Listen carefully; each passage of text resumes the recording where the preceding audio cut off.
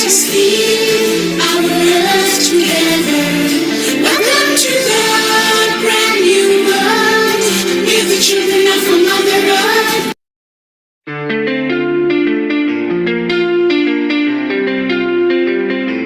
Greetings. Please join us this Sunday on a free global online episode, Tai Chi and Qigong, Harmony of Ancient Health Cultures.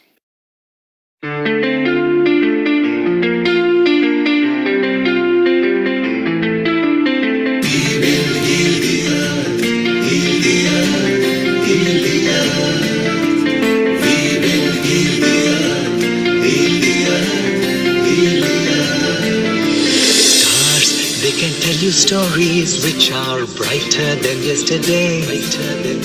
The streets have never been so quiet. The squirrels found a new hideaway.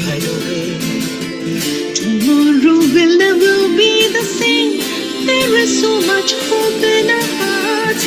Brick by brick we shall overcome and walk right into a new start. Welcome to the brand new world. We're the children of our Mother Earth.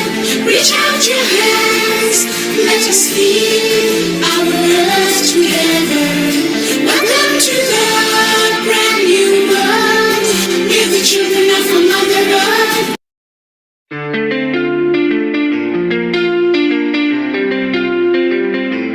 Greetings. Please join us this Sunday on a free global online episode, Tai Chi and Qigong, Harmony of Ancient Health Cultures.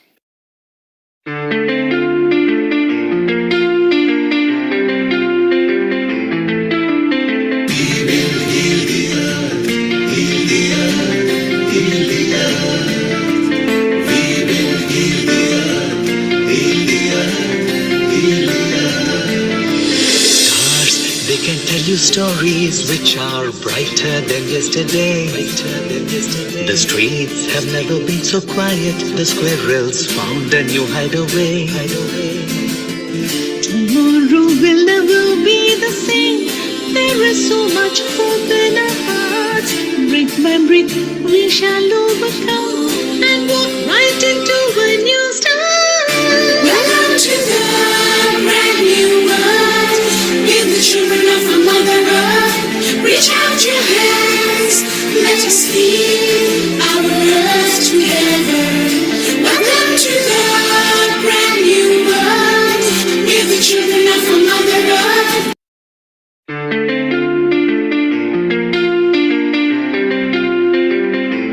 Greetings. Please join us this Sunday on a free global online episode, Tai Chi and Qigong, Harmony of Ancient Health Cultures.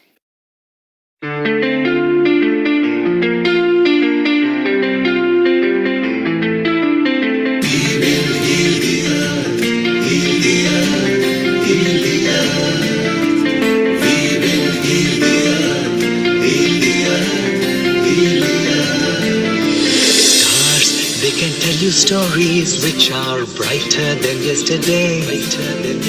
The streets have never been so quiet. The squirrels found a new hideaway. Tomorrow will never be the same. There is so much hope in our hearts. Brick by brick we shall overcome and walk right into a new start. Welcome to the brand new world. We're the children of our Mother Earth. Reach out your hands. Let us heal our earth together. Welcome to the brand new world. We're the children of our Mother Earth.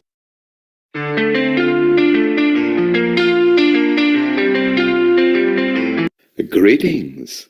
Please join us this Sunday on a free global online episode, Tai Chi and Qigong, Harmony of Ancient Health Cultures.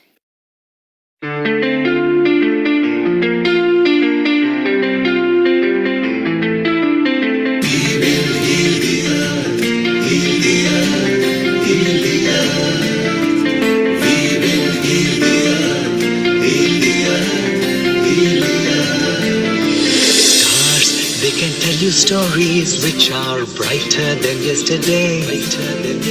The streets have never been so quiet. The squirrels found a new hideaway. Tomorrow will never be the same. There is so much hope in our hearts.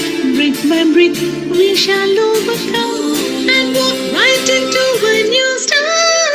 Welcome to the brand new world. With the children of our Mother Earth. Reach out your hands. Let us feed our earth together. Welcome to the brand new world. With the children of our Mother Earth.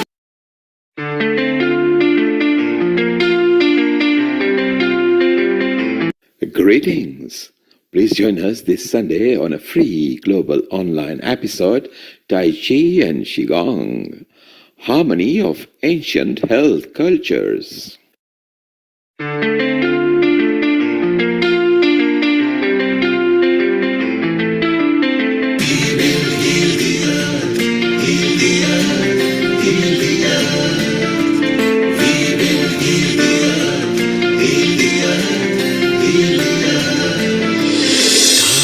They can tell you stories which are brighter than yesterday.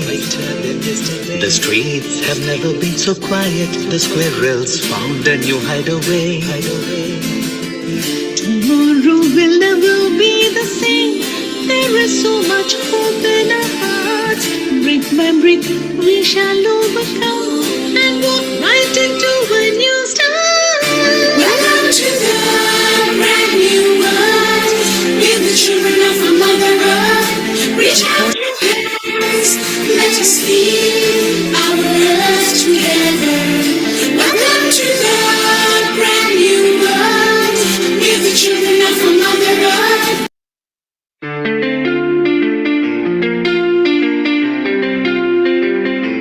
Greetings. Please join us this Sunday on a free global online episode, Tai Chi and Qigong, Harmony of Ancient Health Cultures.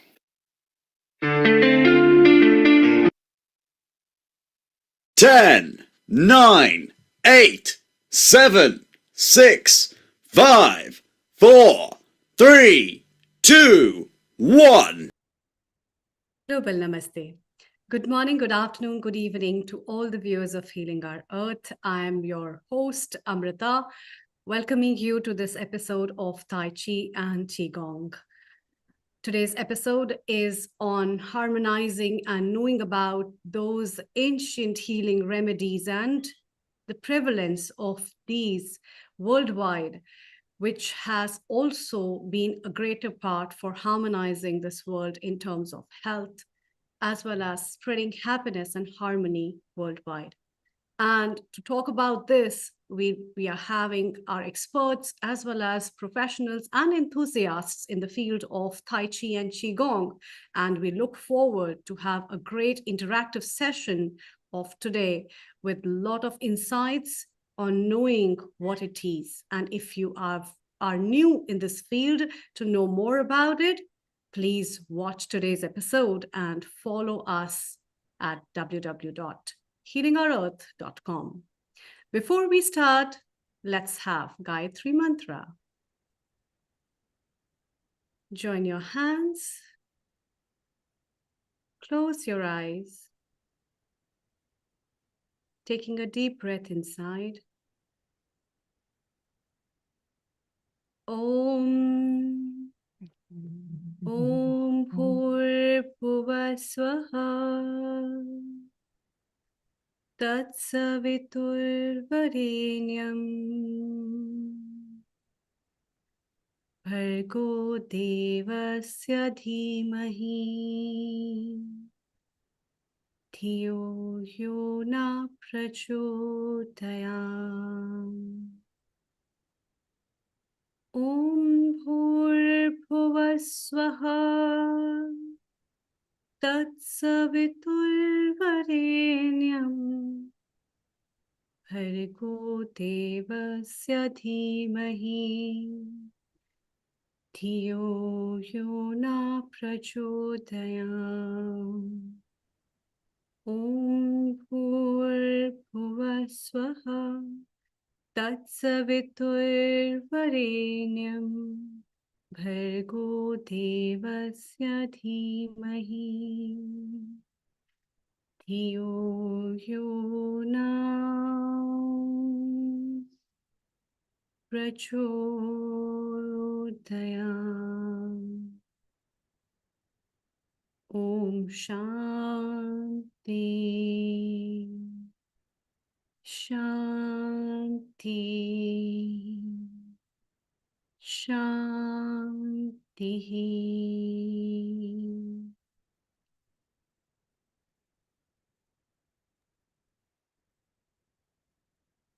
Welcome.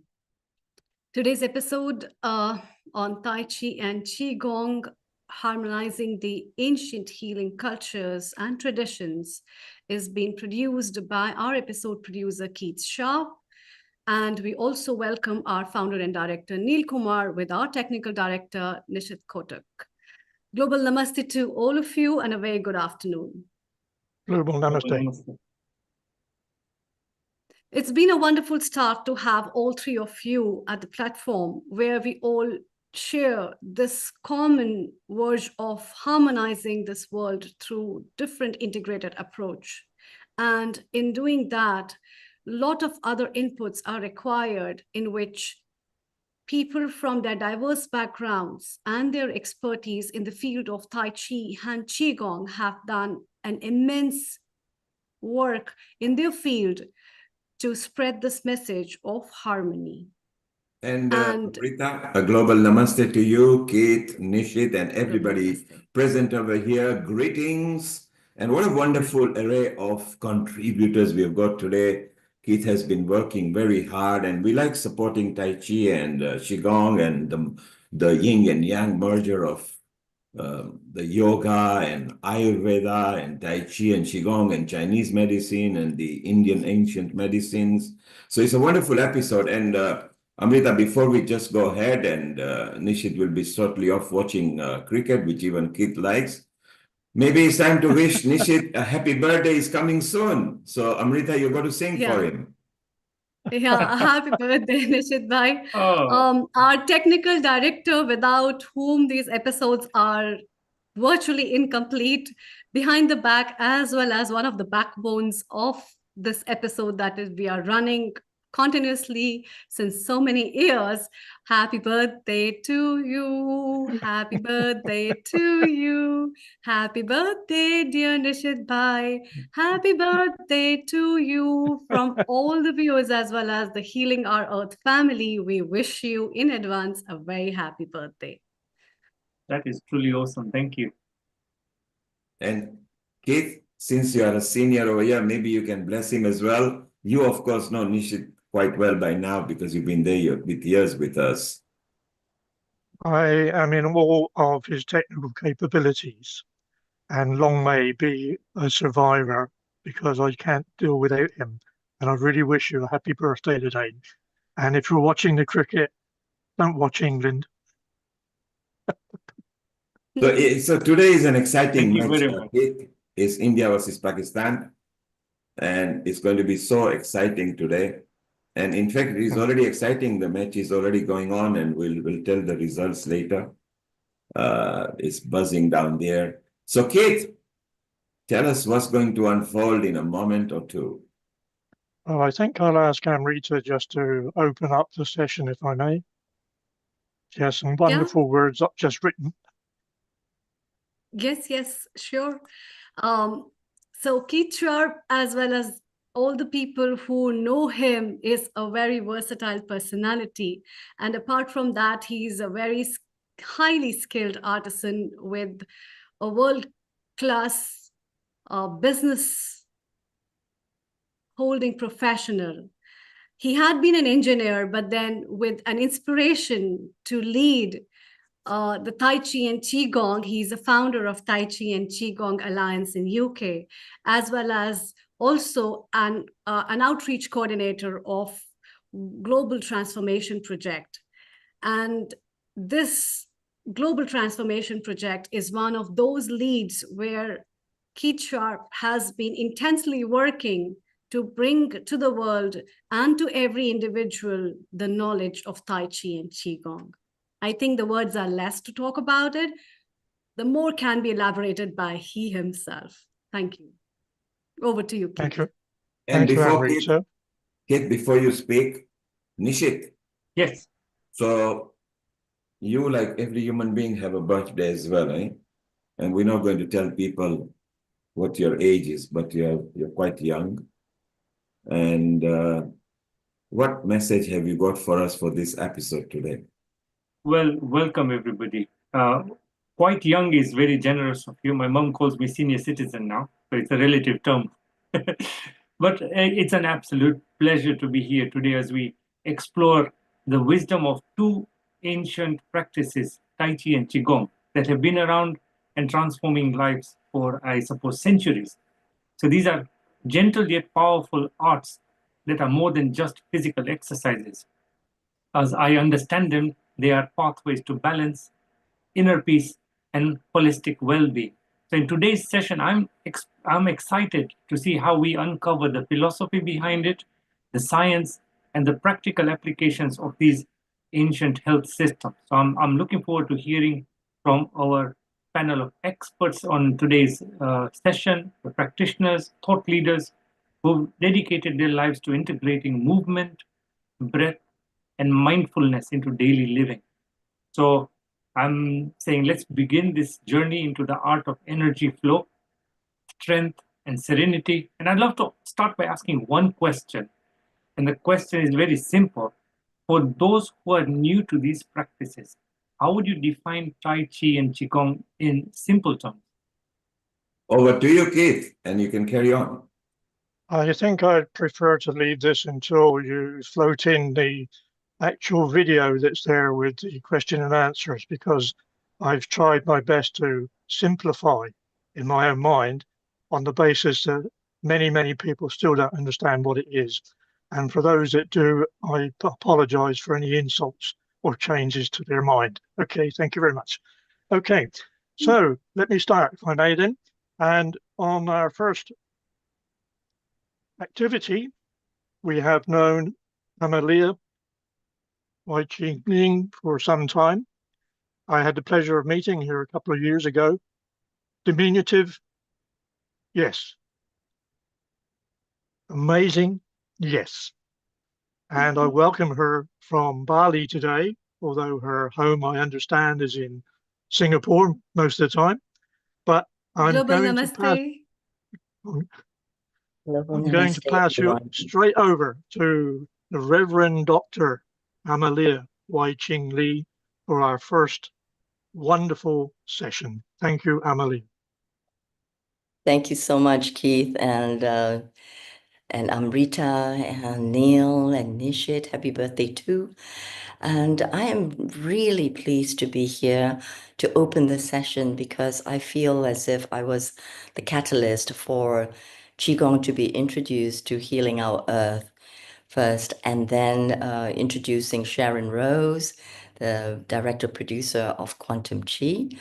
And then it just opened up to all the various Qigong practitioners and the holders of the frequencies and the codes of Qigong in the world, including Keith and so many new people I have not met. And I know Peter from Bali as well. I've met him. And really special for me is the theme today of the wisdom of the ancient healing cultures. And since cross-cultural healing was actually one of the subjects that I was writing papers on for my BA in Integrated Health Studies in San Francisco, and then also for my doctorate in Philosophy of Healing, I was especially excited. So I felt that I would like to take a little bit of the liberty of expanding it between Ayurveda to maybe some of the global ancient cultures of wisdom that perhaps we could do at a later time, or even more in-depth exploration, because there's already so much that we can say, do, and integrate both Qigong and Ayurveda in this world. And this is a very beautiful first step in this integrative medicine that we are all involved in. So I And work with Wai-Ching, medical doctors. Wai-Ching, before you carry on, a global namaste to you. And you mentioned that this is a special episode. Well, it is more special because there is something else we want to share today with our viewers. That it was your birthday yesterday, which is very beautiful. And we will Happy ask birthday. our senior anchor, Amrita, to come back in and have a sing song for Wai-Ching too. Amrita. Thank you. Oh, this is such a Wai-Ching, family here. belated Oh, happy birthday to you. May good God bless you. And here's the song for you. Happy birthday to you. Happy birthday to you. Happy birthday, happy birthday, happy birthday to you. Dear Wai-Ching Lee, may you have more rounds down the sun and may you keep prospering in the life the way you glow right now. From all our Healing Our Earth family, a lot of blessings and love. Thank you. oh, thank you, family. I tell you, you are very naughty, all of you. And Wai-Ching, we're not going to give your age away, but you maintain yourself It's so okay. well. It's okay. I can tell it. It's 68. And you're going to be same all the time. And Keith, maybe since you are senior here as well, you can give her a blessing. Very senior. Move on. I would love to give my humblest and most deepest calculations to being 68, because you told me last year I knew it was coming up. You told me it was 67, and I've been keeping it in the diary. So happy birthday for yesterday. Thank you so much. I tell you, it's a beautiful birth. And today, being with all of you is just another moment of being so grateful on the planet, of being incarnated this lifetime to do, you know, what I do, to be who I am. It really is an amazing miracle and then life experience and journey. You know, truly to be really grateful to be with all of you in this journey and to be on this episode this time, and to remember who we are and why we came on the planet, right? And Qigong is just one of them. To return to the topic, the Qigong is to really, it's a system of remembering who we are as nature, as forces of nature. And this has been an amazing journey. Because I'll just say that my great-grandfather was a TCM physician to the Sultan of Selangor in Malaysia.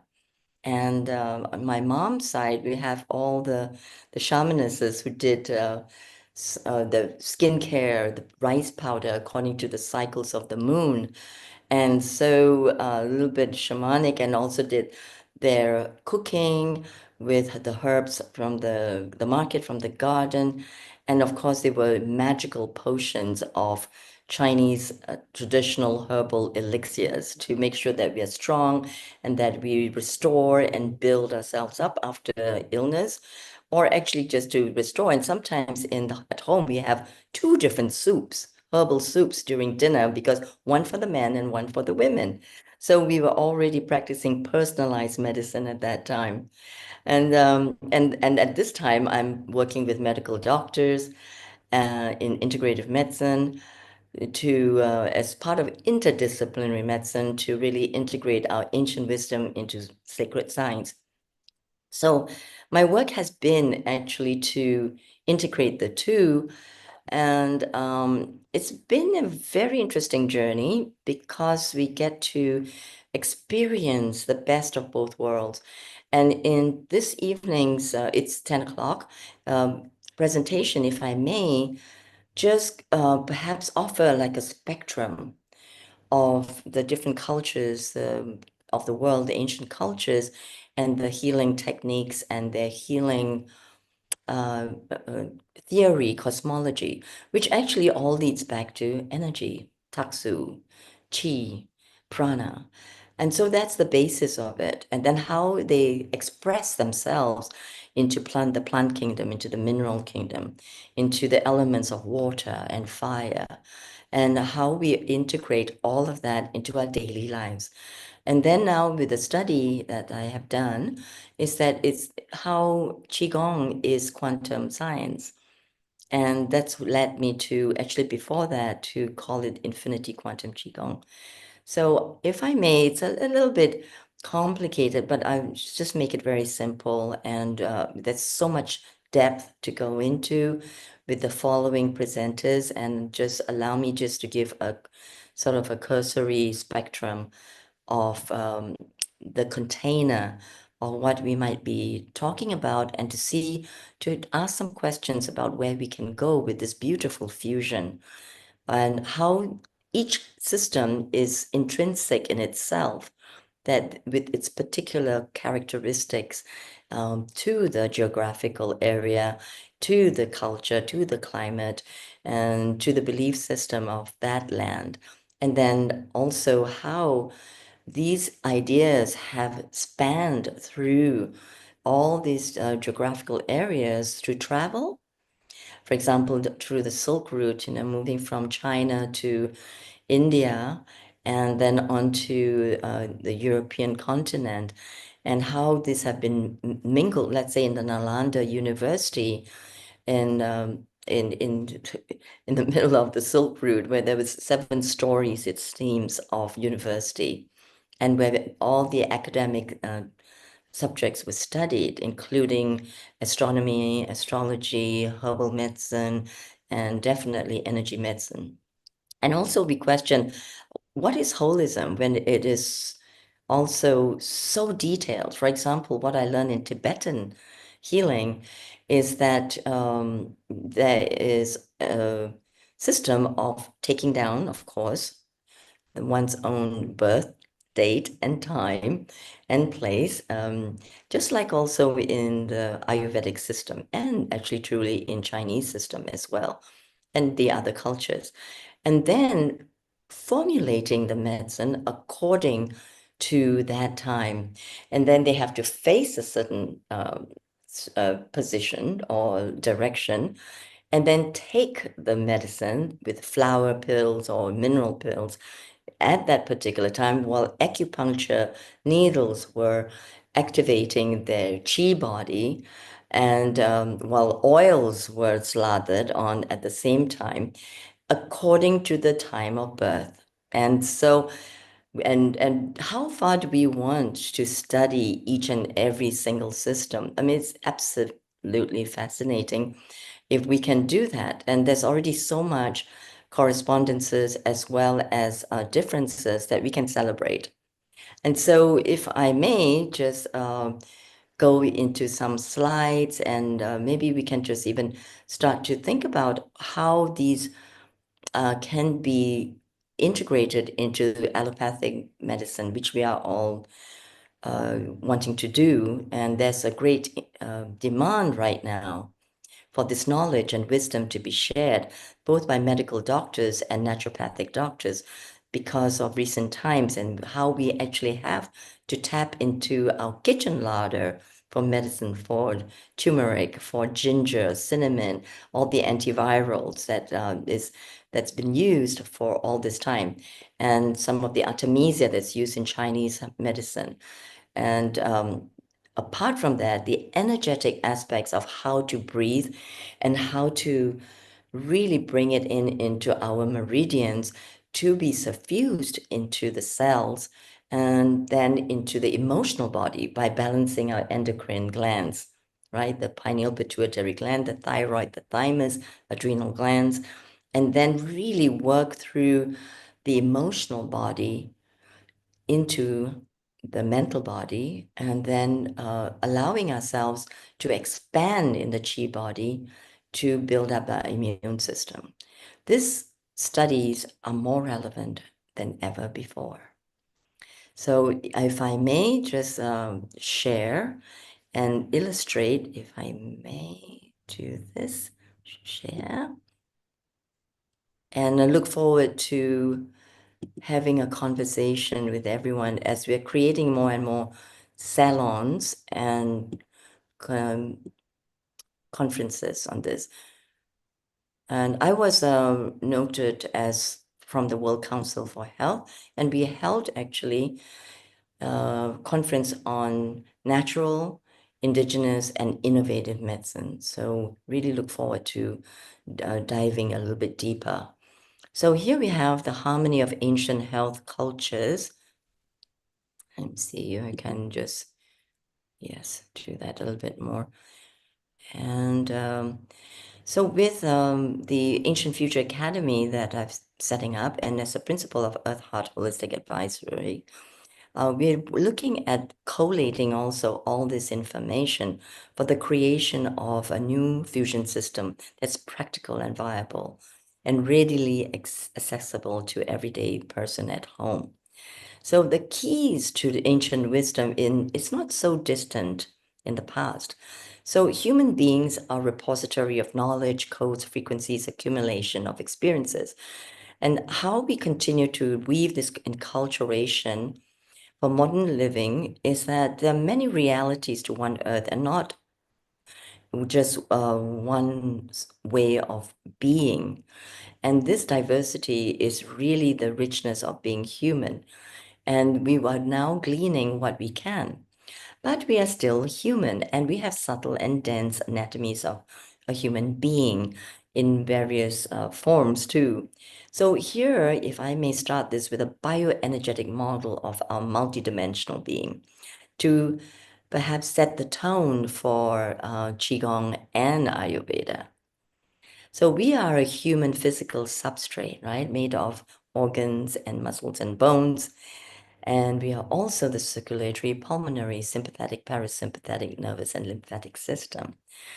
Now, beyond that, in the energy body, in our etheric anatomy, we have the Tantian meridian system, the chakric and nadi systems, the auric or organ field, and moving through those, in the physical system is the fascia. So we move our energy cells through the fascia of the physicality. And here we have the beautiful illustration by Alex Gray of the chakric system and the nadi system as well. Now, beyond that, this is who we really are, etheric light lattice centers of consciousness.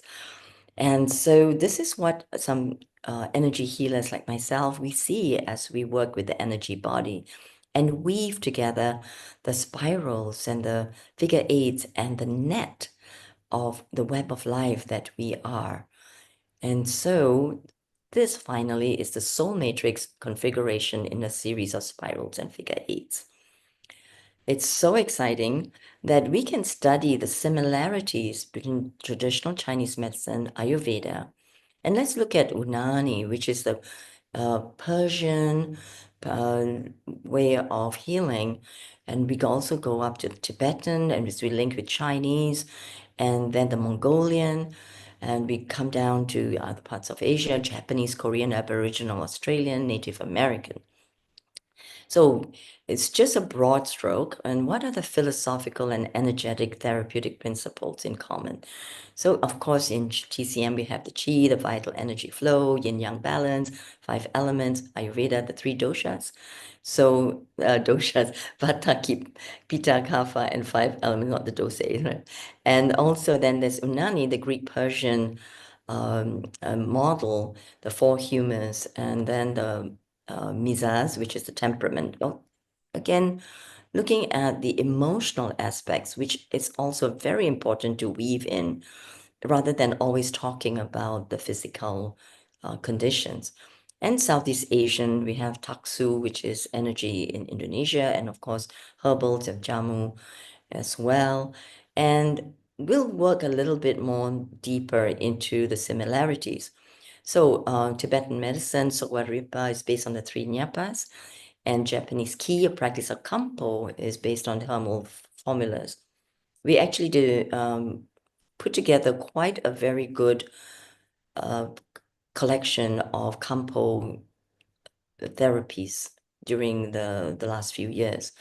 And now we also look at Korean and Thai, known for the massages, but all this run through every single system. right? Herbs and music. And Oceania, we had mana.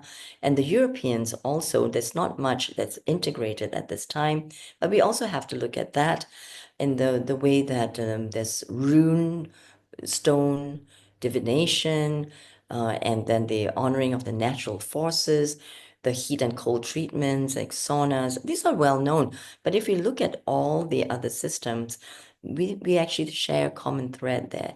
And of course, the Aboriginal, the Australian neighbors, we have the Miwi, the soul healing, which is energy healing, and they draw out the healings in the art with points. The points and the waves representing the quantum, but that's another story. Fascinating if you start going into the study of the music and the art and the dance. Now, there's of course the bush medicine and the dream time and of the Aboriginal Australian.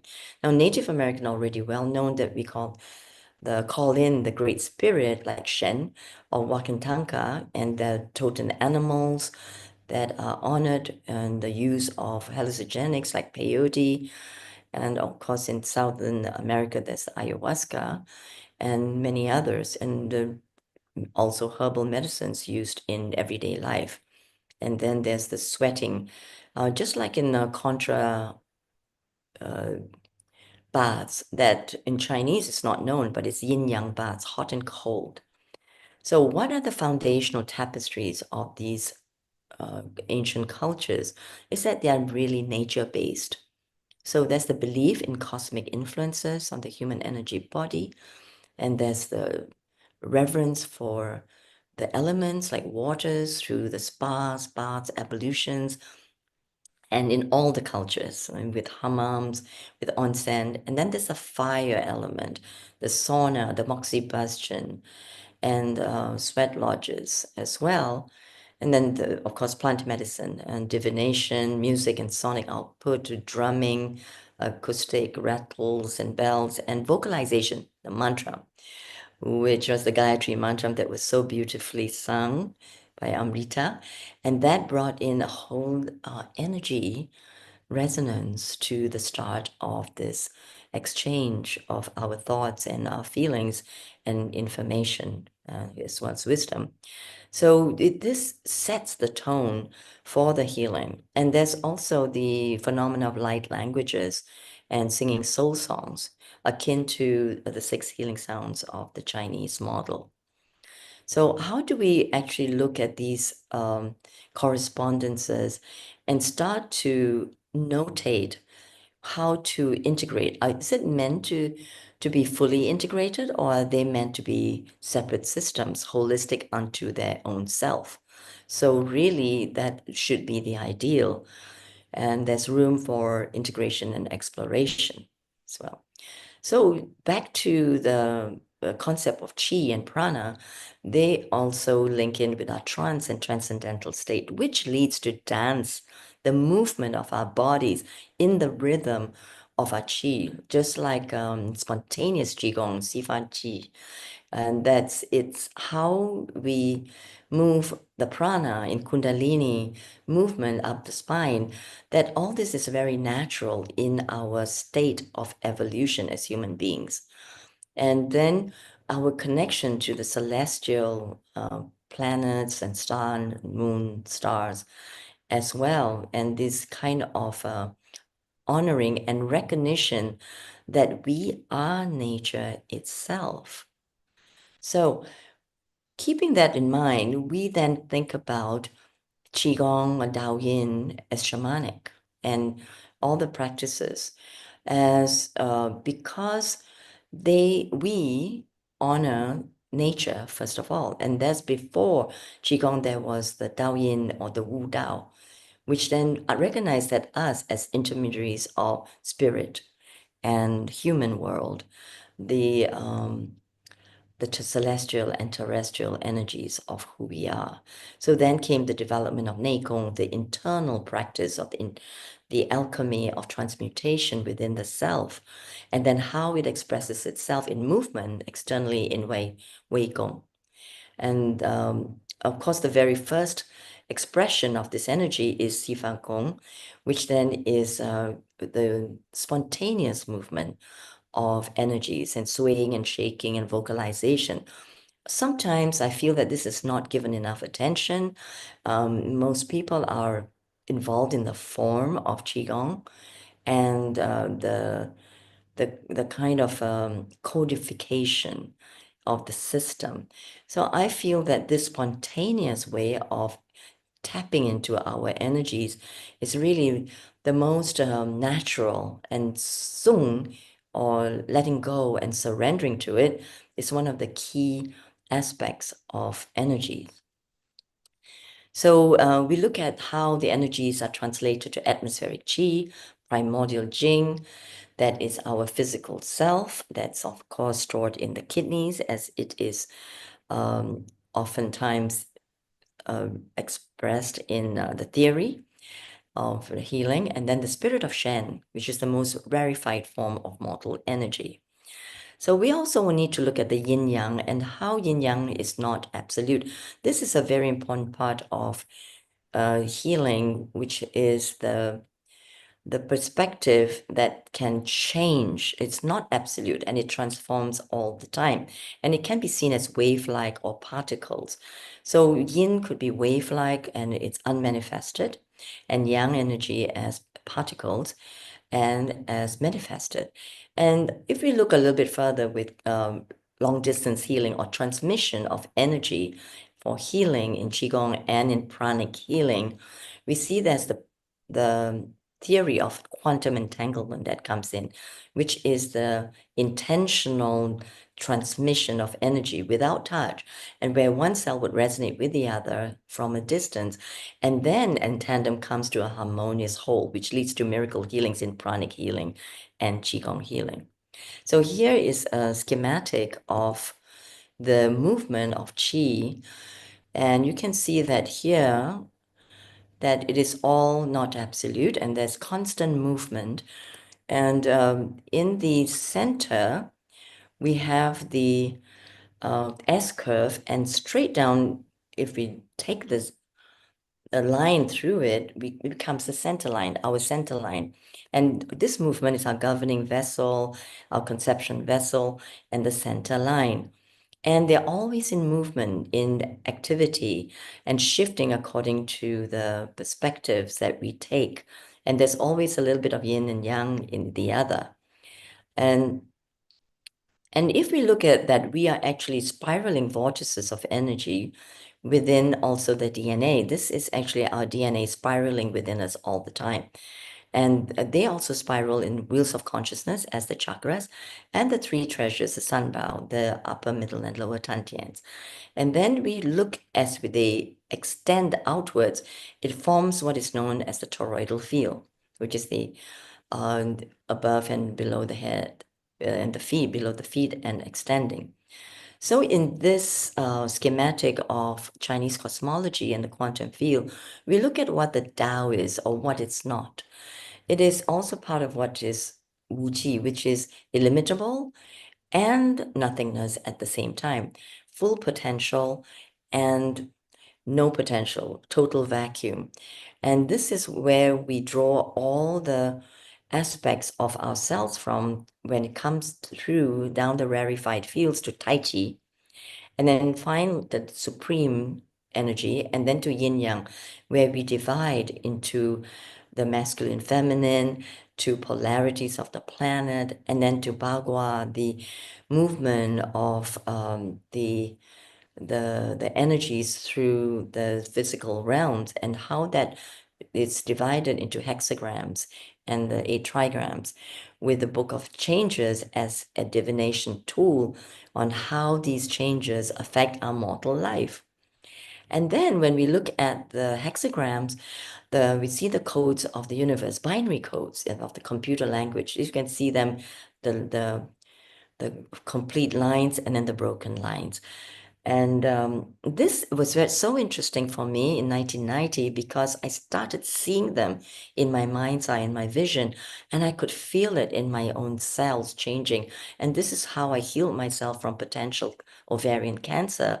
And it was gone within 6 months while I did some very serious Qigong and Tai Chi healing within myself, and together with yoga. and dance. So it was all of that that led to it. So with this, we can see that with my work, it's modernizing ancient healing arts. This was an article written in China, and this again, it was all in China. So this is the toroidal field that I spoke about, and how the emotions affect our toroidal field, our qi, and more emotional aspects must now be addressed in the evolution of qigong, tai chi, and in Ayurveda. So there are all these signatures in nature which we honor in flowers, leaves, waves, and clouds, and the spinning wheels of chakras. And similar to this, that's how infinity quantum qigong came about. As you can see, the 0 point. And this is the basis of the work that is linked to the Schumann's resonance.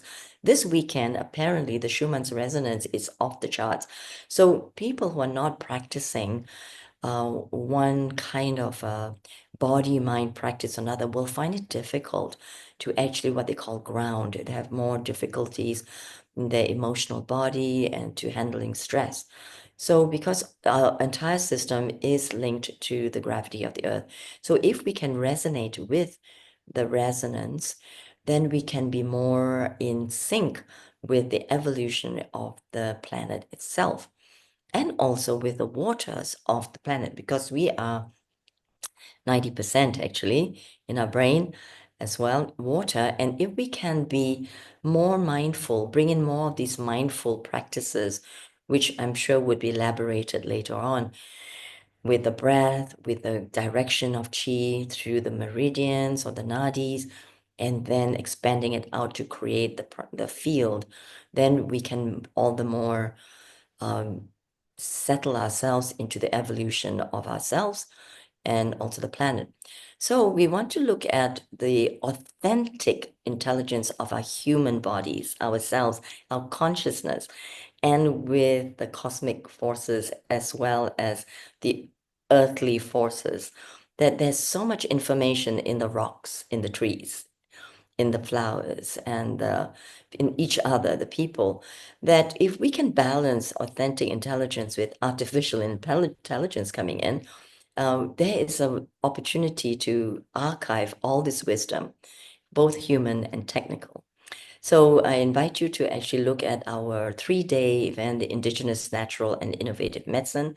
And we are partners with Healing Our Earth. And thank you so much, Neil Kumar, for giving us a platform as well. And so it's gone on to something else here. So I thank you so much for this time for me to share some of my thoughts and feelings regarding the evolution of this beautiful work as we find the harmony of the ancient healing cultures, especially of Qigong and Ayurveda.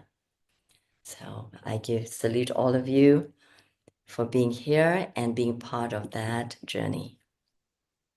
Wow, thank you very much. Brilliant is only one word I could use. I do not have the vocabulary to go through many. I think, dear Amalia, that those of us listening in could listen all day to your wonderful interpretations. And I really do thank you very much. Thank you. Now I'm looking for the way to stop share. Taking a bit of time. Yes, Wai-Ching, if you go to the red button upstairs. I'm trying. For some reason, my cursor is not going. So what is this one? It says back to center and basics. Okay, probably like hammering it in. Like, oh, it's now moving really fast. Let me try and escape this. Okay. There we are. There's always a There we solution, go. isn't There there? we go. Well, thank you very much indeed. Okay, and you. Okay, so putting this pleasant. together like that. And I think that we now travel across Bali to Peter Caughey. And whilst you may have had a small problem, Peter had a major problem, as much he completely lost his web connection just now. So Peter, would you be kind enough to carry on? And thank you for your input that I'm sure will be very, very interesting.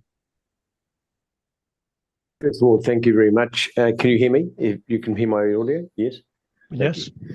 So just first of all, thank you for inviting me to come along and talk about my passion, which is about traditional Chinese medicine, and I appreciate it. I thought the introduction was very, very well, and the constructed ideas of how much healing modality there is in the world and how much natural healing modality I think was extremely to see it all put together and just how much there is going on in the same field. And I think it's a really beautiful thing. So it's really nice to be part of it. And I'm part of a very small piece of that, which is the traditional Chinese medicine and the Qigong and the Tai Chi. I wasn't quite sure what to bring. So I'm a doctor of Chinese medicine, so it's my passion. And I thought, well, I'm not sure who is going to come to this particular talk. So whether we're going to get a lot of public or where we have a lot of people that understand Qigong and Tai Chi a lot, and whether I'm talking to other practitioners or I'm talking to people who haven't ever done anything before or this is new to them. So I thought I'd try and sort something practical, something that could be a takeaway for people who don't know much about traditional Chinese medicine or Qigong. And I thought I'd do something really simple, which is the 24-hour clock. 24-hour body clock, and because I think it's really a useful understanding of, we've talked about this field, our body and our experience inside this force, and then it has a way it works, and the way it works in this planet with the rotating of the planet and the sun and the moon, that the energy travels in our body over a 24-hour period during this time. And I thought it might be fascinating to do that, and it's quite prevalent to human beings and how they live their life and how they can get the most harmony in their body. So I'm going to do that. So hopefully that's useful to some people. As I say, some of you have probably heard a lot of this before, so it'll be a bit of revision. and you're very welcome to question anything I say. So it goes right back to the Han Dynasty when they first started mentioning about the flow of qi, or the daily flow of energy in our body. And it's mentioned in the Hangdi Neijing as well. They talked about that. They talked in the Xianlong, they talked about it. But it came more prevalent in the Tang Dynasty, which is about 600 AD, I think, somewhere around there. And that they really formalized this whole concept of this qi moving through the body. So the theory is our qi moves around our body in a circular motion through all the 12 meridians. It does a lot of other things too, but we'll stay with a nice simple one. And over a 24-hour period, it's meant to circulate through your body, they say 50 times. I don't know where they got the figure from, but I'll quote that figure, 50 times in a day. And the idea is there's an extra wave of energy that travels through each of the 12 meridians and during a 2-hour period during the day. So there's the normal flow of energy. It's like the river traveling around your body, and it's all linked together with all the tides and all the rivers and all the seas all linked together. But there's this big, huge wave that goes through the body over a 2-hour period and goes from meridian to meridian to meridian to meridian over that 24-hour time. And that extra wave does extra functions for that particular meridian system at the time. It's like a turbo boost for the meridian. I'll use that terminology anyway. So I want to talk about that and about how that manifests in our body, and I'll make it nice and simple. I don't want to do I was going to do a PowerPoint, but I don't want to do that. I'd rather just sit and talk to you. So I thought it might be easier if I do that. So we're going to start with the lung time, which is always a good time to start because that's breath of life. So we'll start when we first start breathing. Now I just want to also say the 24-hour clock, it doesn't matter where you are in the world, because it's to do with the sun and the moon alignment with the planet and the rotation of the planet. It's got nothing to do with the time of where you are in the world. It's just a particular alignment that happens as the world rotates. Yep. So this energetic happens inside the world, and this energetic influence on the planet influences our body and influences the energy traveling through our body, like it does with the water traveling around the planet and the air traveling around the planet. Well, it has the same thing traveling around our planet. And so we'll start with the lungs. So the lung time is between 3 and 5 in the morning.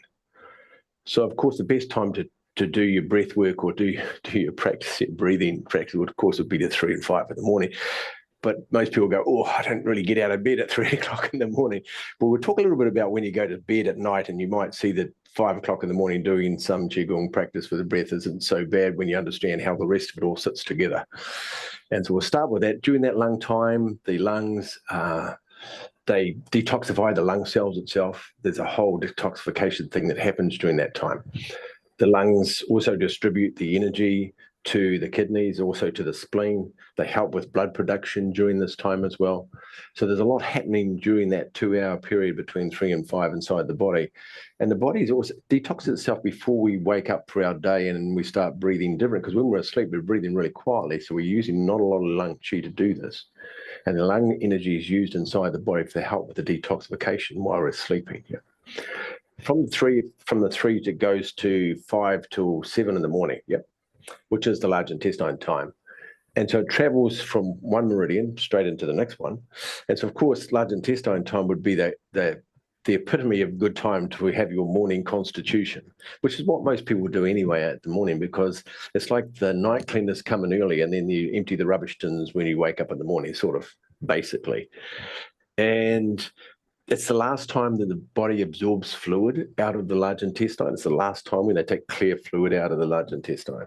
And then all the rest of the waste product is ready to be eliminated outside of the body. It also has a relationship with the lungs. Of course, the large intestine and the lungs are brother and sister as such. And it also has to do with digestion functions with the spleen and stomach. They're connected together as with the large intestine as well. So after we've done our morning constitutional, we've done our exercise first, we've done our Qigong between 5 or 3 to 5 or 4 to 5 whenever we wake up. We've just done our morning constitutional. Now we're ready to go. And so, of course, the where it's going to go, of course, we need to fuel our body. So then it goes straight to the stomach. So now all the energy, this extra energy is in the stomach. So this would be obviously the best time to eat food. And to charge up, it's like filling your car up with petrol. You do it at the start of the journey, not at the end of the journey. So it's good to fill your car up to start off with to function. You've spent 8 hours, 9 hours of sleep during this time. So you haven't had any fuel since that time, except for the fuel from the oxygen. So the body will naturally be hungry. And if you've eaten early, you might not have eaten since 6 o'clock. So now you've got a whole 12 hours where you haven't had any fuel. So the body, in theory, should be quite hungry. And this is the time when all the energy's in the stomach to break the food down, which is logical. All the absorption takes place during that in the stomach as well during this time. And it sets ourselves up. It fuels ourselves for the rest of the day. The food not only fuels the stomach, it also goes to the spleen, goes to the kidneys, goes back to the lungs. The lungs and spleen share each other food. I'll explain that a little bit for people not too sure. So the lungs are one of our sources of energy with the oxygen, or the energy of the oxygen. And our food is one of the sources of energy with the energy of the food. Now, there's two different aspects of that. There's the food, the part that feeds the cells, that goes into the bloodstream and feeds the cells, but there's the energy of the food. And the spleen takes that off it, but we'll get to that next. So the next part would be the stomach also feeds the lungs as well. So it goes back to the lungs. They're all talking to each other to help the whole function happen, yeah? So there's from there we go from the stomach, goes to the spleen. So we've had our morning meal, whatever our particular dietary consumption is, first thing in the morning. And then it goes to the spleen. Now, the spleen, as I was saying, takes the food. This is traditional Chinese medicine concept or theory. The spleen takes the energy off the stomach, or of the food that's in the stomach, and it takes it away. And some of it uses it for itself, so it can help the digestive function of the stomach itself. And then some of it goes to the lungs to help you breathe. And then some of it gets stored in the kidneys to help all the rest of the functions happy, because the kidneys like our battery in the body. So we've got all this happening all at the same time, so it's busy. And so the spleen's, one of its functions of the spleen, it's besides that it helps to build blood as well, is that it aids mental clarity, and it also creative and contemplative concepts of a human being. The energy is funded by the spleen's chi. So the best time to have your board meeting or your creative meeting in the day is between 9 and 11, because that's when your spleen's got the most energy, and that's when your mind's the clearest, because it's got the most energy for cognitive functions. So we've gone from the stomach, we've got the food, we've gone to the spleen, we've had our meeting, and then the energy goes to the heart straight after that, which is obviously a great time to have lunch with your loved ones and contemplate life, because the Shen, or your soul that lives inside your heart, it comes into this world wanting to have experiences. It likes experiences, and one of the main things it doesn't have any discernment between wrong and right. It doesn't have any idea that one's wrong and right. It just wants the experience. It doesn't see one thing as good and one thing as bad. It just wants experiences. So it's about a good time to contemplate how you want to experience your life and what you'd like to do in your life to have your experiences of whatever you'd like to do. It also helps with the blood consumption, of course. It nourishes the spleen, also nourishes the heart as well. But it's a great time to have that contemplative idea. The heart uses a lot of power too. So there's a lot of energy from the spleen goes to the heart, because the hearts use lots of power with every beat, with all the little synapses, with all the little plug sparks. It uses a lot of power in the body.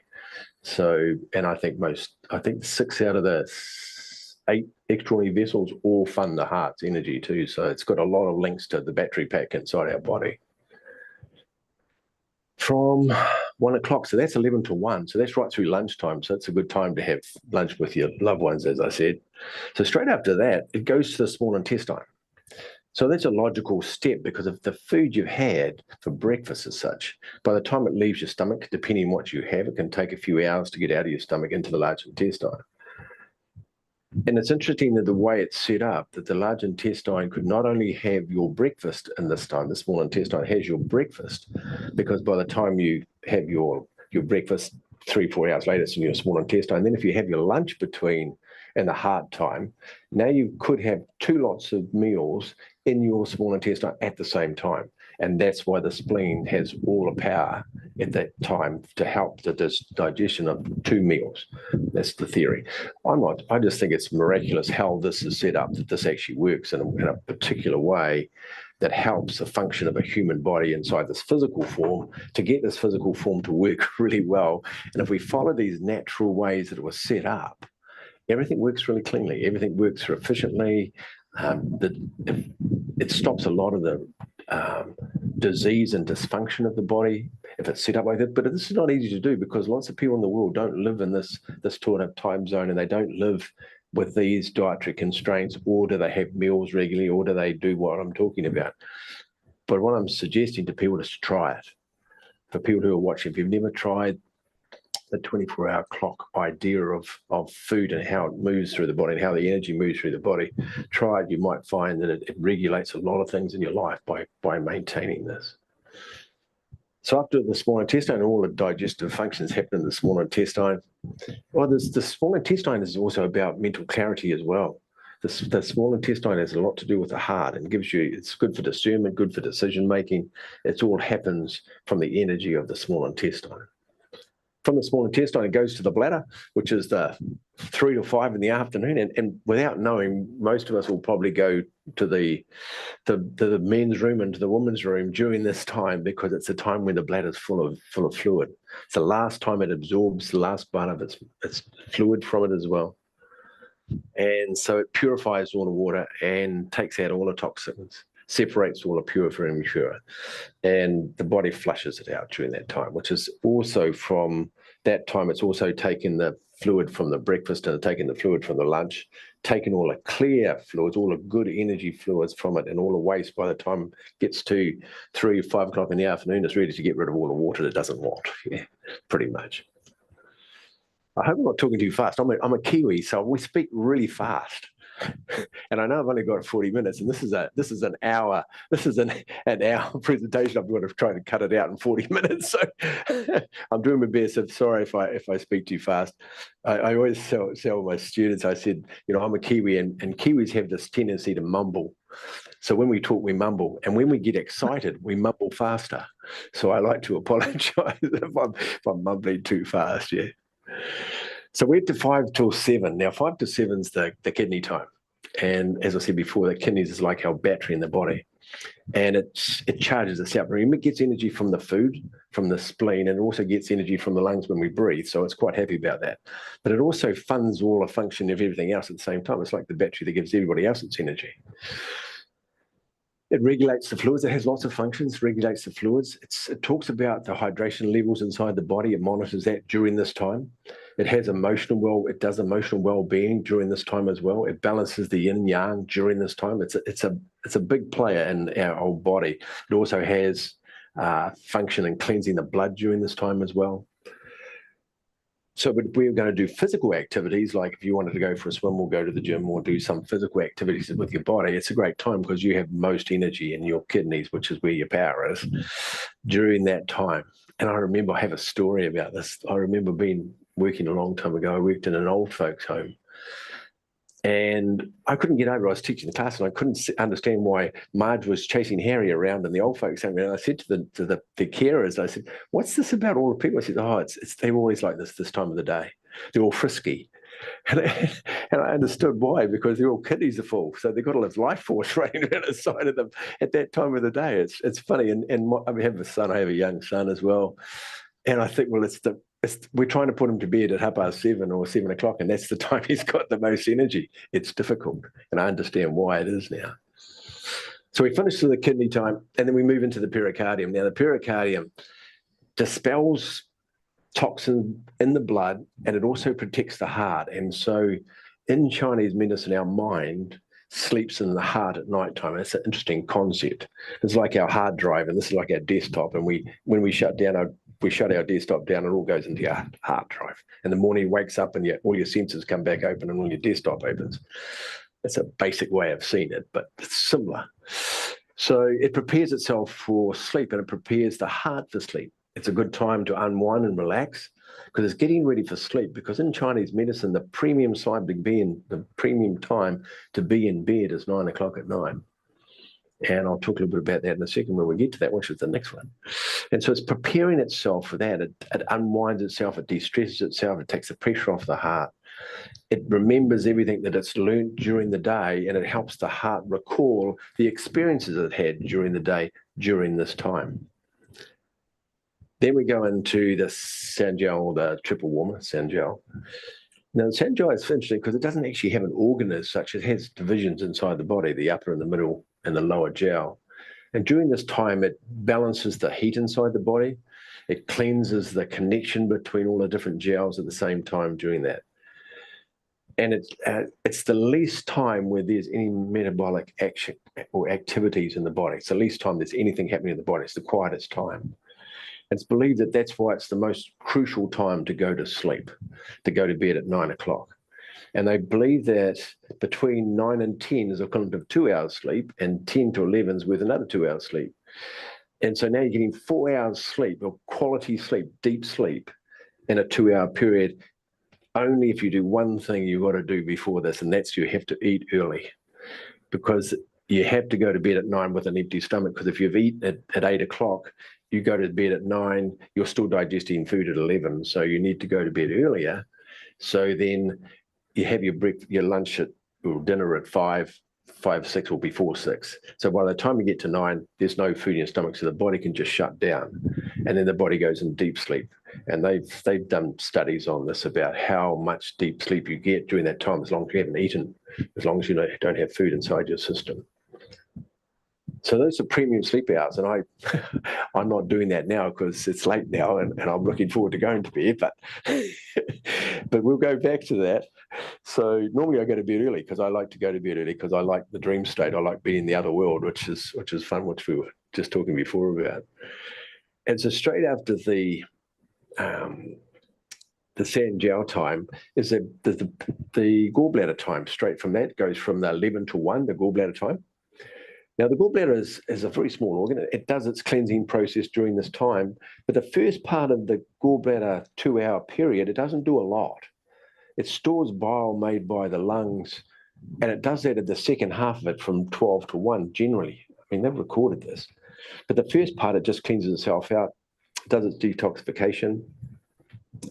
The gallbladder has a lot to do with if the gallbladder is functioning and the energy of the gallbladder is strong because it's a big meridian. It has a lot to do with decision-making, confidence, and decisiveness. So it's a good thing to keep nice and well in our body. And so this first hour is seen as that's also another hour that is very little function happening in the body. So that between 9 and 12, they see that each of those hours worth 2 hours each. So that's 6 hours between 9 and 12 if you don't eat early, as long as you eat early, as long as you do eat early. And so you get your premium sleep 6 hours before you get to 12 o'clock. Those hours are like prime sleeping hours, as long as you've eaten. So after that, of course, the gallbladder stores the bile that comes from the liver. And then 1 to 3, it all happens in the body. The night cleaners come in and it activates the liver. And the liver does its complete detoxification during this time, gets rid of the toxins. It cleans out a lot of the waste products out of the blood. It cleans the blood. I think it filters something the equivalent of 9 liters of blood every day, and it creates 1 liter of urine, waste product of urine, and most of it happens during those 2 hours. And so that's cleansing, the purifying the body, and at the same time, it does a few other things too, which is really important. It also breaks down the hormones to inactive form so they can be excreted out of the body. So it gets rid of the hormones rushing around the body, all the fight and flight. That's the time it does that, as long as the liver's strong and healthy. But if the liver's not, then it's going to struggle with that. You wake up and the hormones are still going. It has a lot to do with the blood.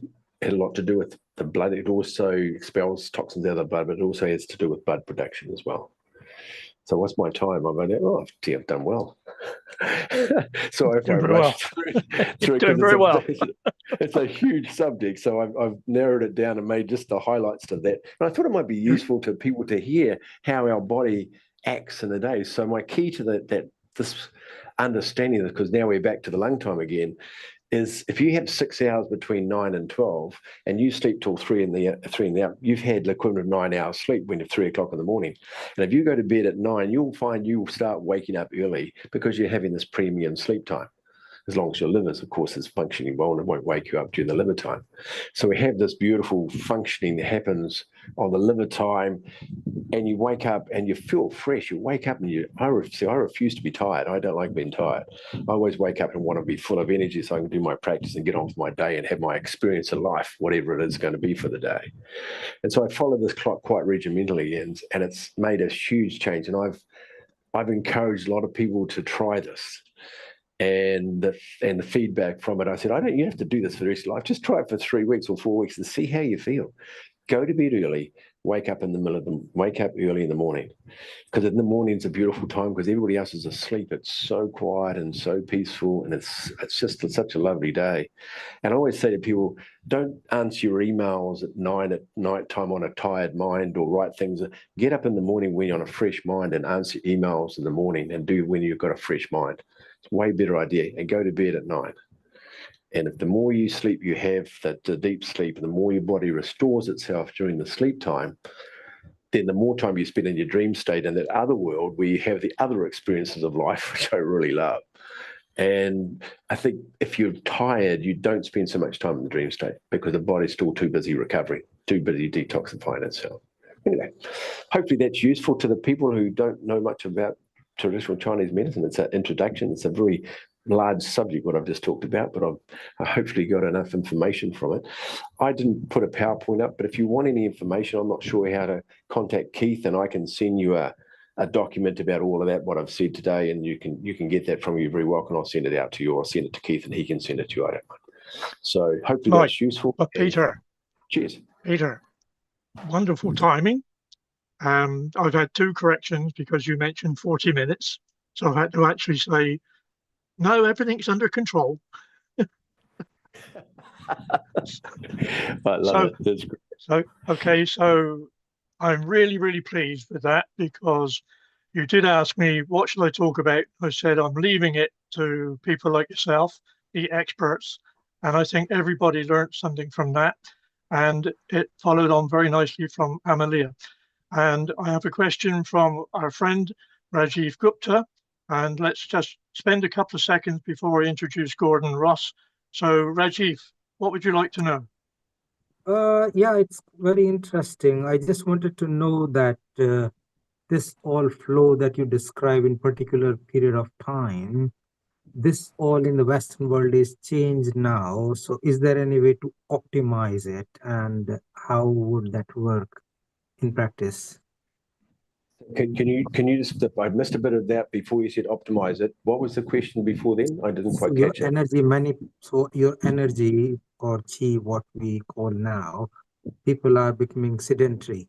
So what was, people were in nature, going out and recirculating this, and the time periods were probably right, because in old time, I know in India, people used to wake up at 4 o'clock, perhaps in China as well. But now people don't wake up that early. So the body system still works the same, but people's time of waking up and going to sleep is very different. If you see the young generation, they don't go to bed till 2 o'clock in night. How does that work? And has the body clock changed? If it has not changed, what can be done to adjust? Yeah, Peter, you have 1.5 minutes. Thanks. I'll have a go. I will speak even faster. So that's a great question. So of course it's going to affect your energy, your levels, your chi levels, your emotional state, your physical state. It's going to affect everything because we're eating out of sequence. It's like people who do night shift. It throws their energy out. Their body's constantly trying to sort itself out. And people eat way later and they eat food right in the middle when you're meant to be sleeping. So the body's adapted because it's clever. The body's adapted to how it can get the best it can out of that. But if you want to go towards the way that the Chinese understood the premium way to get energy and to maintain this incredible life force and vitality, if you follow the clock, you get way more of it. And the vitality of life is just totally different. But the body will survive with the other one. It's just running like, it's running on half the amount of fuel it can get because it's out of sync. It's struggling with it. It's clever. The body's clever to try and work it out, but it's struggling. And I always say to people, don't take my word, try it and see how good you feel. And when people go to bed early, they say, "Oh my God, it's the best thing I've ever done. Thank you." And so I just say to anybody, just try it and just see how different you feel if you go to bed early and eat early. Yeah. Anyway, but thank you for your question. I'm not sure if that was a minute. That's fantastic. Right, we jump. And I think that I would like to hear that you, Peter, and Dr. Wai-Ching meet up in the very near future and share your thoughts in following this wonderful energy that's around the world. Thank you very, very much. Cheers. And we jump from Bali to England and to a gentleman that I came across a short while ago, and I love to know that he spoke with Peter in Bali, and this man is lucky to take his holidays, which I'm now finding the insurance is too high. So over to you, Gordon. Many thanks, Keith. And I have to say, Peter is one of the healthiest people I know. So whatever he's doing, I suggest you follow suit because it's working for him. It was a wonderful trip to Bali, and it inspired, in fact, quite a bit of what I'm going to talk to you about today, because I had the opportunity to talk to Peter and Dave West at Tai Chi Bali. And really, that gave me a lot of energy to put together what I want to talk about, because I haven't got any background at all in traditional Chinese medicine. I need to make that clear from the outset.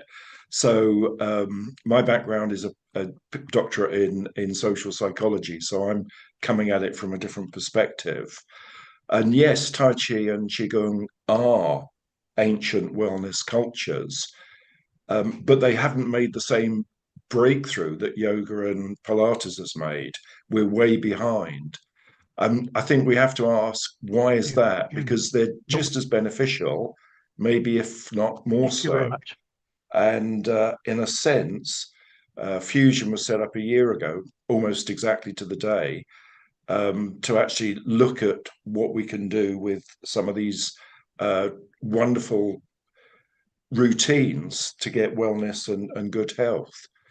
And Fusion was set up with a few basic principles. It basically says that both Tai Chi and Qigong are wonderful aids to well-being, but in fact, they're better together than apart, although there's a tendency to treat them as separate. And I'm going to be arguing that, in fact, they're two sides of the same coin.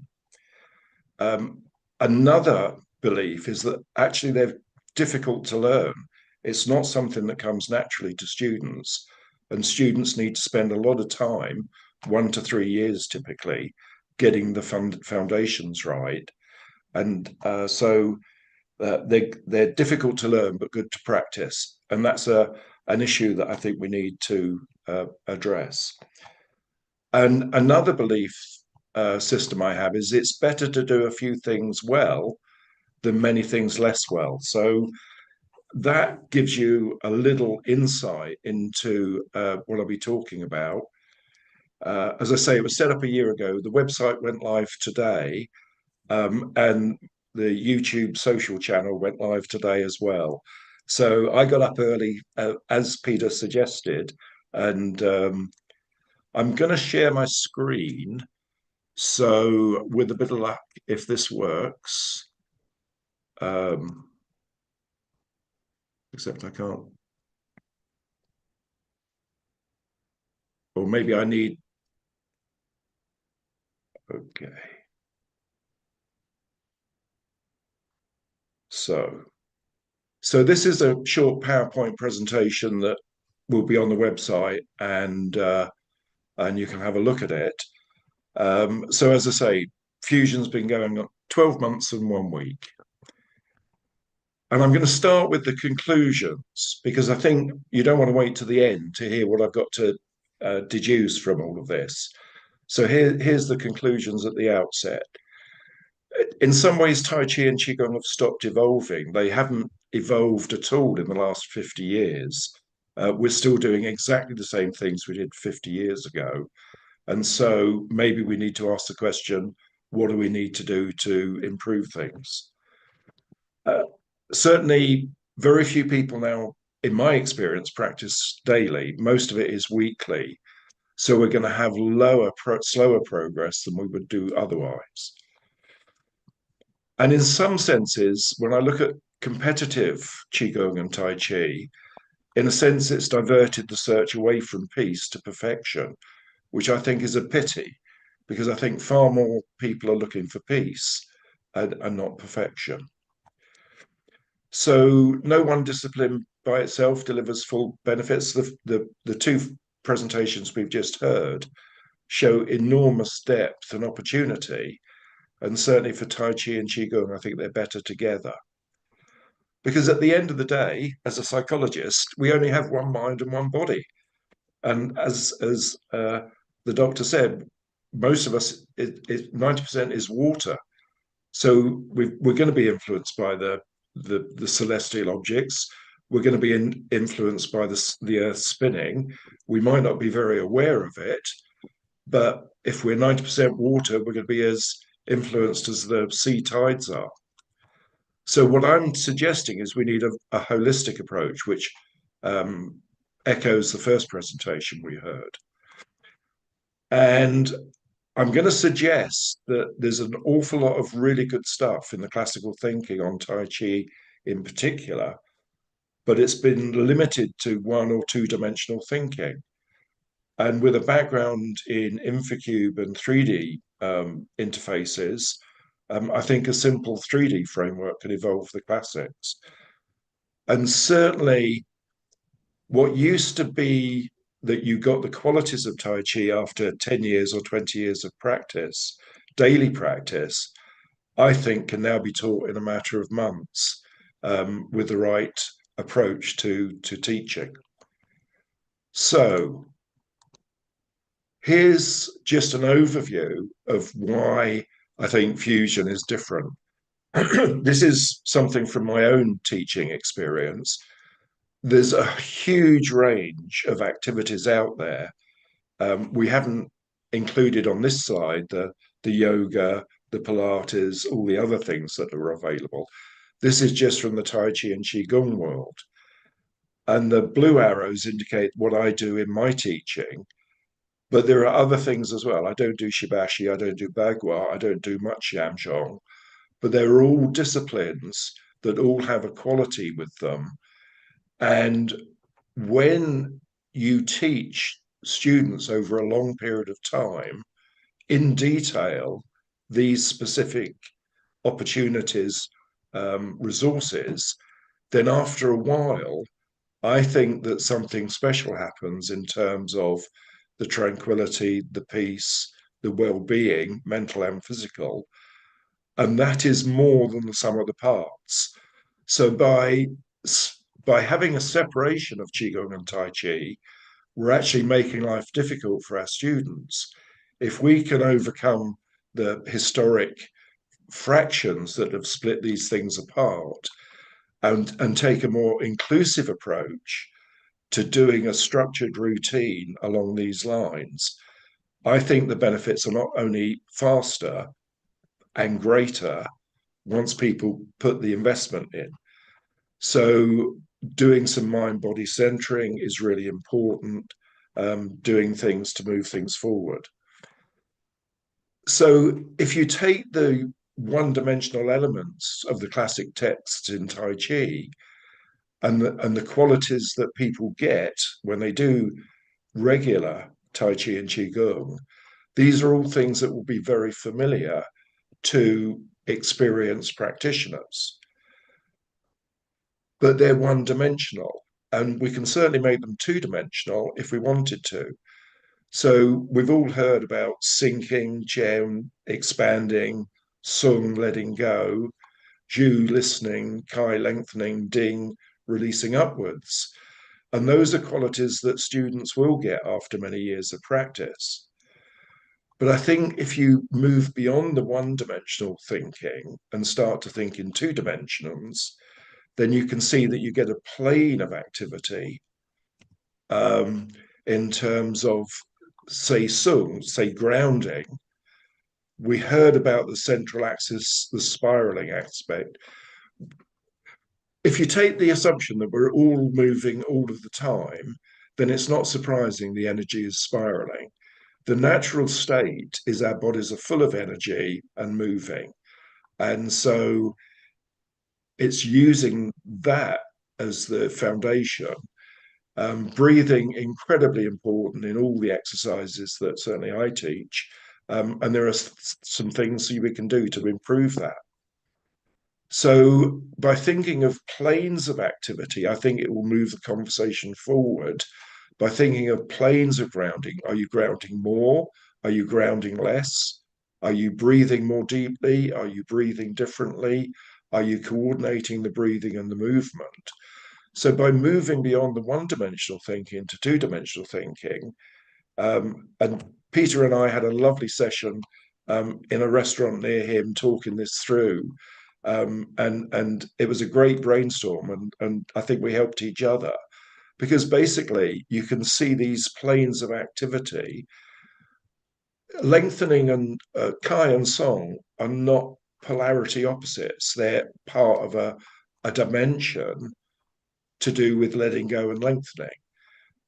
I'm not sure these are all in the right order, but these are just suggestions. This is a suggestion at this stage, and maybe it's a conjecture that has to be refuted, but this is something that we need to look at. So by thinking of planes of activity, by sinking and releasing, by expanding and listening, by lengthening and letting go, and grounding and breathing, we can bring those together in a much more holistic manner into a three-dimensional object. I mean, we're one person, we're integrated, we're holistic. So why don't we adopt our practice to reflect a holistic approach to Tai Chi and Qigong? So my background was very much in Yang family Tai Chi and classic Dao Yin Yang Shen Gong. Last 2 or 3 years, fascia flossing has become quite a topic. And last year, it seemed to me that one body, one mind, one continuum of all of these wellness activities gives you a fusion. And so the Tai Chi and the Qigong, which until now we've seen as separate, really should become fused because they're better together, holistic and integrated. And it gives the classics a twist to say, well, we're not isolated. All of this comes together when you practice well. And it seems to me that from my experience after 15 years of teaching, students can get this really quickly and get the health benefits really quickly, and they can advance through. So you'll see resources on the website that argue this activity, and that Peter, is sorry, me Gordon. time. Yeah. Gordon, just for just a couple of minutes, if you wouldn't mind, please. Okay. Yep. No Fantastic. Okay, well, I've just finished. So basically, what I'm arguing is that the energies that we've been hearing about, these wonderful energies that we've been hearing about, if you can train people in specific, detailed ways over an extended period, they're going to get health benefits from doing the practice. And that has to be something that maybe deserves a lot more attention. But that, in a nutshell, is let's bring these things together and let's not separate them. Wonderful. Wonderful. Gordon, I really appreciate that. And linking in with Peter in Bali was wonderful. I'm not sure at the moment. I just have to check because the next speaker should be Stephen Watson from Connecticut. And I have him here and say, hello, would you mind unmuting yourself, dear sir? Hello, Good. hello. Welcome. Hello. Thank you for that presentation, Gordon. Appreciate that very much. It's very, very special. Stephen, I just Yes, want to do sir. a quick introduction. Please. We have been in contact irregularly, but most professionally. And I appreciate that, if you don't mind me saying, you have had your health issues over the last few months, if not longer, but he has got his companion. I am amazed at this gentleman. My daughter still carries around the little tiger thing that she had as a baby, and she's now 52. So Stephen and Barely Bear are just going to spend a few minutes I brought a on tiger talking. for your daughter too. Oh, wonderful. Stephen, Yes, sir. over to you, please. Thank you. Thank you so much. I'm supposed to follow that, I guess. Wow. Well, thank you, everybody, for doing this. Thanks for everybody. I don't speak to directly, but I'm in connection to. So this is really important stuff. For me, when thinking about the Asian arts or Chinese arts, which is kind of where I'm from, and the Southeast Asian continent, the Indian subcontinent, and the arts there, what I see is a very fundamental starting point. The starting point in like a yogic practice is to reunify the sacred and the mundane, the earthbound and the heavenly, the body and the spirit, or we might say yin and yang. And in the Chinese arts, there's no starting point that says we're trying to reunify the yin and the yang, the body and the spirit, the earth and the heaven, or what have you. Instead, the idea in the Chinese arts is to recognize that we are in a state of duality, and how do we come into balance with that state of duality, which is in constant flux, and how do we work to rebalance the state as we find it. And so to me, that suggests that there's a real fundamental difference between, let's say, Tai Chi and yoga. Although from the outside, they may look very similar, and they certainly adopt many of the same practices and values. One is about a reunification, a yoking with the divine, and one is about, hey, we have these two things that are separate, like anode and cathode, and this creates shifting, changing, which you could think of pessimistically and think this creates problems and challenges. And you can also think, well, this creates creativity, this creates movement and circulation. And so I think as a starting point, that's very, very important for us to kind of understand. And then what I think is important, if we think of these two types of communities, is that they have an understanding that they're starting from different places, but using many of the same tools.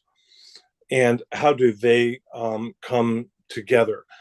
So, for example, we have this principle that we talk about in the Taoist arts called Wu Wei, which is often translated as non-contention. And if we've set this up as, well, we have these two different industries, how do we get these two different industries not to contend with each other, but to work together? And one of the ways that I think that this is true is that we have science, which wants data and it wants provable outcomes. And then in the Eastern arts, we have the urge towards story, towards trust, towards art. And Wu Wei is the way that I would teach it is it's about listening, as we just heard in the previous presentation, as one of these qualities to expand and to listen. It has this quality of listening and understanding what forces are already at play and how we can, without forgetting our own plan, without forgetting our own path, without losing our own way, how can we work with what we find with the least amount of friction, but still move forward? And from the artistic side, the story side, the trust side, the Eastern arts, which I would say include Tai Chi and yoga, how do we meet science, which often argues differently than we might want to argue? I want to do this because my teacher said it works and there's a long history. That's good enough for me. And there's vibes. Those are cool. How do you measure them? I wasn't asking that. I'm into the vibes. And how can I work to meet science where it is without losing my own way? And I think that yogic traditions have something to teach about this. How do they resolve or reunify the sacred and the mundane? Whereas the Taoist arts want to recognize and manage the duality world rather than reconcile the duality world. And so Wu Wei, I think, is a really important concept for us when we have these sort of community dialogues, which propose, well, the sciences want experimental data and provable outcomes in order for insurance to cover it, this sort of thing. Whereas, hey man, I feel better when I do Qigong. That's good enough for me. Or my teacher said this has to do with the kidneys, so I'm doing it. And science is saying, well, you could say it's about the kidneys, but I'd like to see the data. How do we not lose ourselves trying to meet science's expectations and demands, which are fair? And how do we meet those without losing ourselves? How do we allow them to meet us without changing who we are? And for me, the model for that all of these traditions have, whether they're yogic or TCM or Taoist traditions, Chinese arts, such as is my background, I think the model for this is meditation. And in meditation, which is something that all of these arts touch on, we have a beautiful, irrational, perhaps, acceptance that we can have duality and non-duality at the same time. We are not trying to reconcile one or shift from one to the other. It's like having a cold plunge and a hot tub, and the meditator is happy to have both. It's not one or the other, it's both.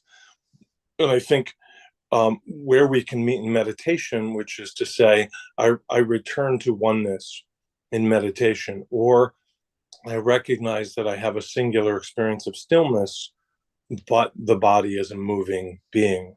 Or I am practicing moving meditation and I'm really tuned into the moving, but all movement revolves around an axis of stillness. Meditation doesn't meet this irrational description and say there needs to be resolution. These are waters in which the meditator swims. And I think that because both the Chinese and the Indian communities each practice meditation, and each practice meditation where there's a balance and an acceptance of irrational and rational, or artistic and scientific.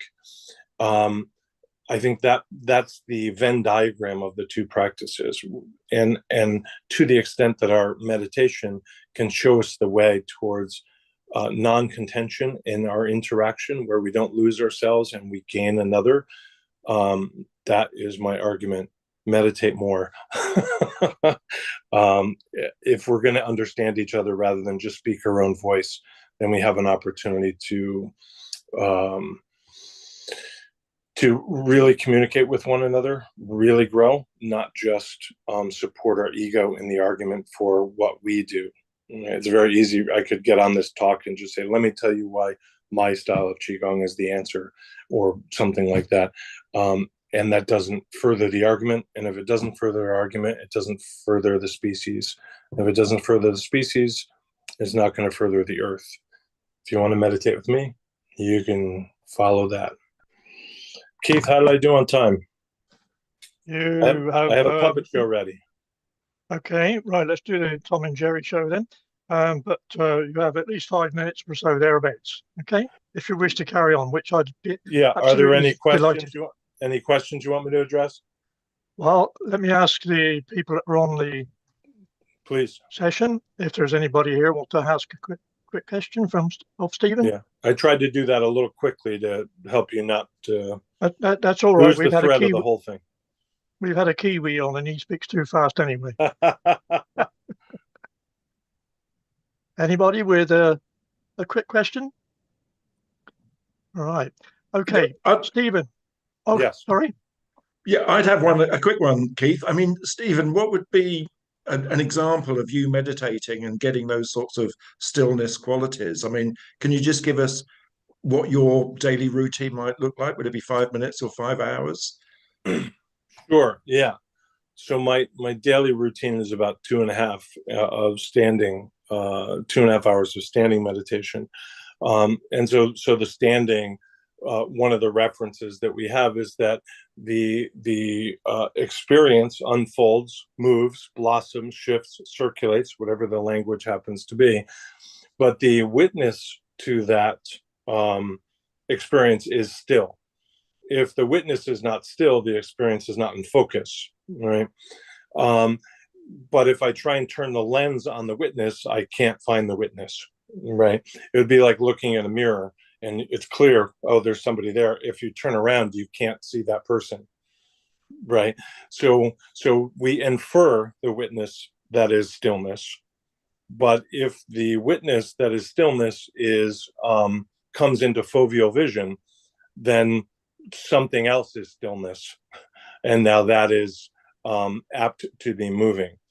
A more mundane way to do that is to kind of tune into the skeleton and kind of experience the circulation and the movement, certainly the movement of the breast and the movement of the heart, but we might even recognize the tissues as they come out of relative tension as we meditate. There's movement of the tissues that is in relation to stillness. One example of this is if you and I are walking side by side at the same pace, just magically, mathematically the same pace, it's harder for us to perceive each other's movement. And when we perceive it, it's because the background is still. And it's always a relational recognition of movement. So if we posit that there is movement, then we are necessarily positing that there is stillness, even though it's hard to assess the stillness for sure. So the two of us without a background, like an indistinct background, it's harder to judge movement, right? So if you look at a video of the space station, which is 27,500 miles an hour, it's hard to perceive the movement of it because we don't have a tree in the background or a dog. It's very, very difficult. So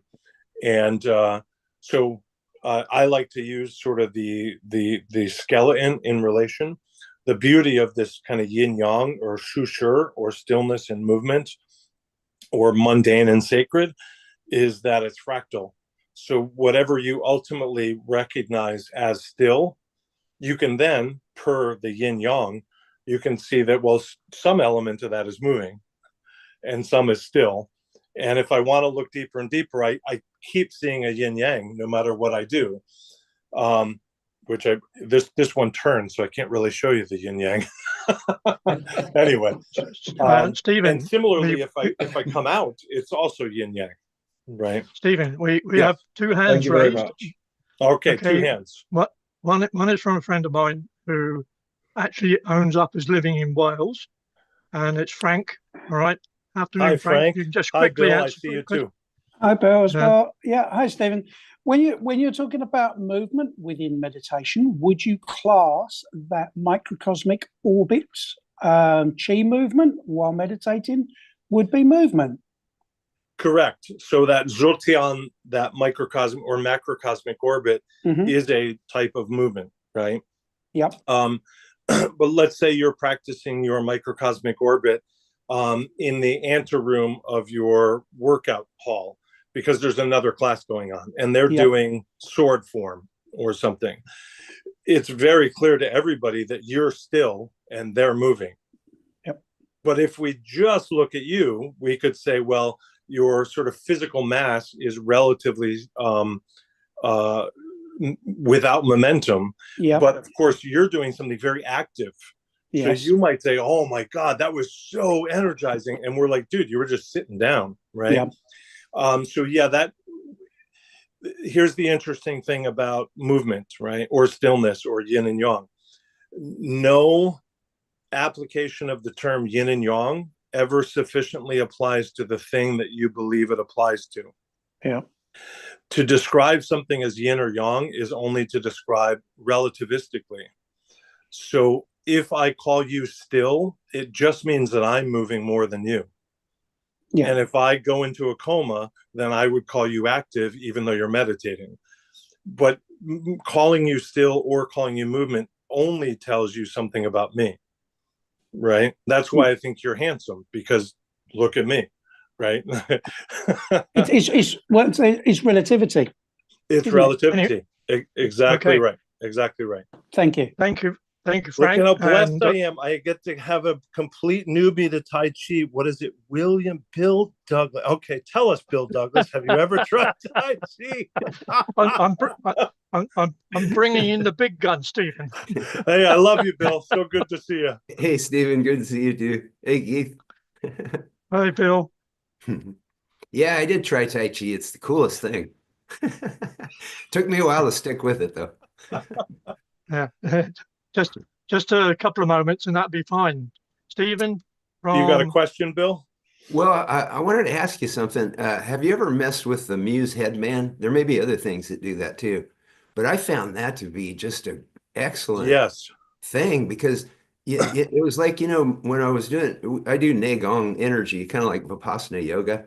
Yeah, so that's our meditation. And it's like I would get into alpha state, because that's kind of the starting point, the end zone of meditation. Yeah. But it was like hit or miss. But when I started using the Muse headband, it was like, it would tell me when I went into alpha, and then I would think, oh, that's what that feels like. Oh, and it helped me. You were kind of using it and as I like a realized biofeedback, so it helps you find the state reliably. Yeah, and then the other thing that it did was it really brought home to me the pineal gland, the center of the mind, where we let go. Have you tried it with an Edgley wheel? What was that? With an Edgley wheel? You might have a similar experience if your eyes are Egley. If you look for an Edgley wheel, similar kind of thing. Although I like yours because I can stay kind of internal for the meditation. Yeah, Gentlemen, all audible. Correct. If you don't mind. I love you, Bill. Thanks. Fantastic, very much, and I appreciate it. I'm delighted that we speak a similar language. Very last question from Rajiv, quickly, please. And then I'd like to move on because we have a problem with Indian connection, and I will be moving on to a 35-minute video very, very shortly. So very quick one, please, Rajiv.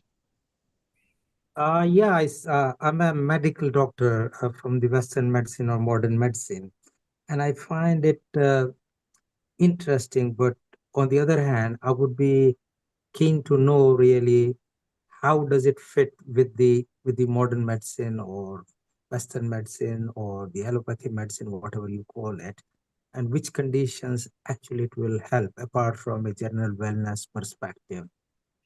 May I jump in there, Stephen, if I may, please? Please. Is one of the most difficult tasks we have, although the subject matter today is ancient health cultures, mainly China and India, is that I've been putting a small other word in there, is Western, because we know that having our own personal feelings from anything that we might do, whether it's Tai Chi, Qigong, yoga, Ayurveda, anything, is that the Western mind, the Western scientific mind, will say, well, please prove it. And therefore, we need evidence. Now, we have a lovely speaker coming later on, Dr. Roger Jahnke, and he and I had an agreement written sometime in 2015, I think. Oh, yeah, right. Yeah. And we spoke is that we need evidence base. So, Rajiv, I think with our connection between you and I and the organization that we're working with, is that, yes, it's high on my agenda. Earlier on, I wrote down falls prevention. One of the difficulties I find is how can we actually quantify by doing a certain exercise, whether it's Indian or whether it's Chinese, how can we quantify that by doing X, whatever X is, how can we actually save Y to the nation? Yeah. Very, very challenging. So I'm asking people, and during the next activity, which is this video, is that we do touch on this subject for our quality, our professional standards. So, Dr. Gupta, one way that we might kind of address your question coming from a allopathic medicine point of view is to think that so many things that we do are based on measurable data. But one of the things that is unavoidable in medicine is that we have to assess, address, and express pain.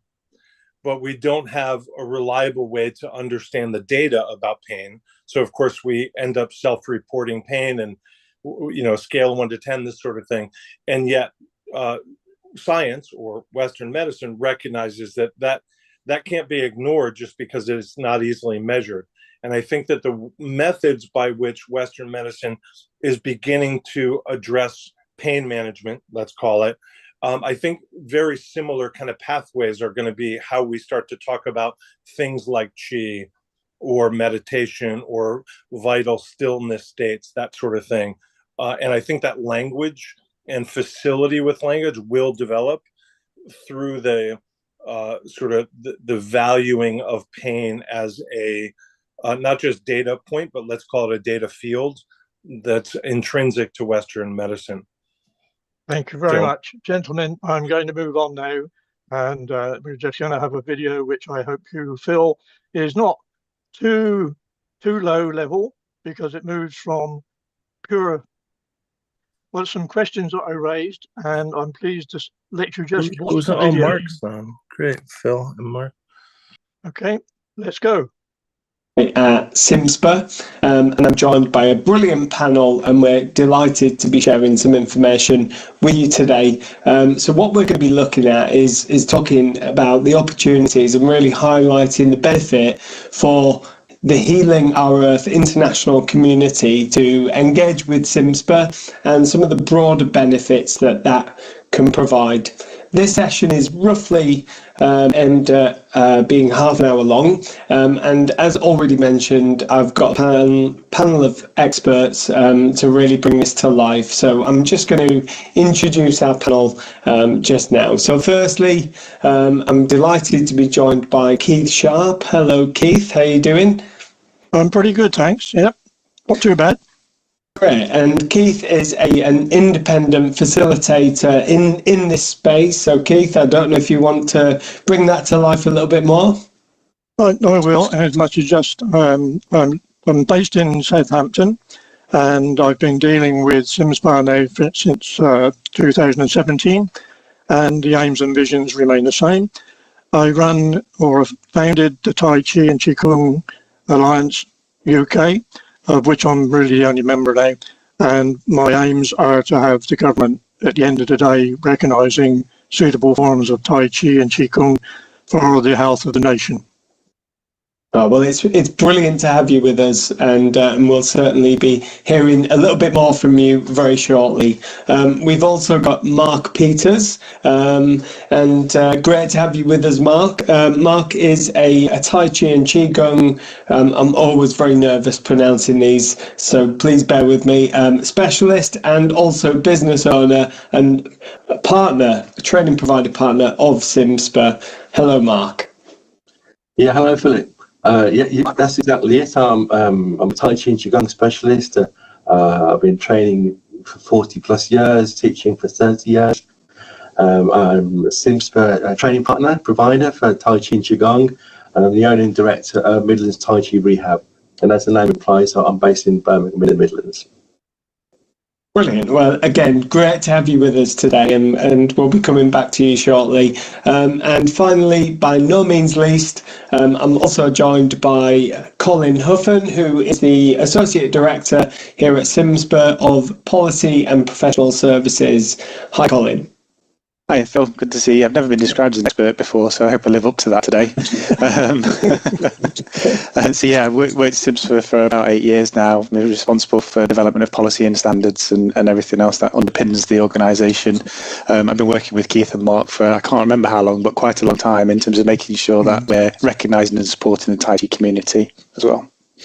No, and not being connected personally to this space so much, I do recognise it's a journey, but a really exciting one as well, as this space continues to emerge and grow and evolve.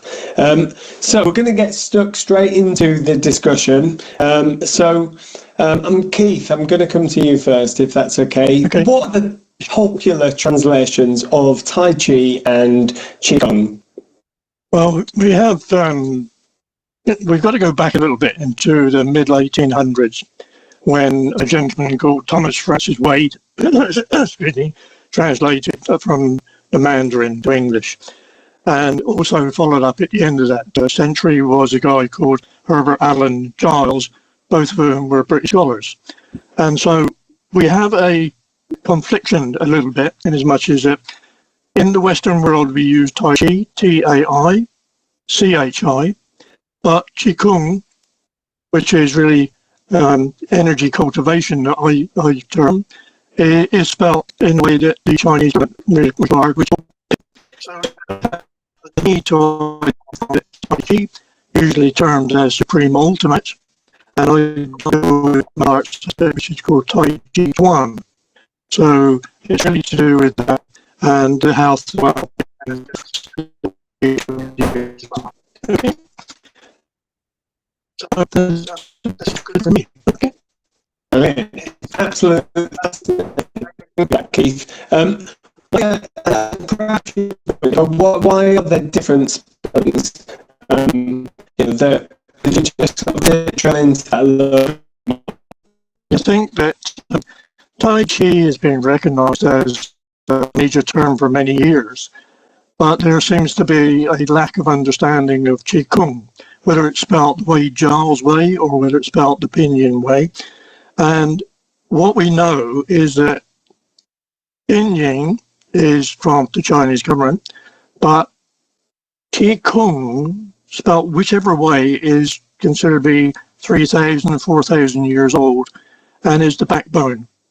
So you cannot really do Tai Chi without some knowledge of Qigong. So it's very important to recognise, and I've just used the term that our politicians use, it's really, really important that we understand that, all right? So there's many, many descriptions, and Mark will go on to it a little bit more in a moment, but there are hundreds and hundreds of interpretations of any system at the moment, and that's why we're trying to define them through the CIMSPA relationship. Okay. No, that's really helpful, and such a vast history behind it as well. It's incredible. Keith, just final question, and then we'll go across to Mark. What is the Tai Chi symbol? I think most people are aware of the black and white, like a couple of big fishes. Yeah, that one he's got on his chest. Yeah. Advertising is allowed. And the thing being is that where did it begin? We don't know. I think that's the answer. There's many interpretations, but primarily yin-yang is the balance between positive, negative, feminine, masculine, hot, cold, dark, light. But if you look at it, is that many people don't understand that black is yin. But within that black, there is a little white dot.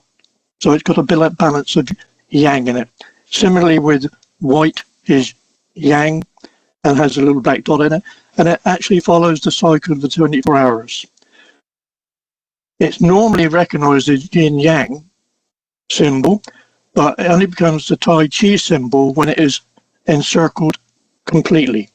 So if you've got them floating around, they're yin and yang, but if they're encompassed in a circle, they're called the Tai Chi symbol. And it's one that people actually have tattoos on, and I think it's to do with good and evil. And that's not right. It's completely opposite. All right? Okay. I don't know if Mark wants to add anything to that. I will. Okay. I mean, the symbol, the yin yang symbol, is actually called Tai Chi 2. So in the Chinese name for it, Tai Chi 2, so it gets used Tai Chi, and it's become, as Keith points out, it's on my shirt here with the black and white in the almost two fish swimming and moving from small to large. It's accepted across the community to mean Tai Chi. Fascinating. That certainly improved my own understanding of it, which was closer to, Keith, what you described as the misinterpretation of the symbol. If I may add, just to the side, because I know you're going to edit this at some stage, is that my wife and I were in Nashville, and walking down the road, there was a lady who was a busker. And she had a Tai Chi symbol on her arm. She had it, and I said, "What do you think this is?" And she said, derivatives of one of those five. So when someone says they did a 24 step or 54 or this or that or family, it was derivative of one of those five. And as Keith mentioned earlier, Qigong is overarching that. So you could say that all Tai Chi is Qigong, but not all Qigong is Tai Chi, meaning that Qigong translates as breath exercise or energy, and we'll come to that later. And so for Tai Chi to work, it has to have yin yang, energy exercise, and move from there. The Qigong, so then that would fit. That's why when we wrote the two national standards, when I worked with CIMSPA to develop two national standards, it was to identify more clearly the key elements, the requirements to call something Tai Chi, and the key elements and requirements to call something Qigong. Because breathing in and out, you can say, oh, that's breath exercise. Yeah, but breathing in and out doesn't make it Qigong. The same as moving around slowly doesn't make it Tai Chi. So there are underlying principles which are in the standards. Now, in terms of Qigongs, yeah, there are just numerous styles, hundreds of styles. And they're really categorized into medical, martial, spiritual, and even aerobic. So they're more modern styles like Shibashi, you would call as more active, so therefore more aerobic. People might look at Qigong as a spiritual discipline through Taoism or Confucianism, or they might look at it as a martial one, as I did when I first started, training in Tai Chi as a martial art, and so we did Neigong. It's really down to how you want to apply it, I guess.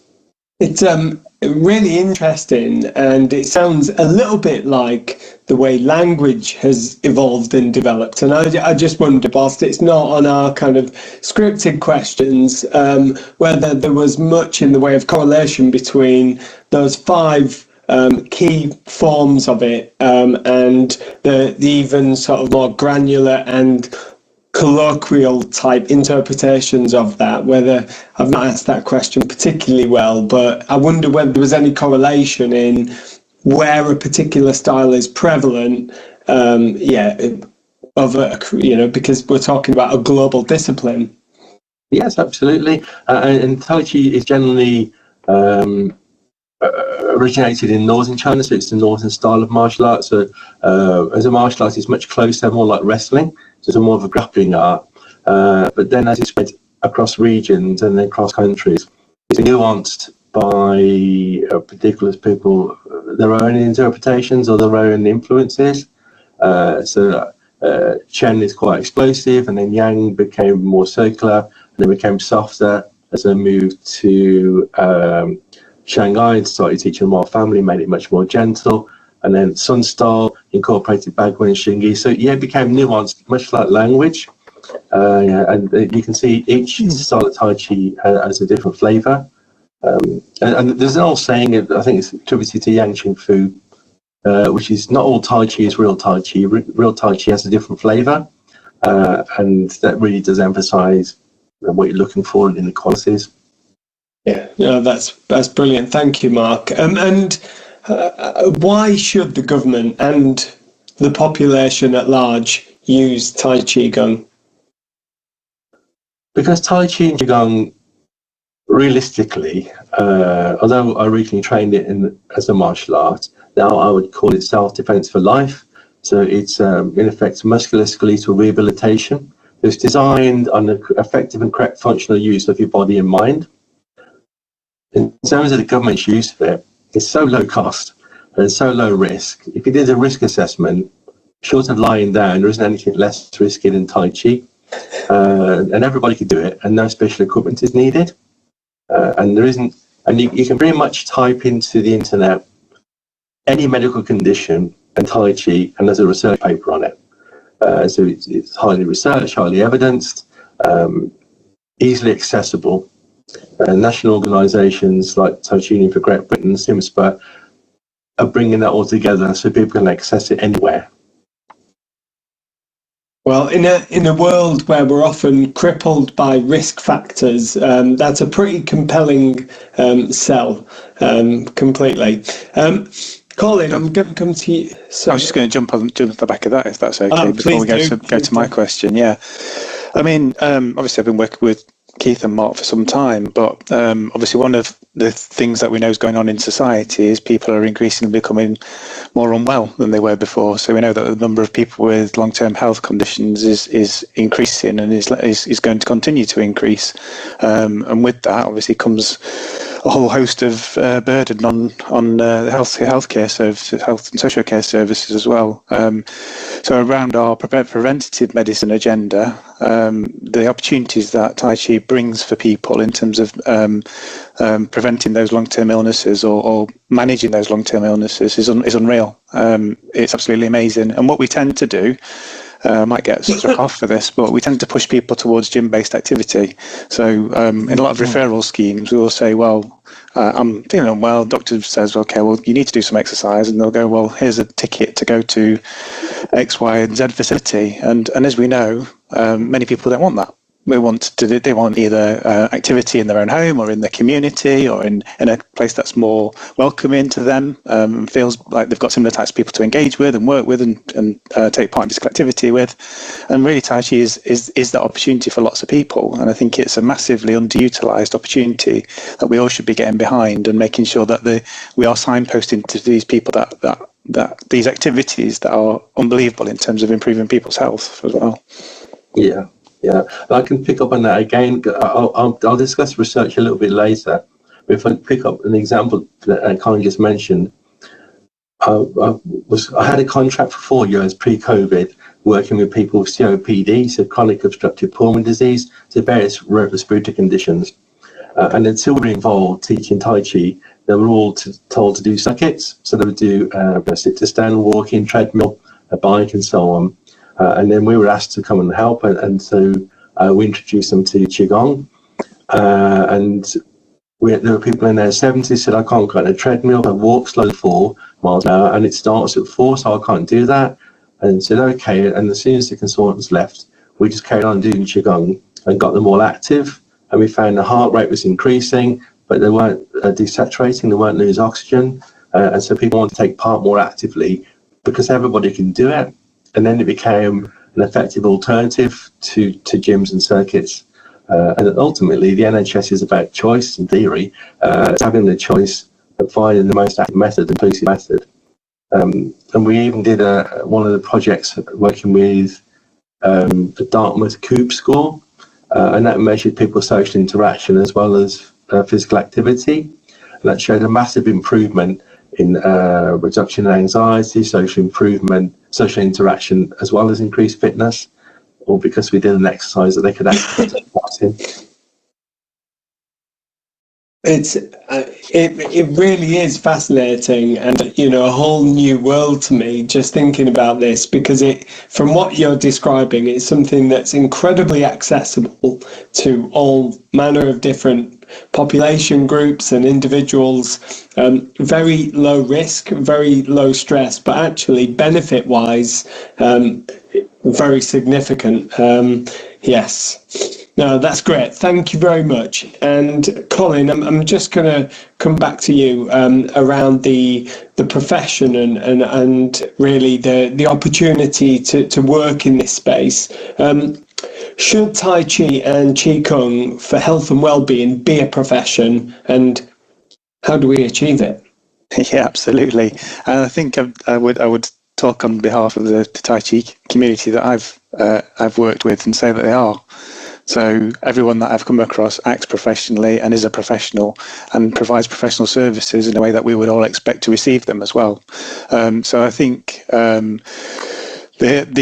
categories of becoming a professional or being classed as a professional are in 4 key areas. So you have to be trained in line with agreed industry standards. We've got industry standards, we've developed those, they're available. You need to maintain your competency through regular ongoing training. I don't know, I've never met a Tai Chi professional that wants to learn more about their art and their craft, and that they spend time and money investing in themselves and investing in their practice as well, so they can provide a better service to the people that they're working with. And then the other bits is you need to be working in line with an industry agreed code of conduct. So therefore, when something does go wrong, or if there is somebody who's not quite working as they would expect, that the participant is protected and the instructor is protected as well. And you need to have a relationship with a regulatory body. So I think 3 out of those 4, I could confidently say that every Tai Chi professional that I've worked with and come across meets all of those things. The 4th one, we can provide that opportunity for people, and that's why we've been passionately working together on this to make sure that we can build something of which is right for the Tai Chi community and allows them to understand that they are a professional and give them the confidence that actually they are working in a way that they would be respected as any other profession should be as well. So when they go to socialise with their friends and they can call it, say, I'm a Tai Chi instructor, it is seen as a professional role that they're fulfilling. I think everyone values that role massively, but it doesn't necessarily have the recognition that it deserves. So by coming together and creating a profession with professionals, it allows that greater recognition of which we can then go and talk to the government about, well, actually, did you know that these people are professionals? They act in a professional way. They're similarly qualified and trained to the people that you employ in the health and social care sector. So therefore, referring out to them, you've got no queries there, no qualms whatsoever. These people absolutely fundamentally are supported, trained, competent, safe, everything that you would expect as well. So for me, that's why it's important, because by doing that, we can create more opportunities for people to access the activity. So ultimately, we want people to take part in this, as we've just spoken about. And by providing the people with the wraparound support to be professionals, we can gain greater confidence from both themselves and from the participants and from the wider decision makers as well. So yeah, it's a bit of a passion project for all of us, I think.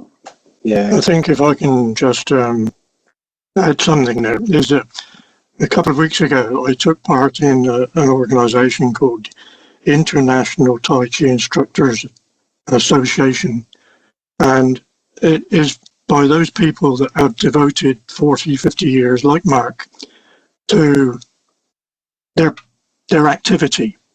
And I was asked if I had a question, and it was the question that Colin has just answered, but this was to a number of people in the States, high-ranking Tai Chi professionals mainly with a background in martial arts.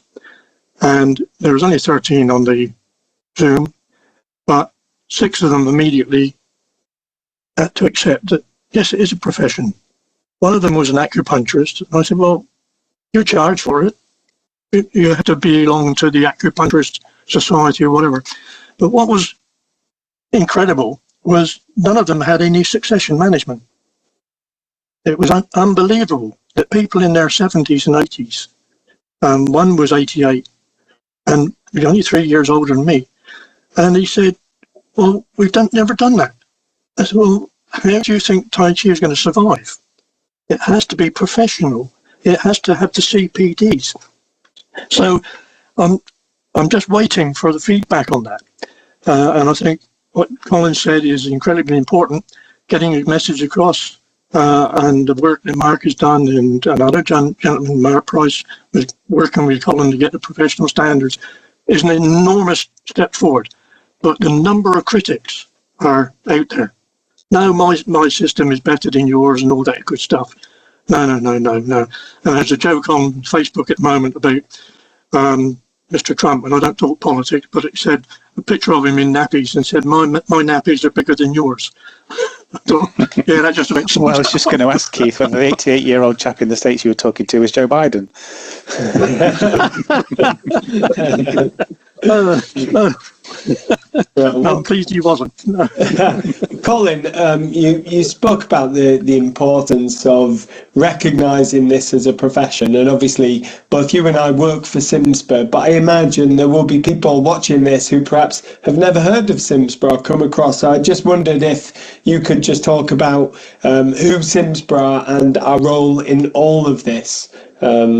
Yeah, no worries, Phil. Yeah, definitely. I wouldn't expect everybody to know who CIMSPA is. We're very early to this work with Tai Chi, and so yeah, we're not as arrogant to think that everyone would know. Oh, yes, exactly who we are. So yeah, so we're a charity fundamentally. We're a professional body. We're regulated by the UK government. We're on the Regulated Professions Register of organisations that can fulfil those functions of providing professional recognition status to people as well.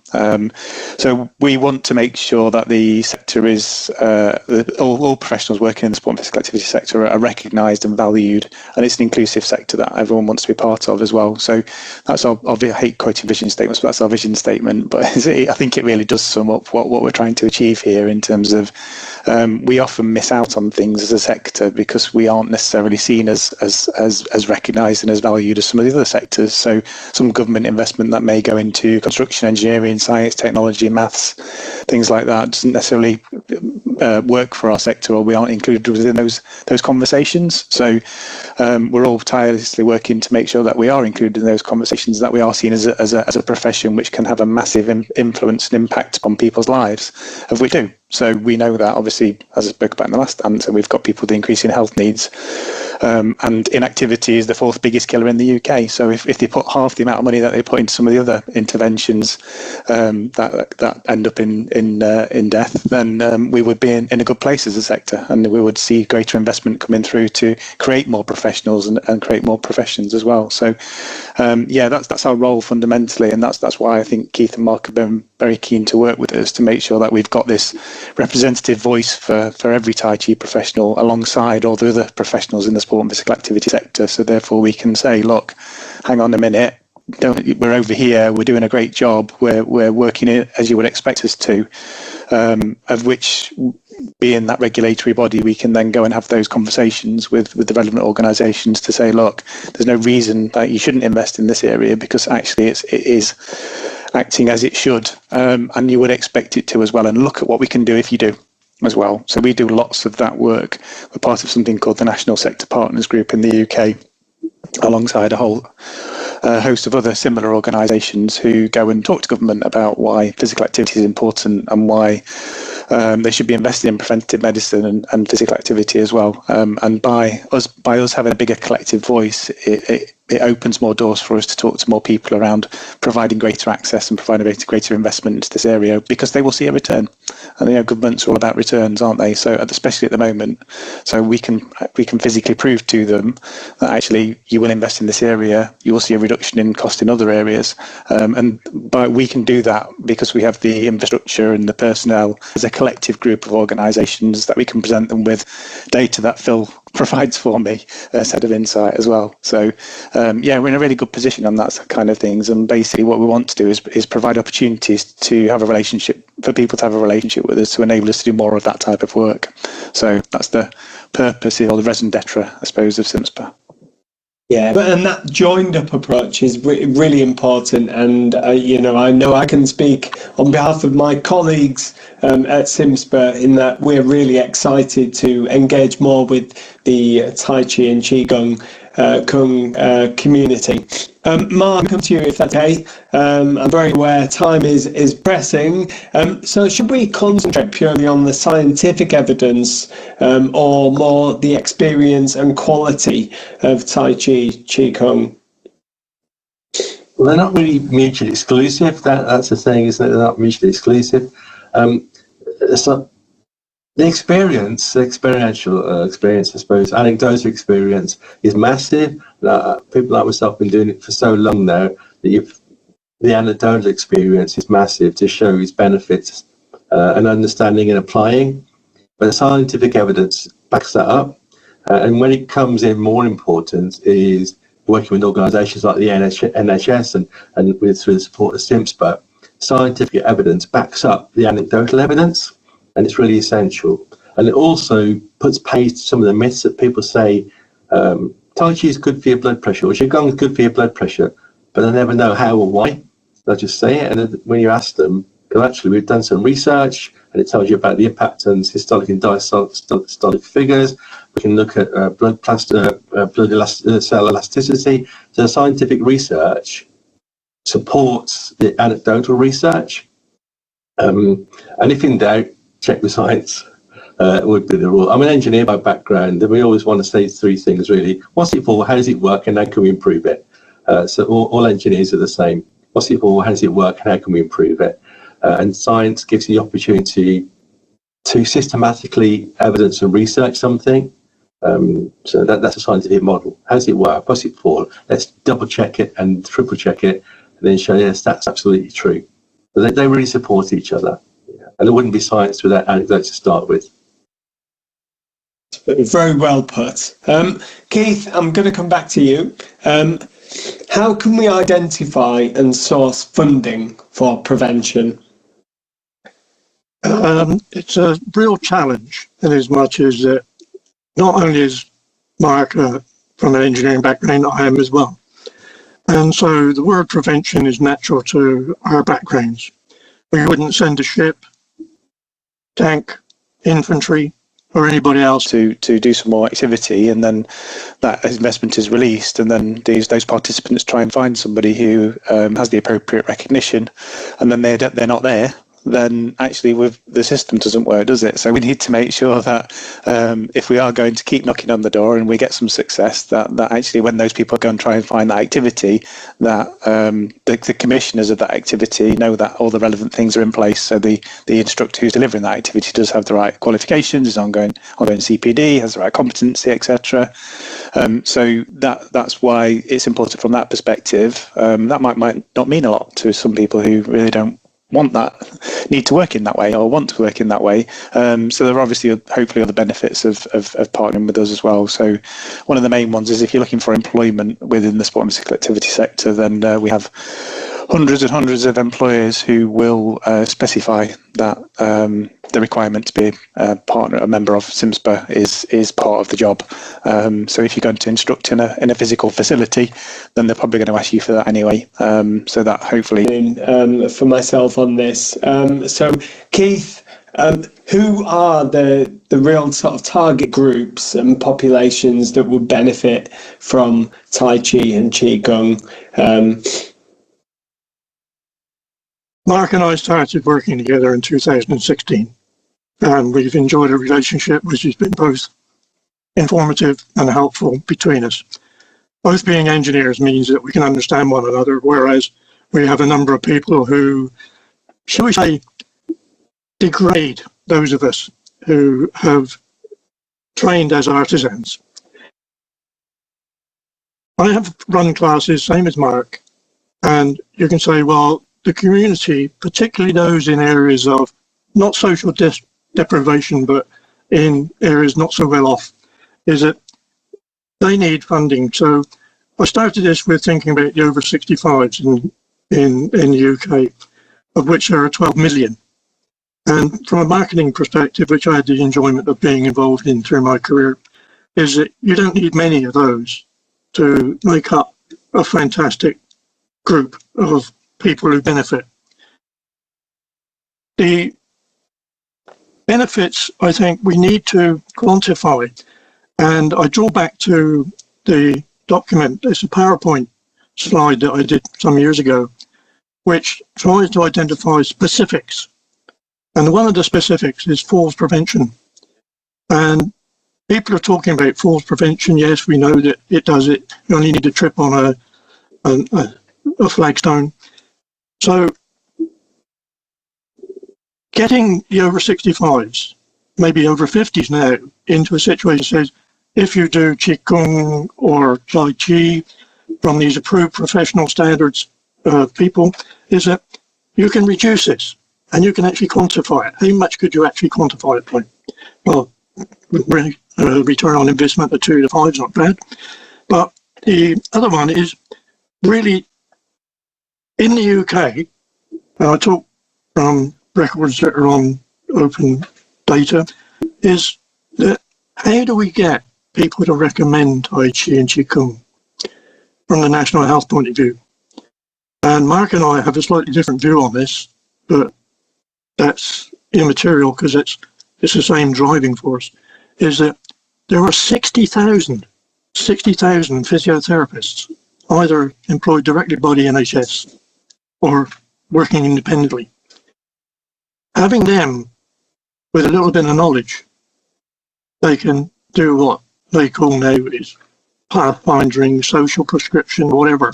So there's a very large opportunity there for the Tai Chi personnel to have a base load, which is not making them professionals because they already are, but it gives them the opportunity to say, that would be easy as well. So they got over 65s, falls prevention, physiotherapists, and wherever you like to, anywhere else.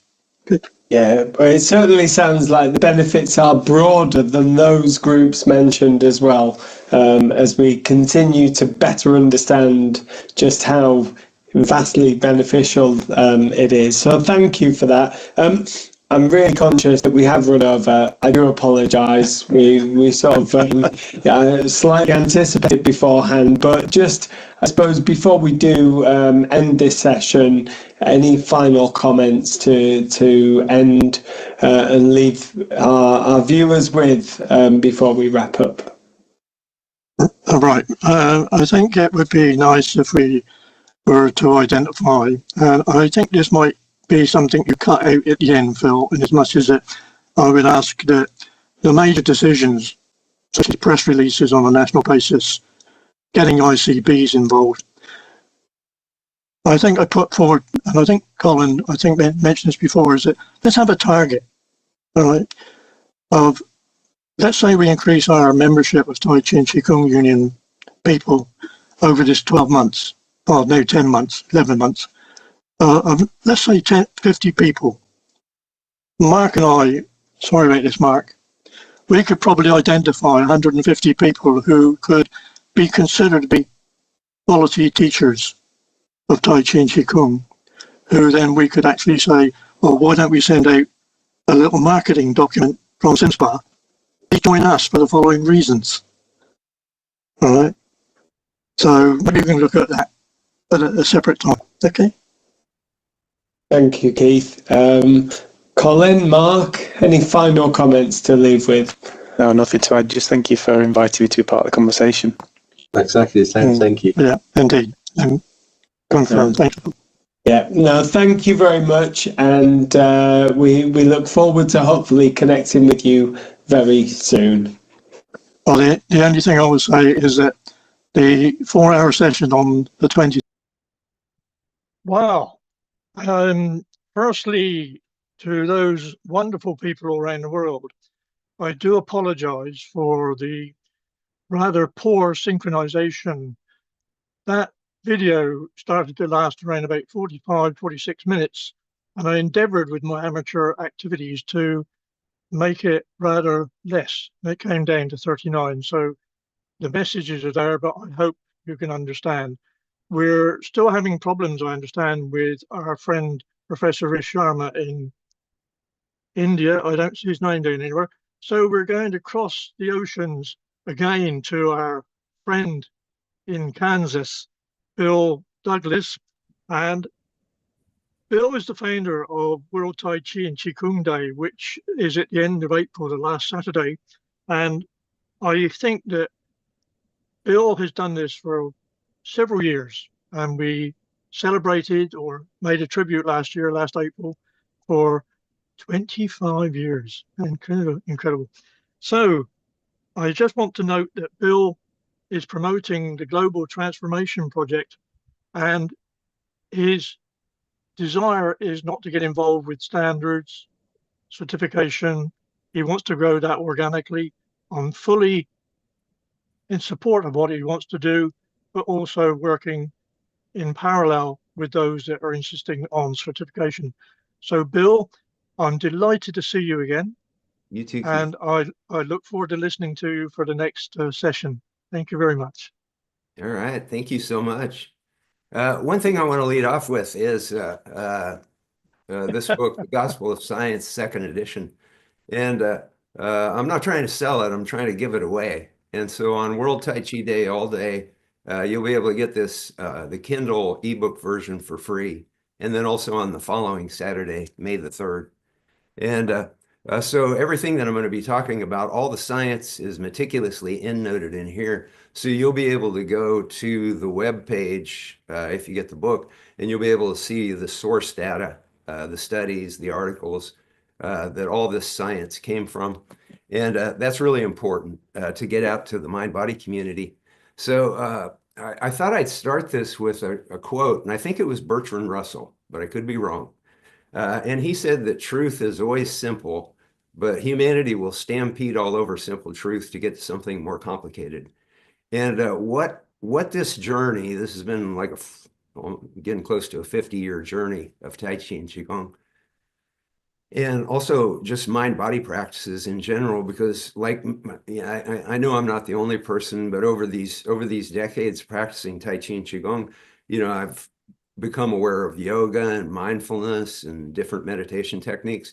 And you start to realize very quickly that they're all part of the same family.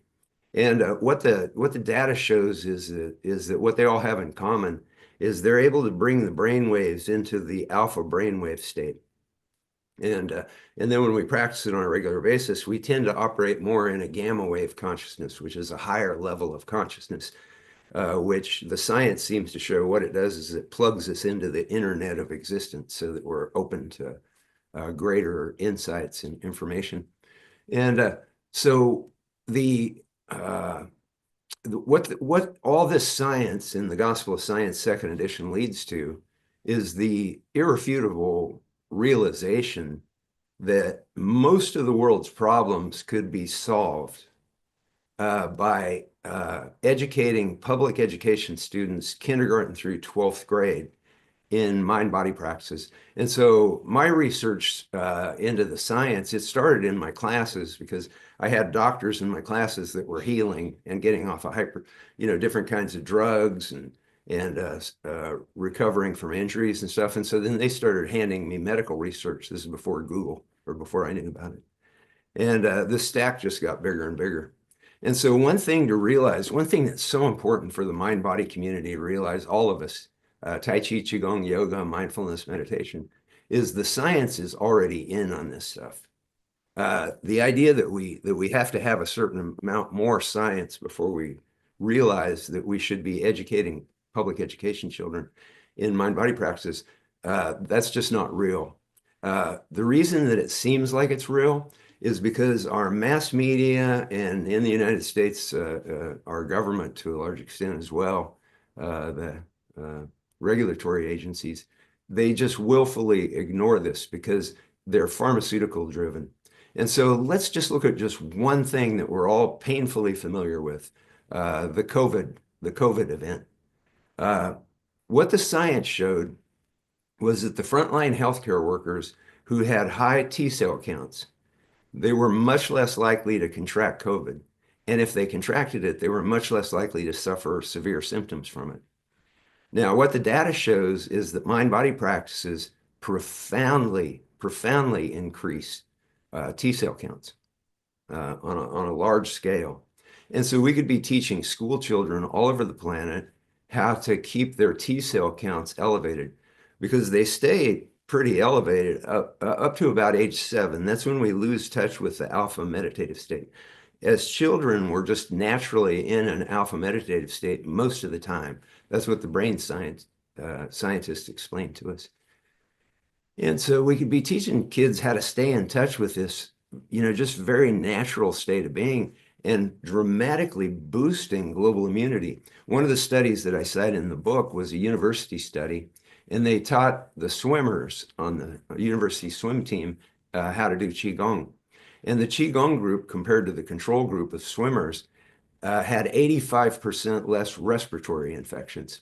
So let's just, if we could just all realize the science is in. And one thing that I want to point out that a lot of people don't get, and I get to it in the book as well, in the Gospel of Science, is that scientists put their careers on the line to study mind-body practices and consciousness, because that is a taboo subject for researchers. And when you get into the book, you'll see what I'm talking about. And but they've done it. They put all their lives into uncovering this science that you don't get through mainstream media, and you don't get through the medical community, because it's all pharmaceutical driven. So what we could be doing is we could be, according to Dr. Herbert Benson's research at Harvard, who was kind of a catalyst for me, as well as Ken Cohen's way of Qigong, where he approached this mind-body as a scientific, on a scientific level. But Dr. Herbert Benson's research showed that between 60 and 90% of the health issues sending people to the doctors are caused by stress and best treated by mind-body practices: Tai Chi, Qigong, yoga, meditation, and mindfulness. And then a Kaiser Permanente 20-year study found that somewhere between 70 and 85% of the health issues sending people to their doctors were caused by stress. And so by educating public education students in mind-body practices, and we could do it with a 1 hour, what we're recommending through a United Nations, non-binding United Nations resolution, is we're advocating an hour a day where they would bring local Tai Chi, Qigong, yoga, meditation, mindfulness teachers into the classrooms to teach children at age-appropriate ways. And that'd be really easy to do. So like for kindergartners, first graders, second graders, third graders, you could be teaching them animal Qigong, fun things. It has to be fun, because that's what takes you into the brainwave state that you want to achieve. And so how could schools do that? Well, they could contact local mind-body teachers in those 5 categories, and they could bring them in and interview them just like they would for any other job. And they could see, how they deal with the kids, and, do they approach it in a way that works well with their school. The other thing too, as I mentioned earlier with Stephen, is the Muse headband, which is relatively inexpensive, and it shows when you're going into alpha state. It gives you instant feedback. And so we could, schools around the world could be using the Muse headband to see whether the techniques that they're bringing in are actually helping kids get to the alpha state, because that's where all the magic happens. And so this could be very easily done. It's like one of the things that organizing World Tai Chi Day has taught us is that there are effective mind-body teachers in virtually every city all over the planet. It's all in place. And so what we want to do is we want to use the United Nations General Assembly as a vehicle to get the science that's already there out to public educators worldwide. And public educators, if you go to globaltransformationproject.org and look at the science, you'll see what I'm talking about, or if you read the Gospel of Science. And as far as from an educational standpoint, how do we sell it to educators? Well, regular meditators, IQs improve by 20 points.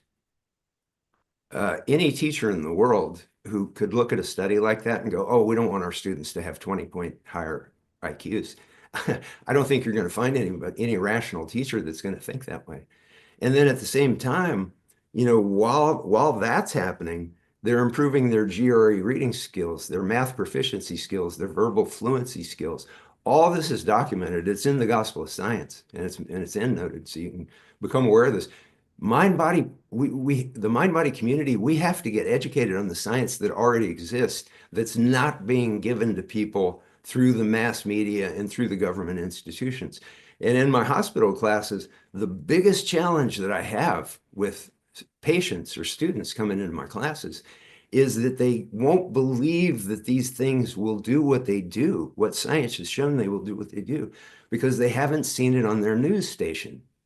And the reason they haven't is because Dr. Sanjay Gupta, CNN, for example, he doesn't report on the huge breadth of possibility of mind-body, because at the end of every one of his newscasts, it says, brought to you by Pfizer Corporation.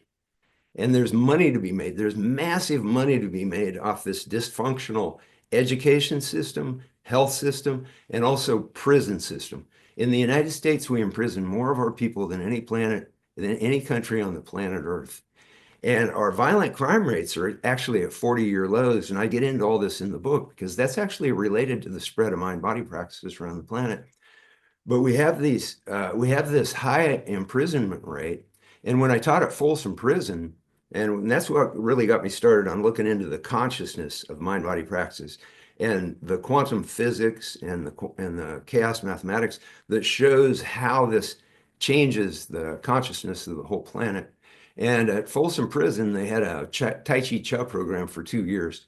And during that 2 years, the Tai Chi Cha program participants, their recidivism rate went from the normal 70% return to prison rate down to 30%. And not only that, but during that 2 years, the incident rate, that's the misbehavior rates, fights, all those kind of things, the incident rate went down for the whole prison. And this has been replicated in other prisons. There was a Mexican prison called Apodaca Prison, and they had a horrifically violent incident. And then they taught the whole prison how to meditate. Everybody, prison guards, administrators, everybody. They haven't had a violent incident since that happened. And so we could be emptying our prisons. We could be cutting trillions of dollars. This is all data driven. It's just that most people don't know about it, and they're not going to know about it if they don't dig for it. Now you can read this, and you can get this for free on World Tai Chi Day, and you can have all this science meticulously endnoted to make it easy for you to get what you're not going to get from the government, and what you're not going to get from the mass media. But we could be transforming the planet, saving trillions of dollars every year, year after year after year, trillions of dollars. Imagine what the world could do with trillions of dollars year after year after year. We could be emptying our prisons, reducing violence and conflict, and also creating much more intelligent and creative students coming out into the society. All this is possible, and it's all easily done. Okay, so now why did we choose the United Nations General Assembly to use it as a vehicle to help expedite this vision and this possibility? We did it because in 2014, the United Nations General Assembly voted to create the International Day of Yoga. And it was patterned after World Tai Chi Day, which we all started 7 years before. And I think that's a real feather in the cap of the Tai Chi community, because the Tai Chi community had the vision that it was time for the planet to know about all this stuff. And we educated together, coming together as a Tai Chi and Qigong community, we educated over 1 billion media viewers and readers on the science of Tai Chi and Qigong, because we have that database at worldtaichiday.org that has medical research on Tai Chi, Qigong, yoga, meditation, mindfulness for 100 of the most common health conditions that people face. So we taught people how to get a media microphone, get media to show up at their events, and then use that microphone to educate the public about science. And we reached over 1 billion media viewers and readers. And then we also got government bodies all over the planet to advocate Tai Chi and Qigong for their citizens. And so the United Nations, 7 years later, after we organized World Tai Chi Day, they created the International Day of Yoga. And they did it to increase global health and global harmony. And so we cite that in our draft resolution for the Global Transformation Project to urge public educators all over the planet to look at the science. And when they look at the science, they'll want to bring local mind-body teachers into their classrooms, kindergarten through 12th grade. And what you'll have is you'll have a whole generation of mind-body masters. And so the reason that this is so doable is that when that resolution passed in the General Assembly, that International Day of Yoga, it passed with a record number of co-sponsoring nations, 177 co-sponsoring nations. Never before had the world come together around something like they did for the International Day of Yoga. And the Global Transformation Project, public education, mind, body, and public education is the next step. And so Angela and I, who founded and organized World Tai Chi Day, we are volunteering ourselves, we're committing ourselves to lobbying every United Nations mission on the planet to co-sponsor this resolution for advocating mind-body education in public education. And we'll contact them all. And we've got a proven record of global organizing from just what I've just told you about the government and the media. And so we're able to do it, and we're volunteers. We're volunteering our time to do it. And if you read this book and you look at this science, you realize that we're offering a profound gift to the world, and especially to the mind-body community. All these qualified teachers should be in the public education. Different people, some people teach better with older kids, high school. Some people are good at teaching with younger kids. I've taught at all levels, and you can change, you can modify and incorporate, aspects of all these big 5 mind-body practices and create something that's really fun and really beneficial to kindergartners all the way up through 12th grade. And so we could use the United Nations as a vehicle to get this information out to public educators around the planet who aren't getting it through their healthcare system, and they're not getting it through their mass media. And we could do an end run around all that stuff. And so I'll just close with Bertrand Russell's quote, "Truth is always simple, but humanity will stampede all over simple truth. They'll build prisons and they'll build pharmaceuticals and they'll build all this complicated stuff until the end of time because it makes a lot of money. Prisons make a lot of money in the United States. But the solution is simple. The solution is so simple. And we've got a vision. We've got the science to back it up. This is 40 years of work that we've done. And like I said, we're giving it away on World Tai Chi Day. This is free on Kindle all day long. And then the following Saturday on May the 3rd. That's the best we can do, is to put all this together, give it away, and volunteer ourselves to do this. Now, we're not going to do this until we have at least 100,000 signatures at globaltransformationproject.org on the petition, because we need the soul force of the mind-body community. And this isn't just poetic. When you look at the science, there's a reality to that. When people come together in states of consciousness around compassion and healing, there is a real physical force to that. It actually affects the planet. Now, we've got about 2,000 signatures on that thing, and I've been begging the mind-body community, the world. I've been contacting everybody. John Kabat-Zinn, Transcendental Meditation Foundation. It's not being grasped what the possibility is here. If we got the mind-body community spreading globaltransformationproject.org and spreading this petition, we should have millions of signatures for me and Angela to take to lobby all these United Nations missions. This is doable. We could change the future of humanity, but we can only do it when we come together. That's how World Tai Chi Day happened. It was a shared vision by people all over the planet. Yeah, me and Angie had the idea. It came to us in a meditation, probably a gamma wave consciousness where, oh yeah, if you get people to come out and be a public spectacle with their Tai Chi, you'll get media cameras show up. You'll be able to use all that science to educate people, teachers that are getting the media so they can educate the whole planet. But it was a collective vision. And that from, these years of trying to make this happen, to trying to get the mind-body community aware of this science, and trying to get the mind-body community to have a real fervor to get this petition signed in a massive way. because you have two volunteers that are willing to give their lives to make it a United Nations resolution. And so that's pretty much my pitch there, Keith. All right. Okay. Good. Bill, as always, very informative, very practical. Thank you very much. And love to Angie and best wishes. All right, Yeah, if as anybody always. has any questions or comments or anything, I'm open for it.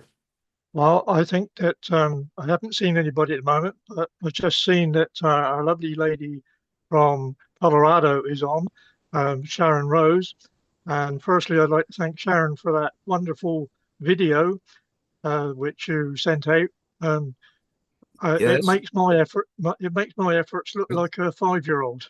That's one thing I wanted to mention real quick that I had intended to mention is Sharon has a documentary coming out, Quantum Chi. And this is, we should be, when this comes out, we should be making sure everybody knows about it. Everybody's spreading this. This documentary, what it leaves people with is what Sharon is so skilled at is taking profound esoteric realities and truths and putting it in an artful manner so that you're literally feeling a chi state or a wu wei state when you're watching this documentary. And it will leave everybody with this feeling in their mind, oh, I need to be doing this stuff. Or those of us that do it, it'll be leaving us with, oh, I need to do this stuff more. I need to, rededicate myself to these things. And so this documentary can be a huge vehicle for the planet. And I hope everybody promotes it, just like I hope everybody promotes the petition at the Global Transformation Project. We're all sisters of the same vision here. We're not competing interests. What I want to do is promote Tai Chi, Qigong, yoga, meditation, mindfulness teachers all over the planet. That's what I've dedicated my whole life to. It's not coming to Bill Douglas to try to figure out how to do your stuff. What I provide is the science that shows what everybody is doing out there is tremendously valuable. And Sharon's documentary can do that as well. We should all spread it as much as we can. Global namaste to you all, and to all my Mandarin speaking people, ni hao. It's a pleasure to be here. And Bill, I just want to say something about Bill Douglas. What passion, what commitment. I'm so honored to be working with him and looking forward to the day when Quantum Chi is out in the world and people are practicing Qigong, Tai Chi, and we have a lot of yoga practitioners on the show. And then we can make another film about the Global Transformation Project. I really see, I worked in schools for many years and bringing dance and storytelling and mythology from all over the world. And the children, they love these body-oriented techniques. They loved yoga. They actually loved meditation. And when I didn't have Qigong in my toolbox at that time, but any child that I've had the opportunity to work with Qigong, they are just, because they love the animal frolics and the Tai Chi, and they love, understanding about energy and looking at energy of each other, learning them to perceive in a much deeper, actually more spiritual, connected, inner way at each other. Yeah, you're right on the money. And what I've realized, what the science has shown me is that what mind body does is it brings those children home to their natural state because they're naturally in that alpha state. And that's another thing that's been kind of a real experience for me is that I've had a chance over, these nearly 50 years of mind body practice and teaching a lot of it is that my grandchildren came along. And so I was able to see, to try to start to expose them to these practices at a very early age and see how they just resonate to these things if it's taught in a way where they can resonate to it. And one of the things that I realized that's so important about getting this into public education as rapidly as we can, and the UN resolution is the fastest way I can think of to do it. But my granddaughter, when she would come over to my house, she was in alpha state. She was so curious. She was so excited about life. And that's what you see when people, when 80, 90-year-old people practice these things, they get that exuberance of life. They start to see the magic in life again. And then what happened was my granddaughter brought over her first iPad tablet. And she was over at our house, and I said, "Hey, Harper." And normally when I would say Harper, she'd be like, "What? What? What? What are you going to show me? What are you going to show me?" Well, she's looking at that iPad, and I go, "Hey, Harper." She doesn't answer. I go, "Harper, Harper." And she looks over at me, from her iPad, and she goes, "What?" And I realized what's going on here. And this is a huge thing. This is a huge thing for the planet. Because if you go through the supermarket or Costco, you're going to be seeing kids glued to those screens. And we could change all that. If we come together as a global mind-body community, we can change this. Right. Can I just interrupt if I may? I know Sharon is always is a pleasure, but I have a gentleman here from the UK, Anukul Goswami. I've not actually met him before. He's an orthopedic surgeon, and I think he has a nice question to ask. Anuka, Yes. over to you. Thank you for this particular question. The meeting was absolutely fantastic. There are two straight questions.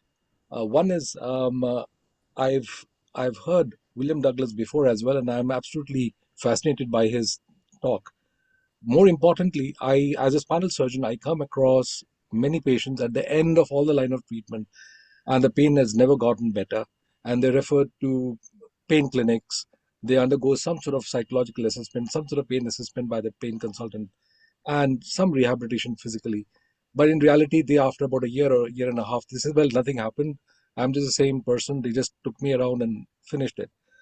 Now, the reality is that in the NHS system, by and large, many patients go through like a typical conveyor belt system. You just come in, X number of things are done and sent off. And I do collect lots of data from them. They said, I went for Tai Chi, I went for this thing, and that's doing me a lot good. I've gone for this massage, is doing me a lot good. Unfortunately, we cannot recommend that in the paper, but we just write down that she is going through this particular treatment and she's getting better. And I recommend that she continue with it. But the fact is, they don't get paid for it, and many of them are not in the very best of condition to be paid for it.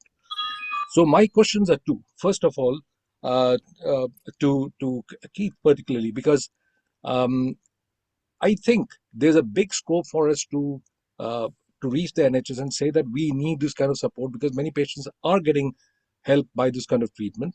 But unfortunately, I cannot say that this patient is recommended, say, chiropractic treatment or a Tai Chi or something like that. So I think we should be able to do it, and I'll take particular help from Keith to address this issue. And second thing is, when you go into the basic problems where it all started from, again, it comes from the childhood. When I sit down and talk to them as to how it all happened, you realize the quantum correlation between all the kind of conditions, their bio, socio, psychological conditions all put together, come to place. And then you say, all right, fine enough, I'll send it to a psychologist, but the waiting time is about a year and a half. Yeah. I'll send it to a counselor. Well, we don't have access to any counselor. The psychological services are in very deep pressure. And the problem, again, it was a part of my master's in law thesis, was that we tend to split people up into millions of pieces and throw them all over the place, and nobody knows who has gone where. And so this kind of separation into subspecialties is quite dangerous, and it's not helpful for the health. So I think overall, hearing all this that William Douglas has mentioned, there's a lot of work to be done, and I think we need to get all the people together to help this out. Let me throw one thing out there, because the very first hospital class that I did, this was like almost 40 years ago, and there were a whole bunch of doctors that came in because they were really curious. It was really weird at that time, mind-body stuff. And so I had a whole bunch of doctors in there, but it wasn't for doctors, it was for the public. And anyway, they were getting off their, different medications. They were healing from things just after like a couple of months of mind-body practice. And so then they're the ones that started handing me all the medical research. And what we all thought, me and all those doctors in that room that were so excited, we all thought that 40 years later, every prescription pad in the world would just have mind-body practices printed right at the top of the prescription pad. And then the other stuff would go underneath it, because the pharmaceutical stuff would be temporal instead of permanent. And something really enlightened me one time. I was in Ecuador. I was visiting a woman that did natural herbal medicine based on her culture. And anyway, a couple of buses pulled up in front of her house, and it was all young American and Canadian medical students, I found out. And I was eavesdropping on one of their conversations after they got out of the bus because they wanted to study the ladies' herbal practices. And the students were talking about herbs for hypertension. And I said, did you know that Tai Chi is proven to, lower hypertension? And one of the young interns, she said, oh yeah, she said, I've heard that, but she said, I'd never prescribe it. And I said, really, why? And she said, well, because I don't know for sure if it would work every time. And I said, I don't know about you, you're a lot younger than me, but I said, I've been to the doctor several times where they've pulled out their prescription pad and they've written, let's give this a try and see how this works out. And if this doesn't work out, then there's maybe other options that we can try. So, so every time a prescription pad comes up, there's no definitive thing that's going to say this is going to fix you. But and so mind body, the science that we have, mind body should be right at the top. Now, I don't know what world medicine is like, but in the United States, the pharmaceutical companies control everything. They control the research. Less than 0.5% of NIH research goes to funding complementary and alternative medicine. So that includes acupuncture, aromatherapy, yoga, Tai Chi, all this stuff only gets less than 0.5%. And when you look at that COVID study that showed, because Tai Chi, all mind body practices boost T cell count, but I'm more familiar with Tai Chi. The study showed between 50 and 100% more T cells. And we know that would have had a huge impact on the COVID crisis. And so just that alone should have driven billions of dollars to the NIH to study mind-body practices and T-cell counts. So one thing that the mind-body community, we really have to do is we really have to realize there's no Easter Bunny and there's no Santa Claus. We have to be the Santa Claus. We have to be the one that educates the planet about this science, and they're not going to get it from anybody but us. Yeah. I'm just going to jump in there, if I may, and try and link with Anulka, is that in my experience of having dealt with the NHS for many, many years and taken the benefit, is that if you didn't see that well-programmed interview question and answer from the Chartered Institute, is that what we're trying to do is to say, if there's 60,000 physiotherapists within the UK, either within the NHS or privately employed, is if we were to somehow wonderfully get them to do some simple Qigong or Tai Chi exercises, we then get them onto the social prescribing activity. And it's a major, major problem because the NHS, like the farmers that Bill refers to, is all encompassing. What is your evidence? Now, as a non-academic, I have tried and tried and tried with the NHS in local areas. They're now called integrative care boards.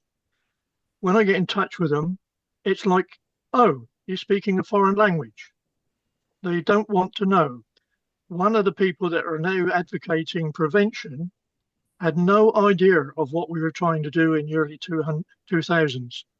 And here we are 25 years later, not reinventing the wheel, but having the benefit of social media.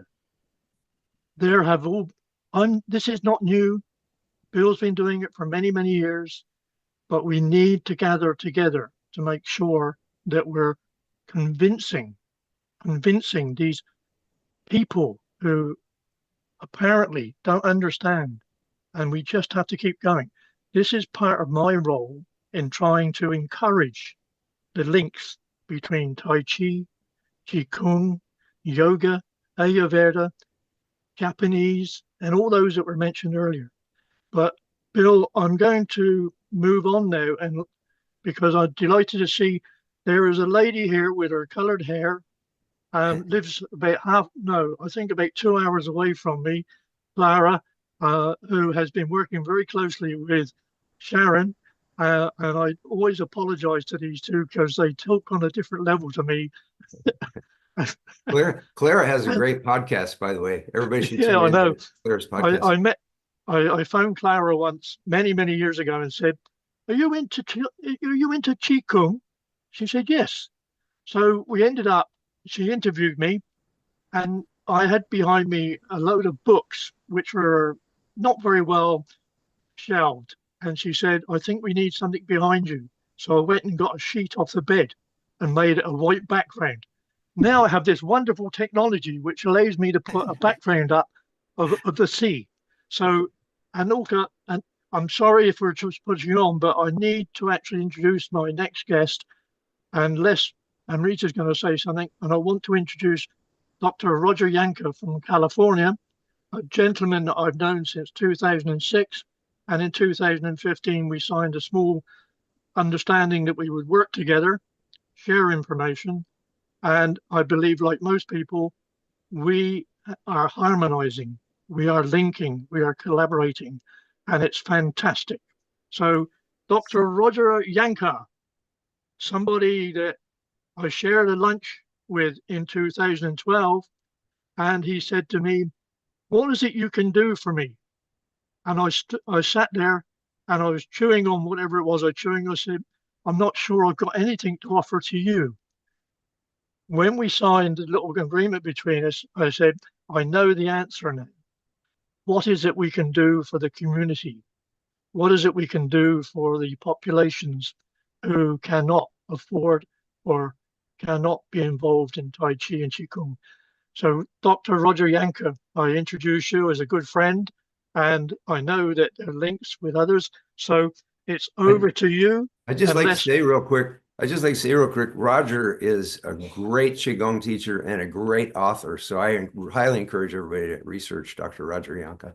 Thank you. Well, he kindly signed the book for me when I met him in Scotland, and it's still here on the shelf, getting a bit dog-eared now, but it's still doing the things that you wanted me to. So, Amrita, sorry, no, not Amrita. Amrita, is there something you want to say at the moment? Are you just about to go to bed? Yes, Keith, Amrita will be saying something in a moment. Hello, Roger. Roger has been part of Healing Our Earth many times. We love you, Roger. And again, it's a special day today because Roger had a birthday just 3 days back. So, Amrita, you're going to sing our Roger a happy birthday. Yeah. Many happy returns of the day, Roger. Thank you. Wish you a very, very blissful life ahead and keep spreading the vibes. Happy birthday to you. Happy birthday to you. Happy birthday, dearest Roger. A very happy birthday to you from all the Healing Our Earth family. Thank you. Thank you so that's much. Lovely. Thank you, Keith, for all you do. And Bill, fun to listen to you again and again and again over many years, and Sharon and Clara and everyone else who are good friends here. And what I'm going to do today is act like you are an audience of decision makers. Roger, I'll interrupt a moment. You asked me a question which I can't answer. Is that Roger is a bit worried about having a shared screen, so hopefully the tech voice can help it. It looks like I have co-host permission, so we'll see here in just a moment. So I'm going to act as if I'm presenting to a august body of decision makers in anywhere in the world with an informative presentation. I'm going to go to presenting slides here in just PowerPoint here in just a moment. And so, you know, what are we trying to accomplish? We want to pull together a dog and pony show, which Keith is helping us to do here, to create a set of presentations that can be implemented on a regular basis over time.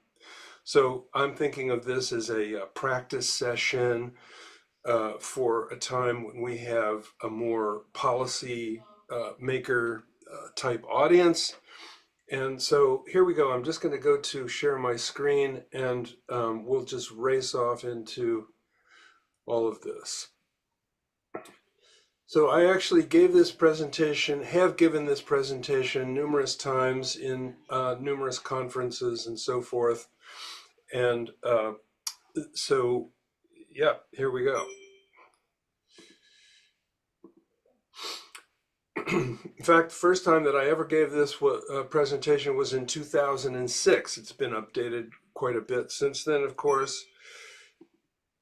And to be able to prove that this is a credible body of information, typically to an audience like this, I would show proof of the fact the American Medical, American Hospital, Mayo Clinic, all these different reputable organizations have been among my presentations. Key message: the most profound medicine is produced within the human mind-body system for free. So we are in a revolutionary transition from a disease-oriented medical intervention system to a whole person health and resiliency maximization system.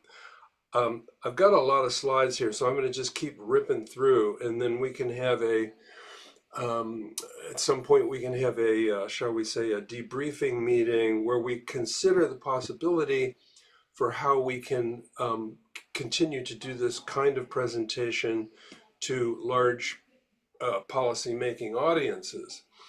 So conventional medicine has one thing that it does: diagnose and treat disease. But to be able to accomplish that, you have to have a disease. Traditional medicine has two kinds of medicine. The first one is the same as Western medicine to resolve pathologic circumstances.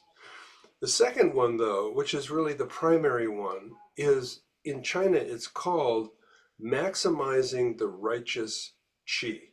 What that means is to maximize the naturally occurring functional capacity of the human system. There's nothing to diagnose there. It's a human who has the capacity to maximize their natural healing and health sustainability. But as we've been discussing so far already today, this is not something that is, for some reason, cracking into the mainstream. Although in the Western world, we do have revolutions happening in almost all of our nations right now, wherein a kind of self-responsibility trend is arising. There's a swelling. So self-care, you know what self-care is, but there's this beautiful phrase that I learned from being in China many times: anything that you can do, for yourself, that you rarely do, when you do it, it will be good. So what does that mean? Well, if I don't usually, or most people do not typically modify their breath. But if I do modify my breath, it makes it change. People don't typically modify their posture, but when they do that, it makes a positive change. Redirecting the mind, doing eye exercises, brushing teeth with the non-dominant hand, making new choices. What are you doing when you're standing in front of the snack cabinet? What are you thinking when you're standing in front of the refrigerator? All of that. So here's another important keyword: hormesis. Hormesis is something that it's basically another way of saying when you do things that you don't usually do, it's good for you. It's an adaptive response of cells and organisms to a moderate, usually intermittent stress. So in other words, what can I do that's unusual? Well, how about intermittent fasting? That's a stress for most people, and yet it has a very powerful effect on the human system. Holding one's breath, holding your breath in, holding your breath out, microdosing on psychedelics, exposing ourselves to heat or cold, like cold plunges and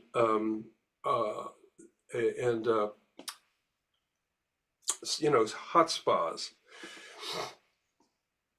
So I'm going to focus on mind-body practice and the 4 archetypal dimensions of mind-body practice across all cultures. If you do the anthropological research into all cultures, all the shamanic, all the indigenous cultures, they all had systems for body, breath, mind, and massage. And so that's the foundation of yoga, Qigong, Tai Chi, and, you know, all the I've been in relationships with numerous Native American wizards. They all have these practices. I studied Chinese medicine in a place called Hawaii. The shamanic or indigenous Hawaiians have all these practices. This is not just China and India, it's everywhere in the world. So let's just go with breath practice for a moment. One of my lifetime explorations has been to distill all the different indigenous breath practices into an archetypal system of the 2-part breath, 3-part breath, 4-part breath, 5-part breath. This is not a breath workshop, so I'm not going to linger here, but the point is that every one of these cultures have these underlying breath methodologies that then bloom into their beautiful regional breath methods. And so for our time together, you know, just in case you want to do so, the 2-part breath is simply breathing in and breathing out, like you do every second or every minute of every day. But the difference is to breathe in and out consciously, to extend the breath. Long, slow, deep. We could say long, slow, deep. What's fun about long, slow, deep is that the acronym for long, slow, deep is LSD. So you can say, let's take a long, slow, deep breath, or in short form, you can say, let's take a nice LSD breath. So it slows the breath pace down to 4 to 9 breaths per minute, a long, slow, deep inhalation. If you go even slower on the exhalation, all of the research shows us that it has a soothing effect on the vagal aspect of the autonomic nervous system. So no diagnosis required, no disease required, no prescription for either a procedure or a pharmaceutical is required to make medicine. So if we look at the one below, the belly breath, what the belly breath is doing, see the arrow is pointing to that little sac called the cisterna chyli. So when we take a deeper breath, which pushes the diaphragm down, that compresses the cisterna chyli, which is shooting the lymph at a higher rate into the blood and then to the kidneys and discharging the waste products. When we breathe normally, we are not using the diaphragm, therefore we are not accelerating the rate at which the lymph is eliminating metabolic byproducts from the body. So belly breaths are pumping the lymphatic system and rapidly discharging metabolic byproducts, as well as delivering immune cells throughout the body at a greater rate. Then look at the one above.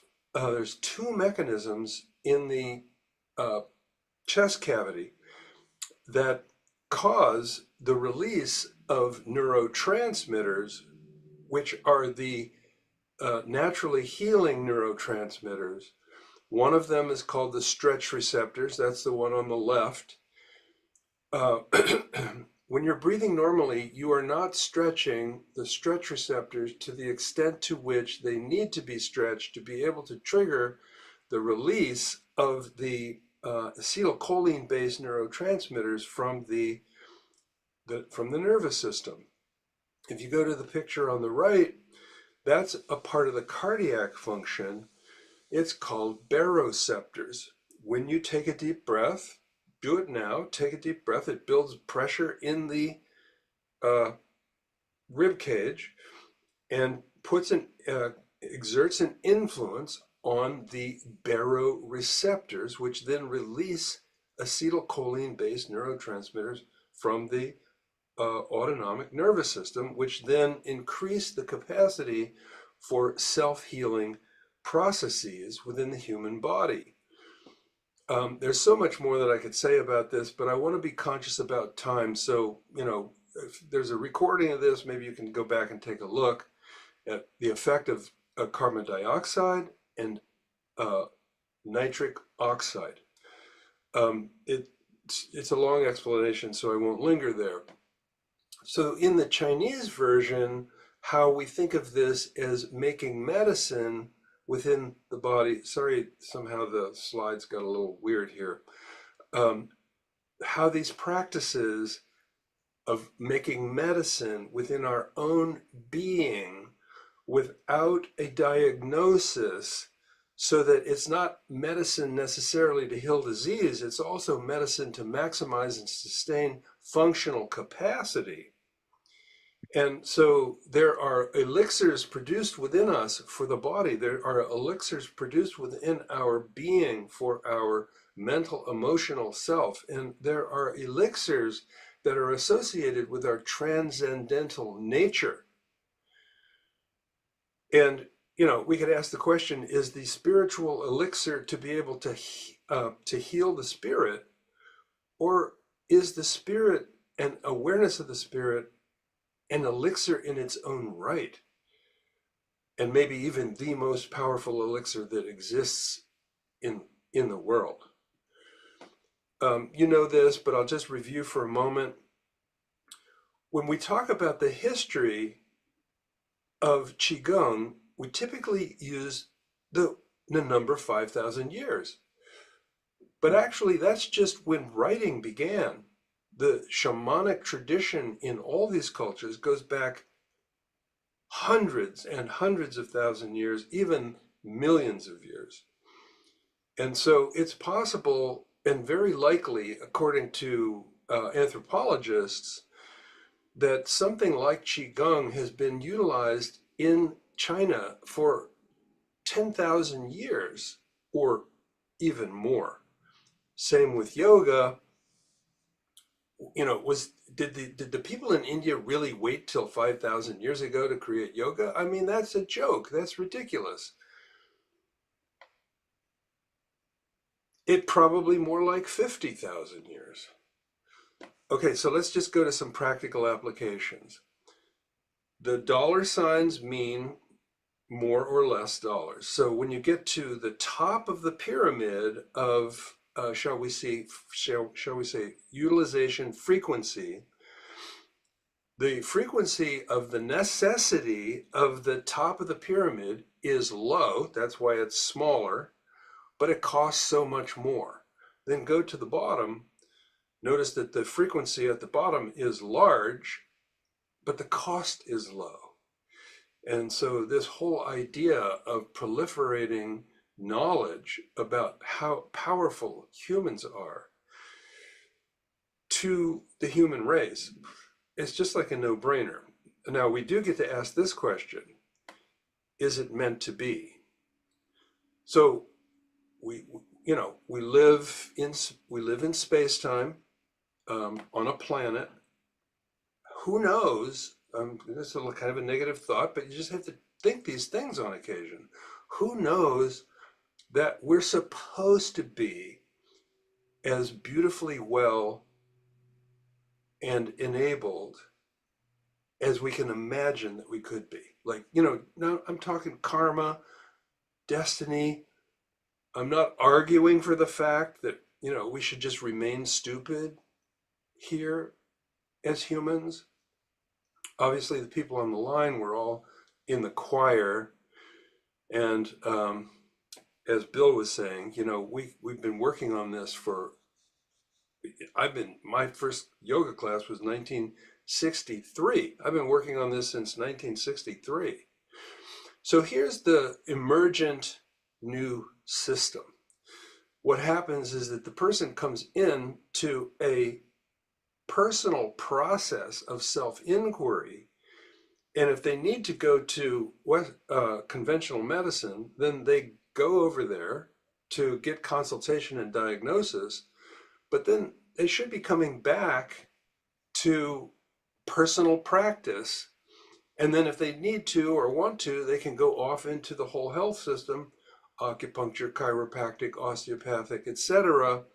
And then they can come back to just personally living, having a relationship with other people who are interested in living well. And so this is what could happen. Now, the first time I showed this slide was in early 2000s. So we're now 25 years later, and not much has happened. So research that I've personally been involved with that proves that Qigong and Tai Chi are safe and effective. This is a study that was published in the American Journal of Health Promotion.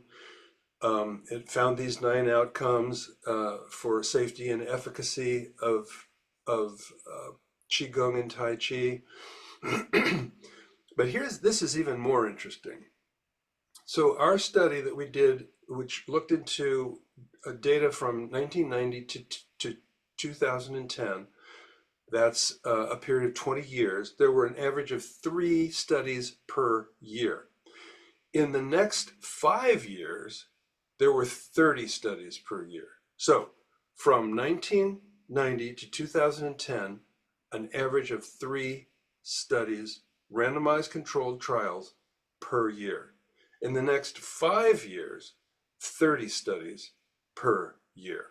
And so what this demonstrates is that there's no lack of information on the safety, efficacy, application to different types of disease states, and even on the money, which we'll talk about here in a moment.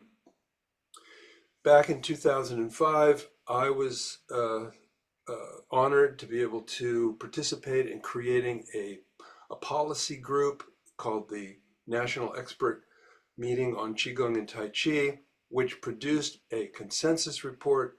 This consensus report actually has had an influence on many large organizations, including the Veterans Administration, and including what we call here in America the Affordable Care Act. There were actually aspects of the Affordable Care Act that had to do with integrative medicine and integrative health. Not because we're always arguing about getting free pharmaceuticals for people, which is the stupidest thing in the world. What we want is to tell people, to teach people that the most profound medicine is produced within their own being for free. But this, you can look this up. If you just look up the consensus report of the National Expert Meeting on Qigong and Tai Chi, there's a PDF available on the internet where you can see this group of 40 researchers, policymakers, agencies and organizations and so forth. Very impressive. So how is this all getting communicated? First, systematic review of the economics of chronic health challenges. Very powerful. You can, I'm not going to linger here, but these are some of the most important research articles. Second one, economic issues preventing good health care. And by the way, these are all articles that I've had something to do with. And then the third one is the one that I just showed you and the results that I just showed you. So our societies cannot bear these costs. If you go back to 1970, the total cost in the United States for all of what we call, quote, healthcare, which is really medical intervention financing, is $500 billion. Well, now it's increased 1,000% to $4.5 trillion. And it's all for chronic disease, typically aggravated by stress. And all of these things, all these chronic diseases are imminently preventable. And there's mountains of research on the fact that all these chronic diseases are preventable. My earliest lecture on this the cost of medicine was 1 trillion. Now it's 4+ trillion. It's embarrassing. And check this out: 75 to 90% of disease and medical visits are preventable. And this is according to our own most impressive, although not that impressive, health organizations like the National Health Service in the UK. These organizations are supposedly protecting the citizens of the United States from chronic disease. No, that's not happening. We've had that discussion. But here's the most important thing, is that on an annual basis, we could be saving somewhere around 90% of $4.5 trillion. That's $3.5 to $4 trillion. So why is this not happening? Well, we know it's because people are deluded into believing that they don't need to do or think anything about taking care of themselves, because when they get sick, they can go to a doctor and the doctor will fix them. And that is ridiculous.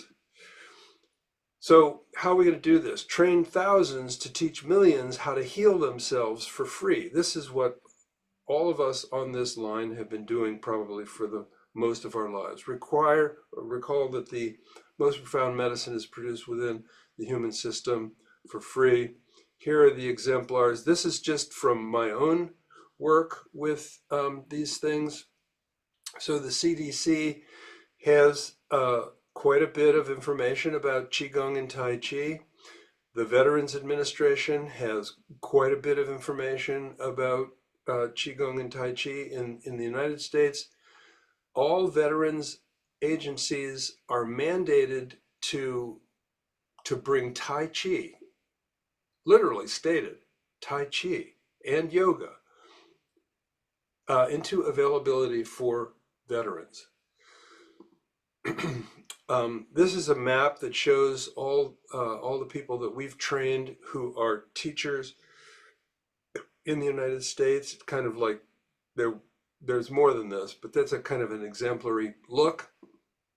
And then these are some of our trainings that we've done at the Omega Institute, the National Wellness Institute, the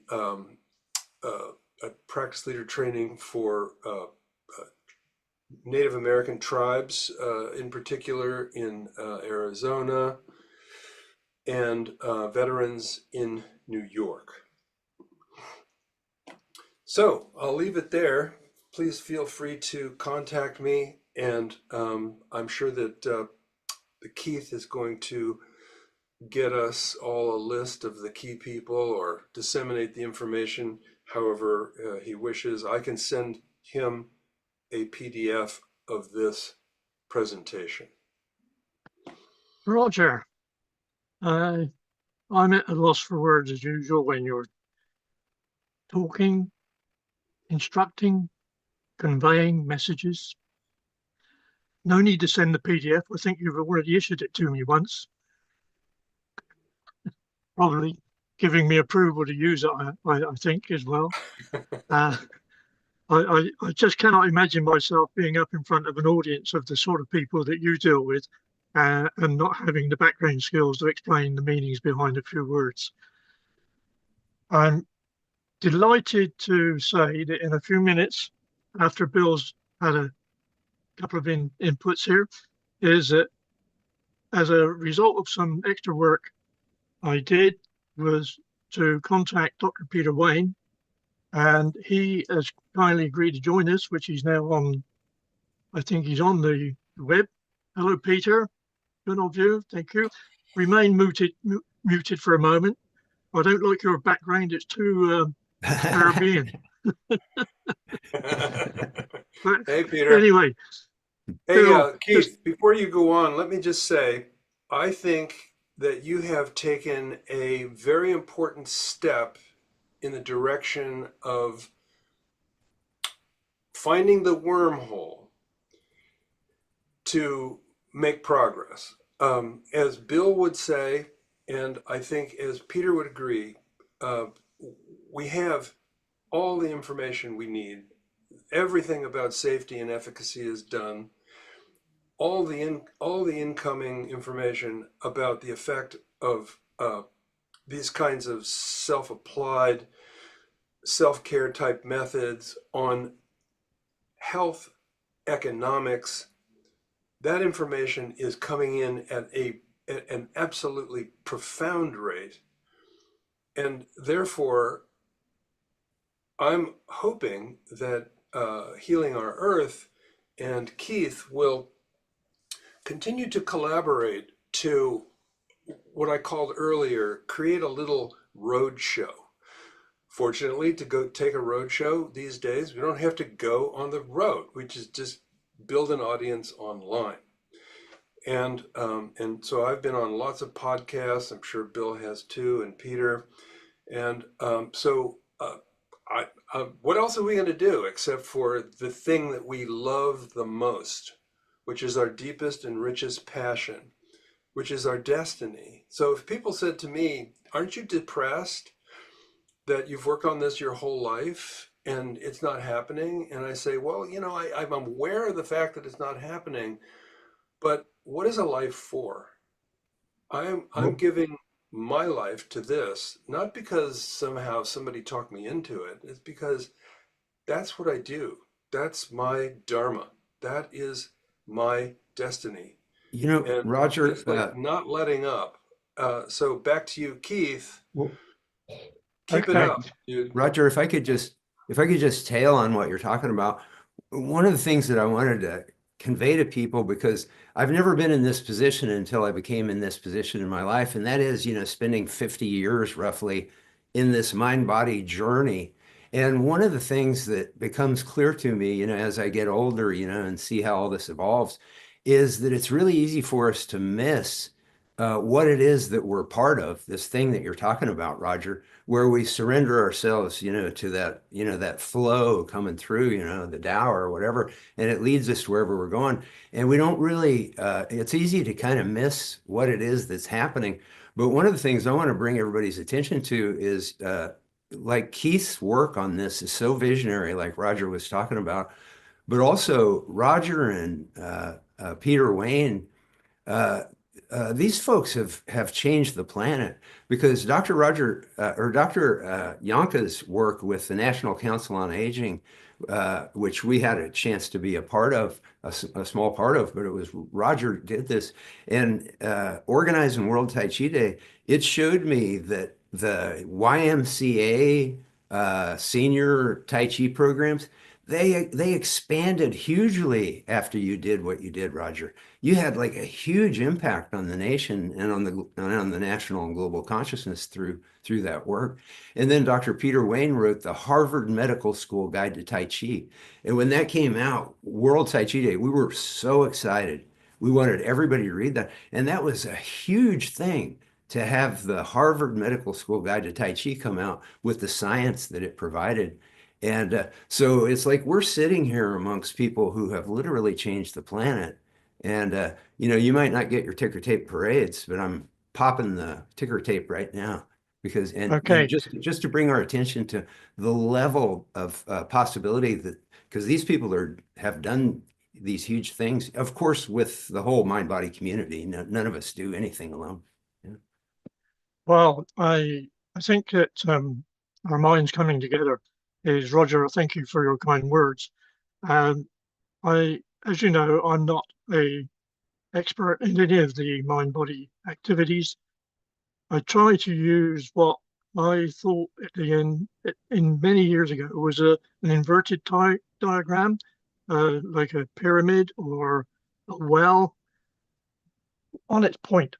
And I've climbed up that well, and we now have fantastic relationships across the world. And I think really it's how do we relate to everything. And with the contacts, and I'm going to say now is that I'm absolutely delighted in many things, but when we talk about road shows online, I'm absolutely flabbergasted that I don't wish to sound as a criticism, but you and another good friend of mine, Roger, and James McRitchie were the part of the founding members of the NQA. And I've tried to contact them and say, can you let me come in for a few minutes on the screen? And the answer has been, no, we need you to be here. Oh, well, that's very nice. I don't live just up the road. I live 3,000 miles away. Why can't we use social media? Why can't we use Zoom? So I'm delighted that we're getting there. And why am I doing it? I enjoy it. And the moment I don't enjoy it, I should be saying, let somebody else take over.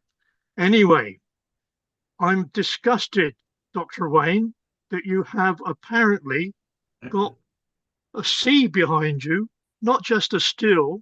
Where are you? I'm in my office, but we know that being in the spirit of this event, being in nature has a huge impact on us. And just imagining you're in nature, which we often do when we practice, has deep therapeutic effects. So you don't want to see my messy office and background. I don't want to share that. So this is a way the same.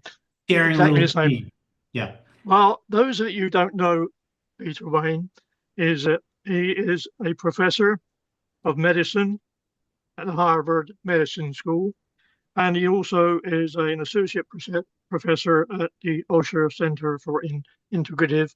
And I use the term integrative in respect of my American colleagues as opposed to integrated.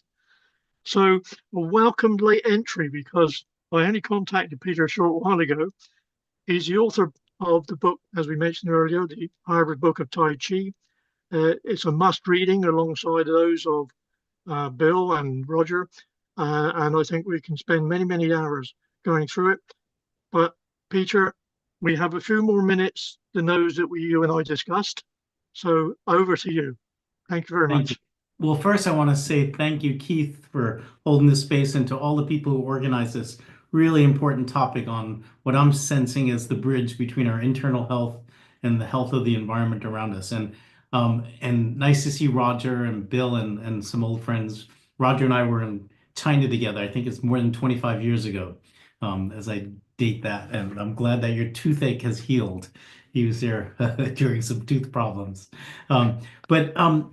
I think some of you know that I'm involved in two sides of this discussion, the practice of Tai Chi for a long time, but also the research of it. What I don't think you know is that my journey into science began as an environmental scientist. My first degree is in human ecology, which was at a hippie school in Maine, and we studied the interconnections between everything. And then I went on to study the evolutionary biology of plants and trees, which led to some climate change research and some research for almost 20 years. And then I got fed up with the policy and politics of it, thinking no one's really paying attention to this. My love of Tai Chi was growing. I was teaching at a school of Chinese medicine, and I decided to change careers just over 25 years ago to focus my science on health through Tai Chi and especially East Asian medicine and other integrative therapies. What I'm really happy about is in the last 7 or 8 years, there's been a full circle coming back. And in our program at the Harvard Medical School, we have a program that's centered on. Yep. Oh, Sorry. No, my bad. But it's focused on these connections between our personal health and planetary health. And I think anyone who does these practices realizes that's an arbitrary boundary. So I just want to say a few things about that boundary. I shared a paper with Keith and Nils and others, a small PDF that I wrote a few years ago that I was going to highlight the points I want to make today. There's a couple of them, and these are going to build on some of the things I heard Roger speak, and I apologize for not getting on earlier, but I was teaching this morning. The first thing is, I think we all know the Earth's on fire. And if we want to be healthy, we need to do something to sustain the environment that feeds us. We can't just keep using up resources and thinking that we can live forever. So I'm not going to get into that whole big area because I think we all know that. and we need to be activists and heartivists and Don-Channonists, if that's the right, if they can make a word there, but we need to get involved. The second point I'd like to make, which really will make more sense at the end of this, is I feel like we need to think globally and act extremely locally. And by that, I mean contemplate our navel and Dantian. We need to do our inner work in order to make a difference in the outer world. I just came back from a 2-week retreat in India around Gandhian philosophy and service. And one of the things people don't know is that, after Gandhi spent time in South Africa dealing with apartheid and thinking he wanted to change India, he came back. And then we hear about these events like the Salt March, which was like our Boston Tea Party for independence. But before he launched, he sat in an ashram for 15 years with his students and said, let's do our inner cleansing before we take on the world. And so I think there's no way to do the work in the world without doing our inner work. That's one of the other take-home messages. And then the last thing I want to sort of articulate, which you can read more about in this article, is all the ways that our practices, our Tai Chi, Qigong, contemplative practices, are result in collateral benefits to ourself and to the planet that we live within in a seamless way. And the first one is, and Roger pointed to some of these things, is our healthcare system. If you rank all of the countries in the world in a line in terms of how much carbon they spew out and how much pollution they cause, just carbon to start with, somewhere between England and Greenland, like 10 and 12, is the US hospital system by itself. The US hospital system is a huge source of carbon pollution, and not to mention all the plastics and everything else. It's very complicated. There's some good movements going on in terms of the greening of hospitals and things like that. But the first thing I'll say, and this is echoing Roger and Bill and everyone else on this line, anything you can do to stay out of the hospital is good for you and the planet. And so falls are such a big thing in our aging society. Heart failure, all these different things. Going back into the hospital with heart failure is just one of the biggest byproducts of having this disease. And it has not only attacks on yourself, but on society and the environment. So anything we can do to strengthen our physical bodies and prevent us from using unnecessarily the healthcare system is good for us, good for the planet. So you should feel good about your practice. You should tell this to your students because it gives you just one more reason to practice. Staying out of the hospital, good for you, good for the planet, good for your grandchildren. The second thing that's related to that is the healthier we stay, the more options we have for different levels of function. In other words, if you fall a lot and you have fractures, if you're afraid of moving, if you've got chronic musculoskeletal pain, you're going to hop in the car to go everywhere. You're not going to walk. You're not going to ride your bike. One of the biggest sources of carbon pollution are short trips to the grocery store. If you can even just change 20% of those and just say, I'm going to walk, not only is it good for you, but it changes the pollution, changes everything. So being able to stay mobile and active, functionally, physically, socially, etc., is really good for you and the planet. And this is, we know, Tai Chi has great benefits there. A more subtle version is what's being called in this evolving sort of climate change space is called low carbon happiness. Now, where I grew up in New York, very blue collar families, and there was a funny saying my sister and everyone would say, when the going gets tough, the tough go shopping. It's just a way of like stuffing yourself with material things. And now with Amazon and everything, you can just be in a bad mood and just go on and buy stuff. And not only don't you need that stuff, but the cost to ship it and pack it and all this sort of stuff, and it's not going to make you happier, is a serious issue. And I feel like the more we do our inner work and we do our practices, the less we need from the world. And I think that that's good for us and it's good for the planet. The last one, which is subtler, but I think it's the deepest one, and Bill pointed to this a bunch at the end of Roger's comment, is that the deeper in we go, the more we realize that this boundary between what we call self and the rest of the universe dissolves. as we practice and we feel rooted in the earth, as we breathe things in and out, as we borrow chi, I call it like multivitamin chi from nature, the more we do this work, the less this illusion of self and other shows up. And there's very good research for all of this to show that the more you do these practices, the more pro-social you get. You become kinder to other people. But there's also some new research showing that the more we get into ourselves, more mindful, the more pro-environmental we care about nature, and we become environmental activists. So practice yourself, and then this leads to other things. And I'll just end because I want to be on time for everybody else with a couple quotes. I was just, one of my students sent me this Thich Nhat Hanh quote this week. And the last part of it says, "Kiss the earth with your feet. Print on earth your love and happiness. Earth will be safe when we feel in us enough safety." In other words, we need to feel this within ourselves for that to happen. And then I'll just quote Jon Kabat-Zinn, who says, "To drop into being means to recognize your interconnectedness with all life and with being itself.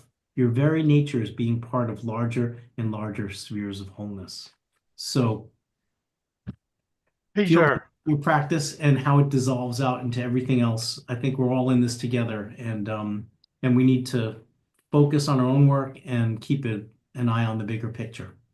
So thank you for the pulpit for a few minutes. And Keith, great to have a visual. We've corresponded, but it's lovely to see your face. oh dear, oh dear. Just a very quick thought is that the emphasis on this program with the help of Healing Our Earth is really to not integrate, but collaborate, cohesion, fusion, all those good things between initially the Indian and the Chinese. So maybe you could spend a couple of minutes on your experience in India and what it has taught you about the relationship between these two ancient cultures for health and well-being.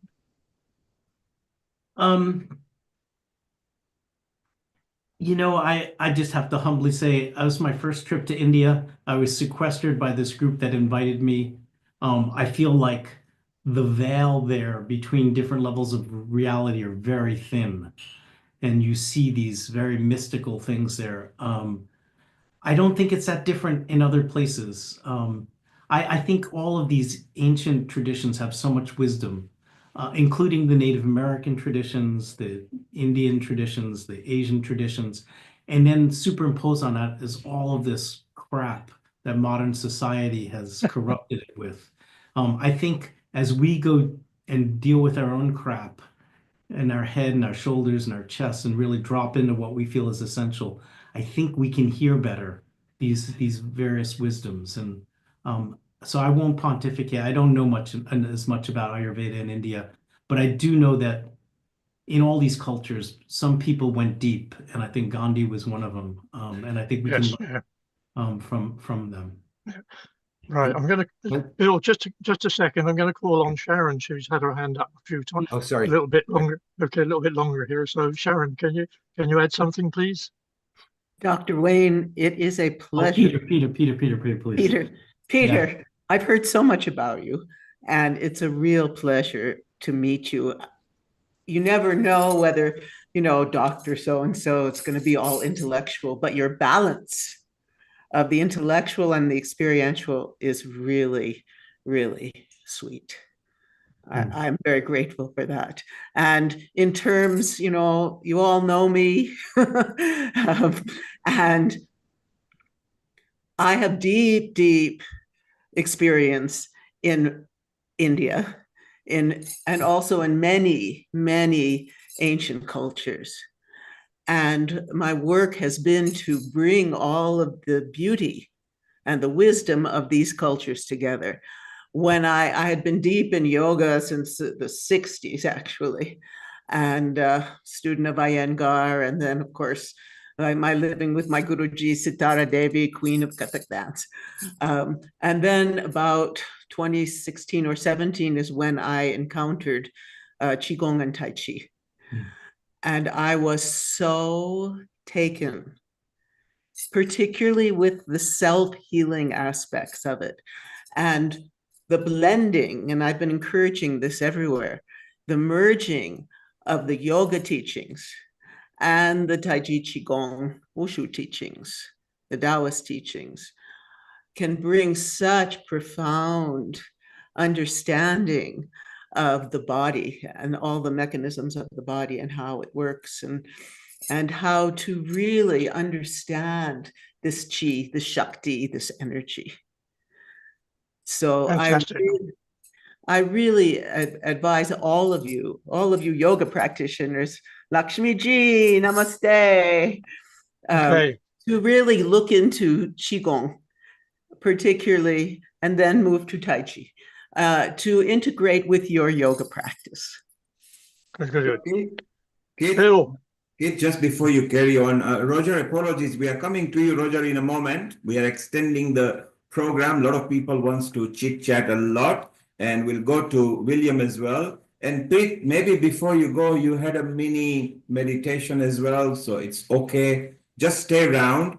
So, Kate, let's go to William, Bill, Douglas, and then we take Roger on. Roger, lovely to see you. Over to you, Kate and William. Yeah. Peter, I just wanted to say, your Harvard Medical School Guide to Tai Chi, it moved me on different levels. And one of it was that you mentioned World Tai Chi Day in there, and we were so excited about that. But you credited it also as the goal of it was to increase global peace and harmony. And I really love that you included that aspect of, the world coming together to do Tai Chi. And then another thing that you did in your book too is you credited the Beatles. And so that's something that I've started doing a lot as well, because when the Beatles went to India, I actually wrote a poem about this. And, it's like they had TV cameras. They had all the TV cameras in the whole world following them, whatever they were doing. And George Harrison said, we were 4 working class kids who suddenly had enough money to buy any physical pleasure we wanted. And we realized we weren't happy. And so then we ended up going to India. And I think it was Paul McCartney, actually, that got him interested in the Maharishi. And so they went to India and they learned how to meditate. And so they had all the TV cameras in the whole planet following them. And so they taught some little Western Kansas kid kicking dirt clods down a street about this thing called meditation. And I remember as a little kid, when the Beatles did that, I thought, what's this meditation thing? And then the Kung Fu series came out, and then that furthered my education. But yeah, your book was just so moving on so many levels. I wanted to credit you with that. Right. We've had a little bit of news in that Michael Fuchs in Connecticut is being rather poorly, and he's had to unfortunately retire to his bed. And so we don't have any more time because this has gone on fantastically well. But I have a colleague here in the UK who is a grumpy old git, as we say in the UK, and he and I enjoy quite a few banters. So I'm going to ask Robert, because what nobody knew was that I was possibly not going to be able to make it today because my wife has been poorly.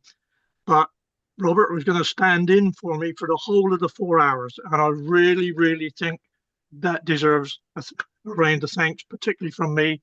And so I'm going to ask Robert if he can just to do a small summary. He's been here for the 4 hours plus, and he doesn't look any older. He's not grown any hair. So can you spare us a few minutes here, Robert? Thank you. I would be delighted to.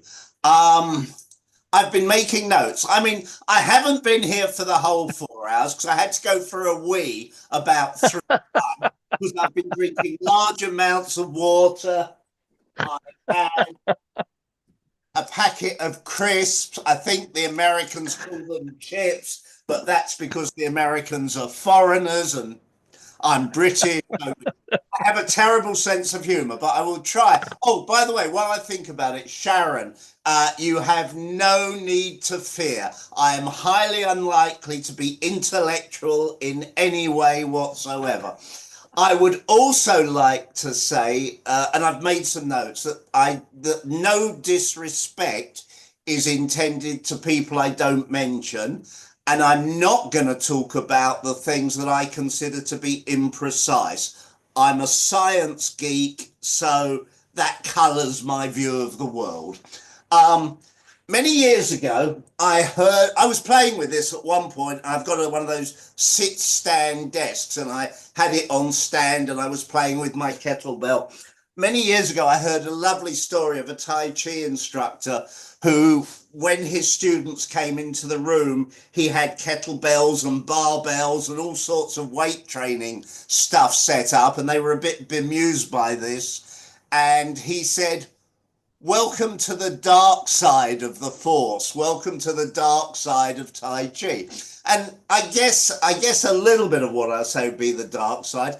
Now, you all need to know, because there are currently 26 people on, that means that at least statistically, there is a high probability that at least 2 of us share the same birthday.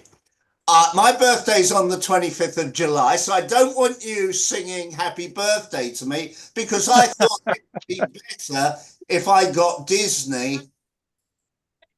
Happy birthday to me, to me. Oh, happy birthday to you. Oh, me? Oh, me.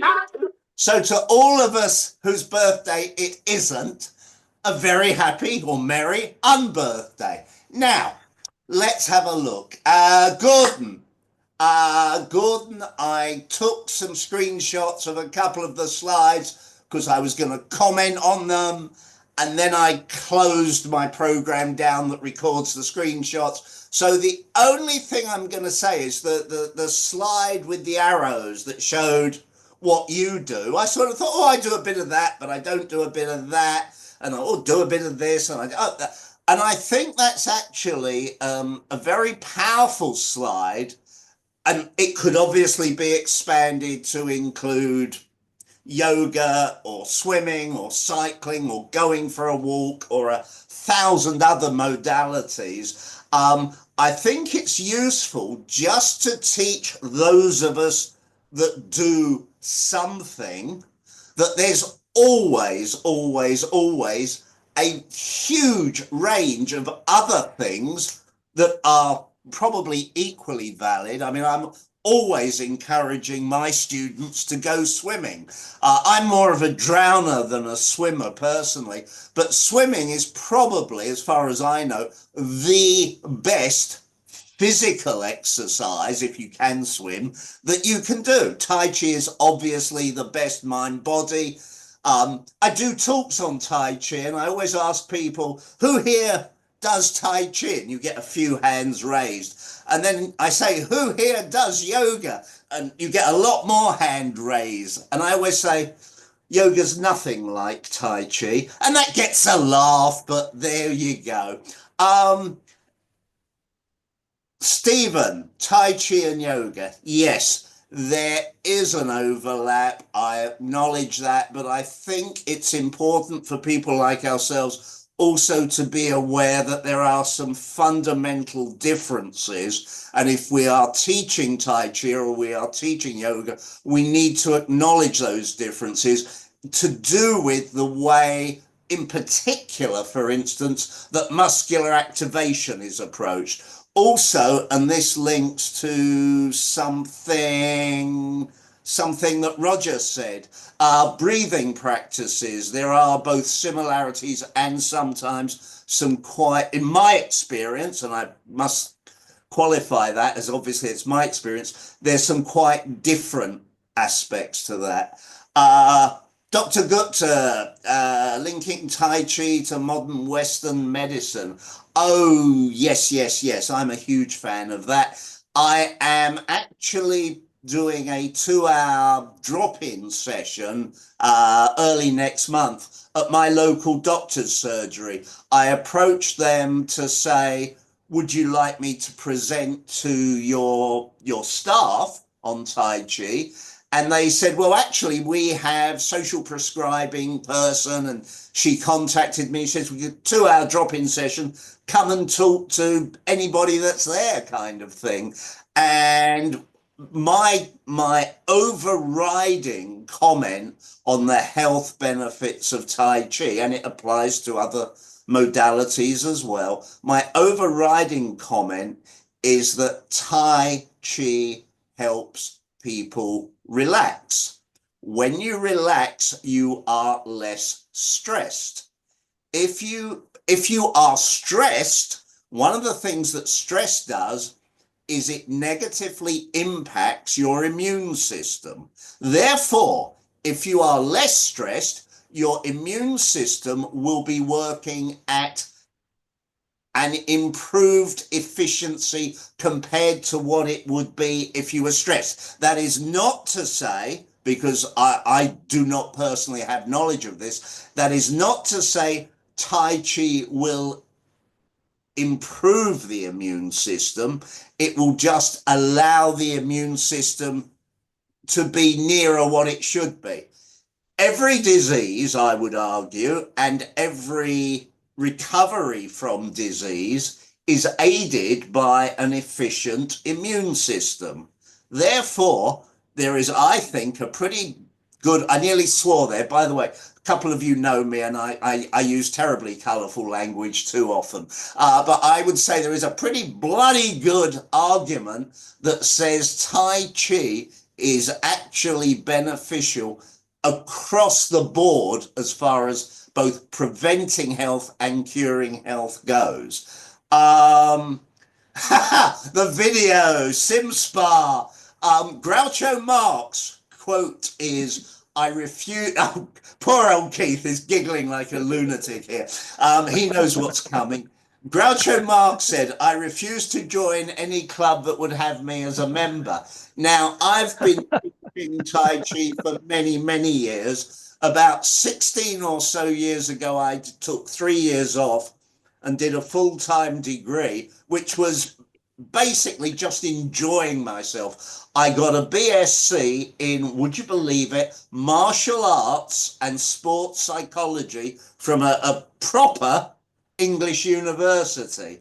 Although my daughter, who was at university at the same time, did always argue that her university was a proper one and mine was like a second tier one. But going to CIMSPA recently at Keith's behest, I applied and I said, you know, I've done all this, I'm a member of that, I've got this degree, and CIMSPA basically refunded my money saying, we don't want you, you're not qualified enough. So whilst I think the idea of CIMSPA is great, there are issues, and I think that leads to a bigger thing, which is, yes, it would be great for there to be a clean, dedicated, profound, official way in for all of us into the various governmental and medical authorities within our particular countries. However, I do not see at the moment any way that that is internationally possible, and I worry that it may not, certainly as far as the UK, sorry, I won't even say UK, as far as England is concerned, may not even be nationally possible quickly. But there we go. Bill Douglas, I've already commented, you said all Tai Chi and yoga members of the same family. My attitude is they're kind of, Tai Chi and yoga are kind of, you know, the cousin you've got that you really don't enjoy inviting round to dinner because he's a troublemaker. Well, I've got a comment to that because, you know, organizing World Tai Chi Day was a real baptism by fire for me because like most people, I only knew my Tai Chi school. That's all I knew. And so then all of a sudden, I'm being exposed to all these different Tai Chi styles and all these different schools. And then I'm finding out that schools within styles, you know, are like at each other and all this is going on. And so we called it World Tai Chi Day. And then Roger Jahnke from the National Qigong Association contacted me and he said, Bill, this really needs to be World Tai Chi and Qigong Day. And I thought, oh man, because I already had the website, worldtaichiday.org. And so I went through all this stuff. And one of the greatest moments that I ever had in all this experience was I went to the first International Tai Chi Forum, at least in the West. And it was at Vanderbilt University. And they brought together the 6 masters from China who are at the head, the top of the main styles, Chen, Wu, all that. And they all stood on a stage and they all put their arms around each other. And the Chen style guy, because Chen's always credited as the style because it was the first style. And he said, one thing we need to make clear is he said, all the styles of Tai Chi offer the same benefits. And that was such an epic moment because that's what, we were trying to do, was to try to get everybody to see each other as one family. And I feel like right now what we're doing, what Nil's doing, what Keith's doing, what Sharon's doing, Clara Apollo, so many of these visionaries, is they're in this place where I was with Tai Chi and Qigong 40 years ago, or 26 years ago, when I started organizing World Tai Chi Day. Yeah, and then I saw the family starting to become not cousins anymore, but brothers and sisters. And that's what we're doing. That's what these guys, these visionaries are doing right now. I genuinely hope you are right, but I saw it happen. No, I mean, I remember one of the early style of Tai Chi I did was called Yang style.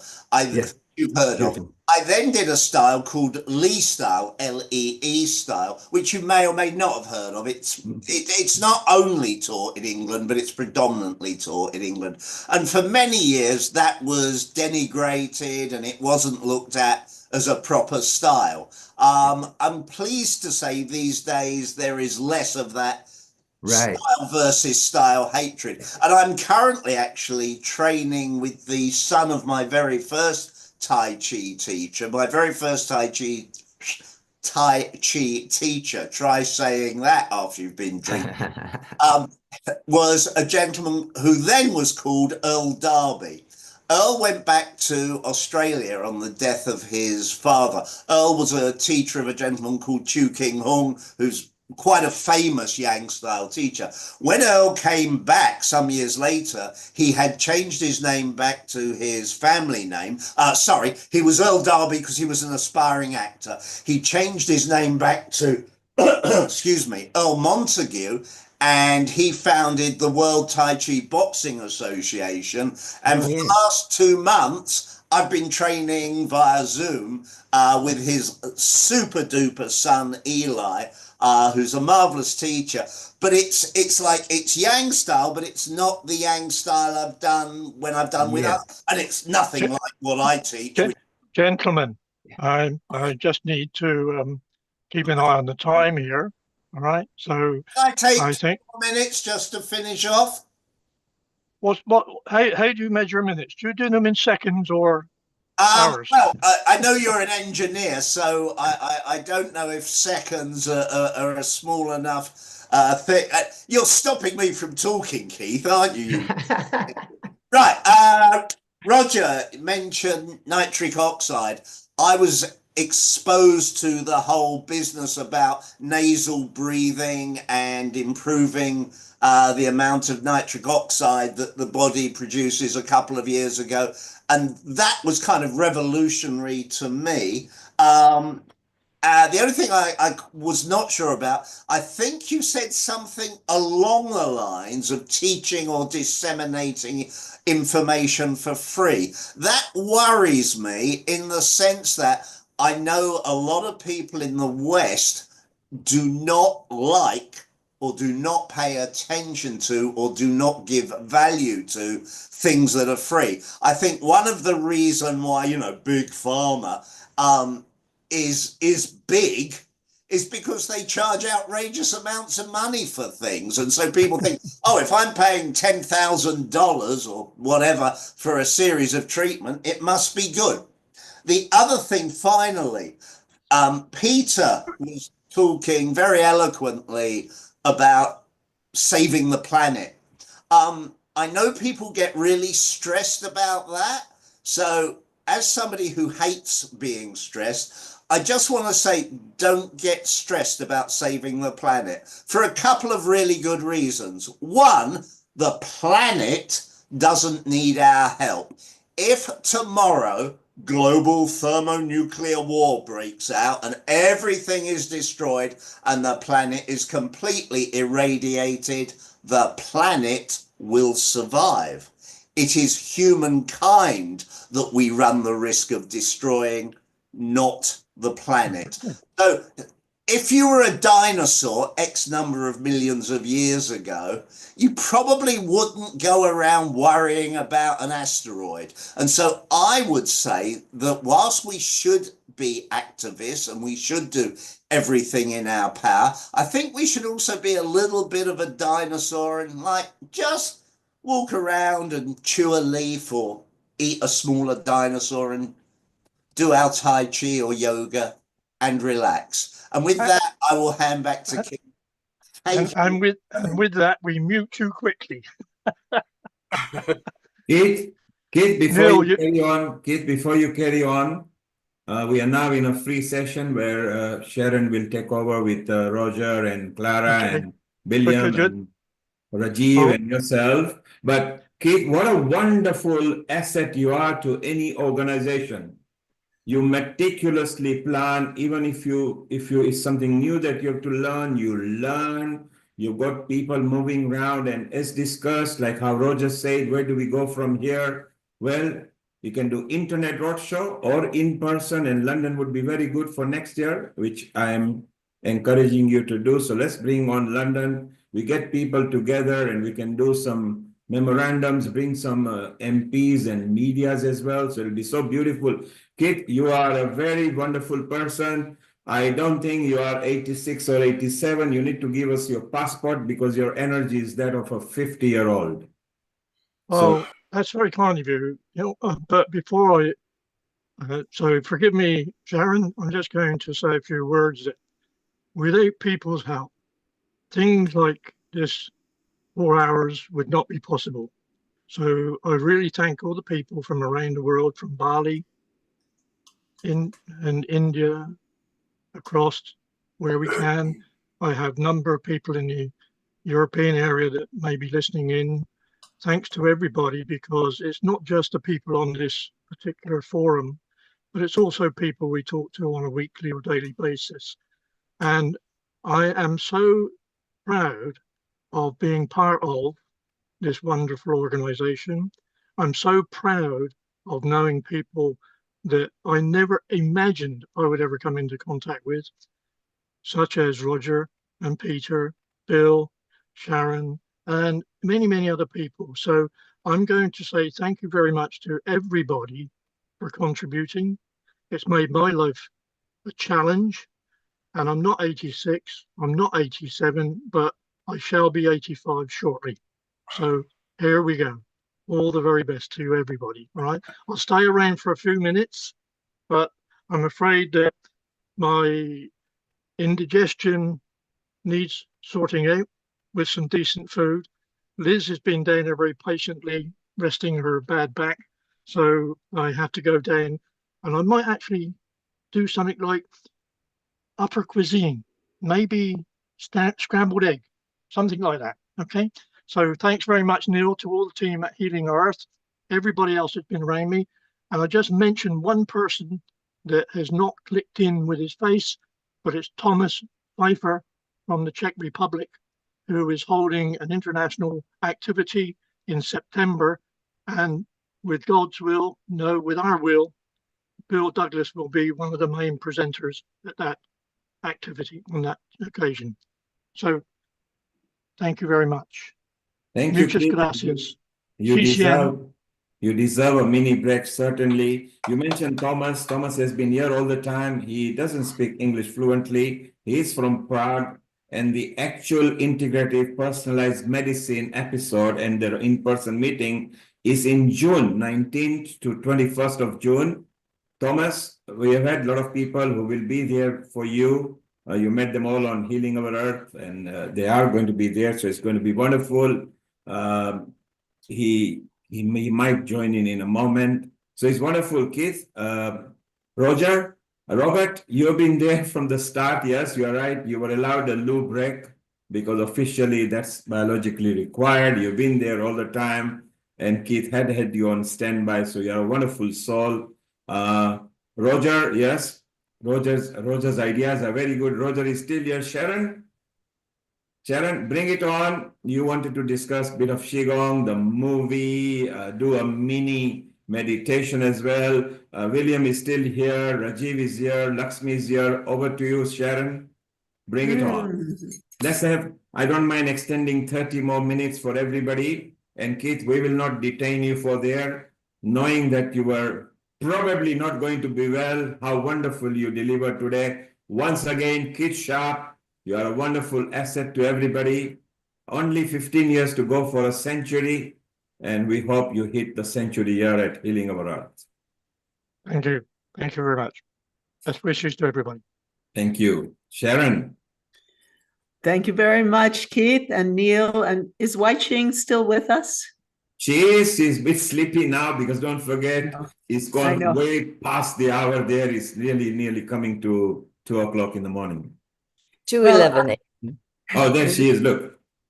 So Wai-Ching, I just want to acknowledge the contribution of Dr. Roger Jahnke and Amalia Wai-Ching as associate producers of Quantum Chi. Their wisdom, their love of the art, and I call Qigong and Tai Chi an art. Sharon, just before you continue, yes, Peter from Harvard University is back here in his scenery again, and he didn't mind doing with you a mini meditation. He has done a wonderful article, which I think we want to share with each one of you over the email. So Keith will do the due diligence, or myself will do it. And maybe Peter, if it's okay, we can put it on social media if you like. Yes, we'll put it on all the Healing Our Earth social media as well. It's a wonderful one. And it's, like you said, Sharon and Keith, as mentioned, that it's nice to have Peter, somebody from Harvard there, and who has done a wonderful job as well. So Peter, Sharon is going to do a mini Qigong meditation, and you are welcome to do something. While we've got you here, why don't you do a mini one, and then Sharon will do, and we continue for next 30 minutes. Over to you, Peter. I'm going to say, please do share that article widely and freely. It's a short 3-page article. I think it's very simple. And I'm going to pull a Tai Chi move and say there's people on this call that can do a really beautiful job. So I'll let Sharon lead a meditation and anybody else who wants to. But if we wanted to do something and there was a space for it, I'm happy to contribute, but anyone here can just lead. There is always a space at Healing Our Earth. The whole aspect of Healing Our Earth is to nurture everybody. And Peter, so the article that you've got, just to let everybody know, we are beaming live right now on many YouTube channel, many Facebook channel, websites. So you will be able to see this article on the social media of Healing Our Earth.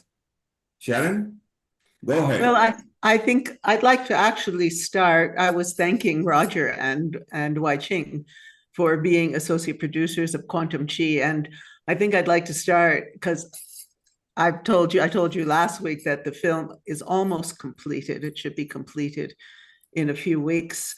I'm very excited. I even have a little pitch at the end with Bill for World Qigong and Tai Chi Day. He gave me some beautiful footage of people all over the world, including, did you know that there's a Tai Chi Qigong community in Lucknow in India?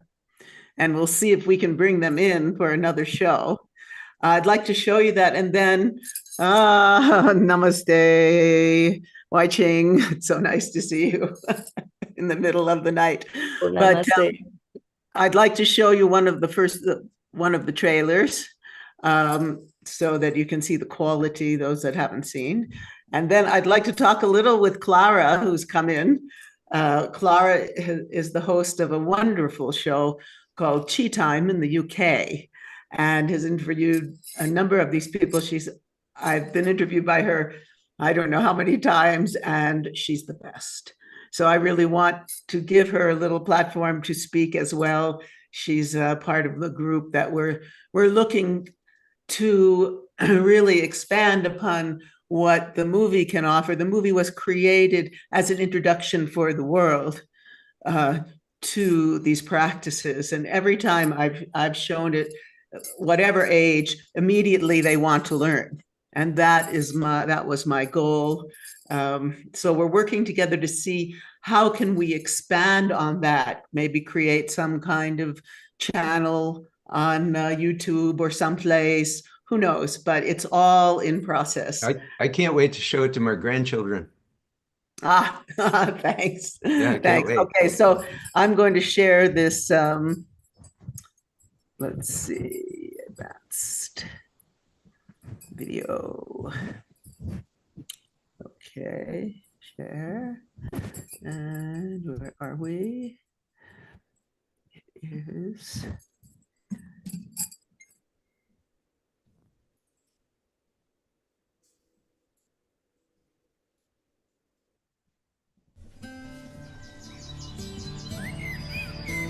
Qi is the foundation of many healing arts.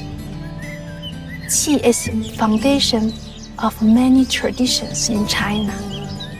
Life is from energy. Life is from Qi. And how about Qi? Where does the Qi come from? From love. From love of the universe. What does Qi feel like? A buzz, tingling. You're so excited, full of energy that you want to be playful all the time. When the Qi flowing, you can feel like warm, expand, some tingling. Because Qi, when you move, it also have a power to heal. When you're doing Qigong, what you're doing is cultivating life force within your body. You become a conduit for information, for new information to come into the body. And you connect to the Qi of the earth and the sky. You're simply a conduit. In Taoist practice, you're harnessing this light, this energy, this Qi. And so when we cultivate that energy from within, that compassion, that joy, that love, we can shift our state, shift that emotional state into something that's elevated and not constricted. Learn to shift from externally focused, searching for happiness, searching for meaning of life. You go inwardly, recognizing you have more access to life inside of you. It's a discipline, a healing art, a way of training the body and mind, a meditation in motion, a medication in motion, a way of conditioning the body for martial arts, for sports, improving strength, stamina, balance, and coordination.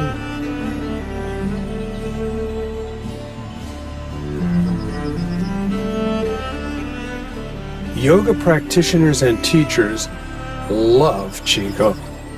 The Qi focus turns their attention to a much more awakened internal sensory awareness. There's a sense of resting in a very natural, open, spacious, clear, luminous energy which then carries you spontaneously and creatively through the movements and the flow. Therein lies the ability of practicing Qigong to build up incredible force in the body for rejuvenation, longevity, self-healing, and healing others. Qigong for everyone. Qi is love. Qi is light. Qi is free. Qi is energy.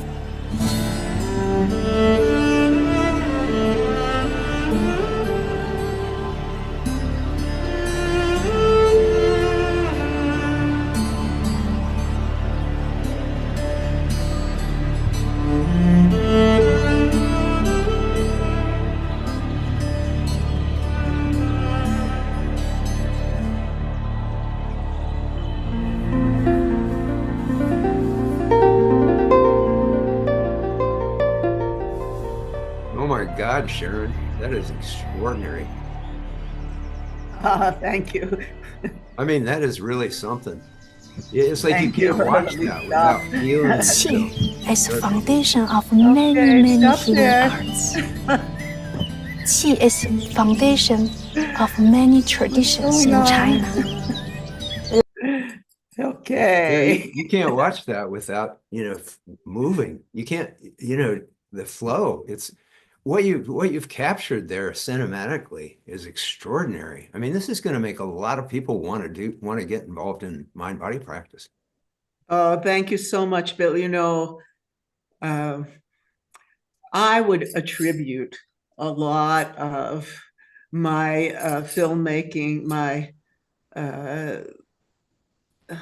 directorial knowledge to my studies in India. There was, coming as a young woman who had been in modern dance and the feminist movement, to live in a culture, a traditional culture, in a traditional way with my teacher, Sitara, really had this profound effect on me.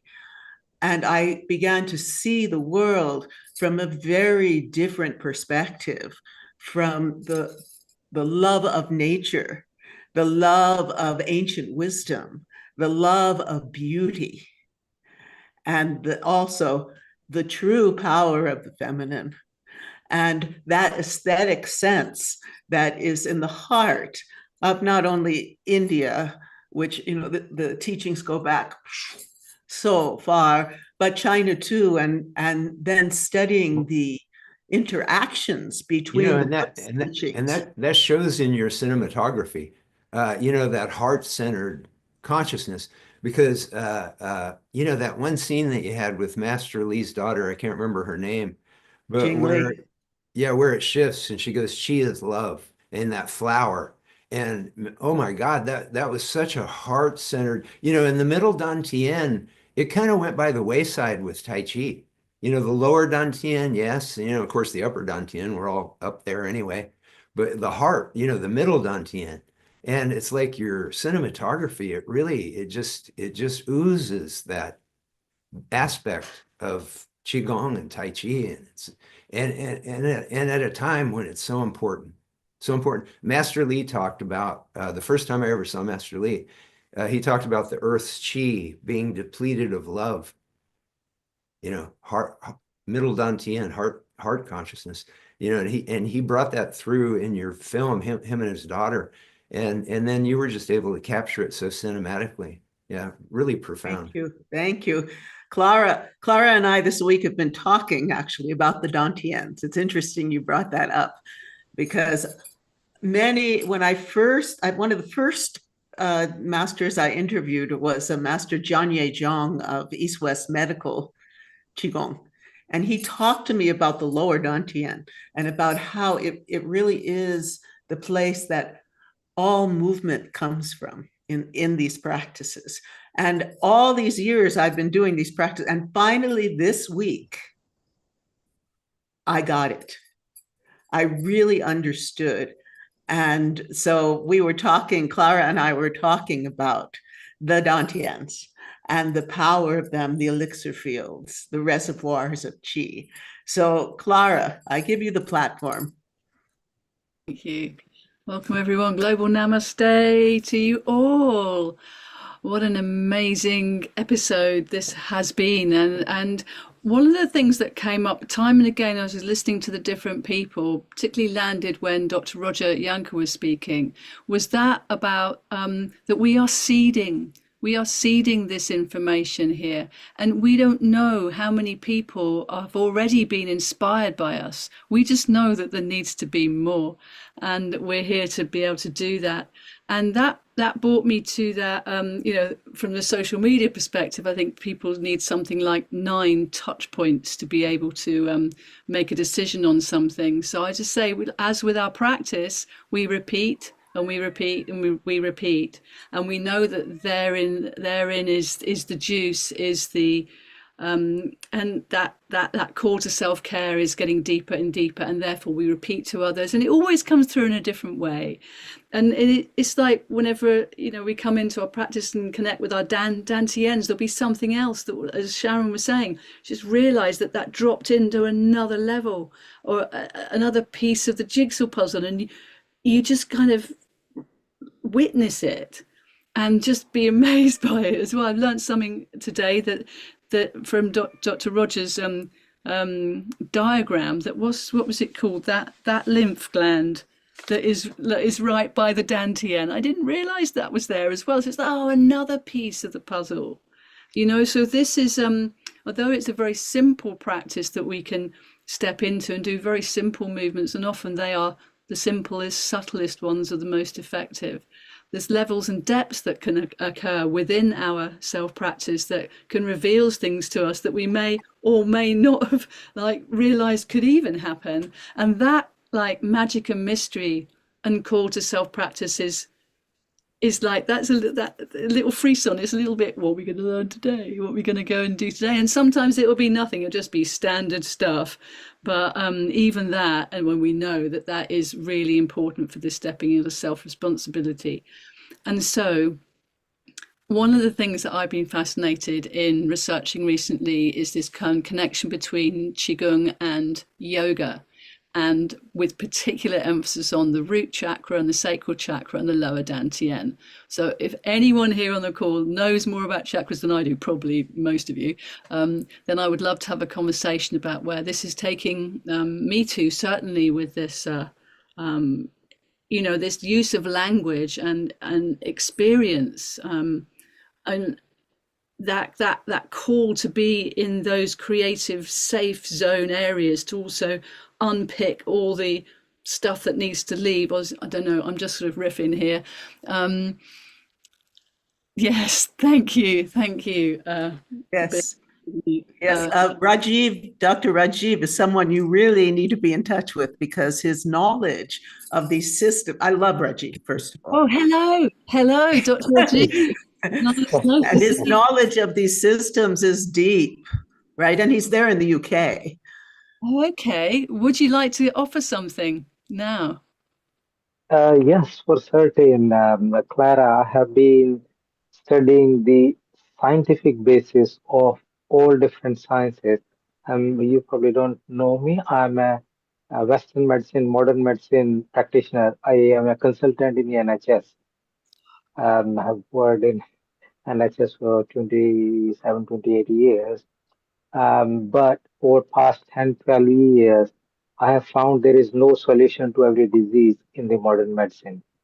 So I started exploring others, yoga, Ayurveda, acupuncture, Tai Chi, Qigong, hypnotherapy, aromatherapy, music therapy, dance therapy, because everything has something to offer. But there is no scientific basis exposed to the public. So I start digging it. And then when you dig deep, you find there is coherence. Yes. And that's what I was trying to say, that it's there. I was in Japan for some reason for Japanese endoscopy fellowship.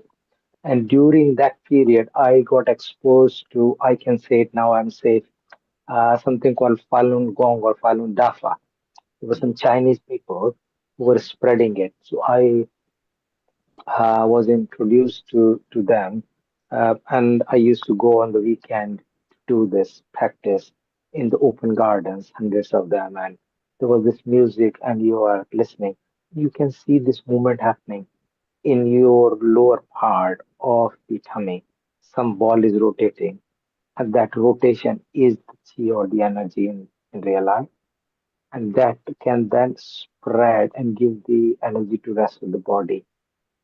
And that's Exactly. This is the baseline practice, isn't it?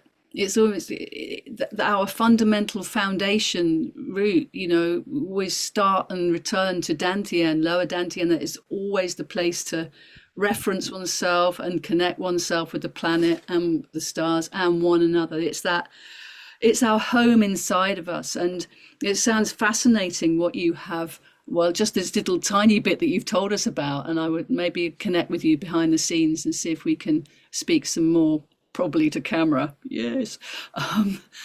That would be great. Thank you so much. Really lovely to meet you. Thank you. Grounding, rooting is so important.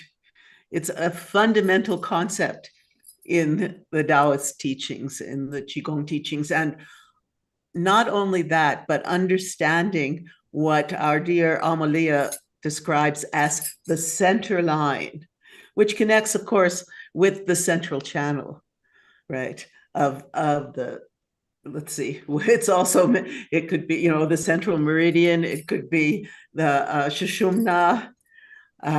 It's called many things in different ancient Egypt. It has other names too. So I'd like Dr. Wai-Ching to just give us a little introduction, because this is one of the wonderful aspects of her teachings on Qigong.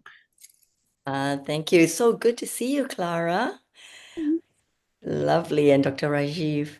What brings to mind is that as you were speaking, Clara, in your research is the way that we actually have locks, the bandhas, in the Muladhara, which is the root chakra, right, Dr. Rajiv? And how we actually pump the energy up our spine from the sexual organ and the perineum and the point there, and how similar it is in actually the flow of Kundalini and the Kriya Yoga and Chi up the spine, and how we want to weave the energy up the spine to the top and to Sarasara and then to the crown. So I know it's like the whole beautiful helix and wave forms. So this is by the way, because we're all dancers here, by the way, Clara, Sharon, and myself. So we understand very well the flow and the movement of the dance, and why women and especially belly dancers, Rakshaki dancers, are so in the groove with Qigong, right? And the dance. And also we talked about the Daoyin and the basis of Qigong before. It was predates Qigong. And then predating that is, of course, the shamanic practice of dance as it arises spontaneously. Sifa Kung, which is spontaneous Qigong, which is so I think it's very rarely discussed because it's put to the side now, right? Oh, all this shaking and mad swirling around the park. We don't want to talk about this because this is like the actual awakening of Qi within ourselves, and the trembling and the vibrating. It's just too not very composed, and so not very proper. But this is actually what the human being needs to do, is like to let loose and actually let the Qi of the universe, the creative force, move through us. Children would be good at that. No, what's that? Children would be great at that. Exactly. Yeah. Let's be children. You could encourage let's children. all be children. You could be encouraging children not to lose that quality. You know what I mean? Because it's natural to us as children.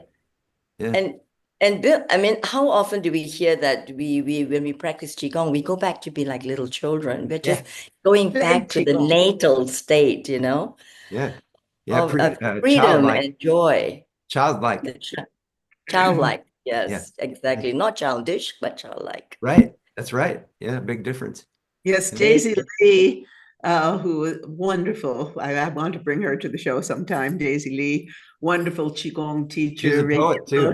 Qigong. She always talks about playing Qigong. So I love that concept, playing Tai Chi, playing Qigong. She's a poet too. And we also say playing the Qi ball. We always say that's right. That's right. So I always tell students that, and maybe it was because I was influenced by you. I don't know. But yeah, I always remind them that what are we doing? We're playing.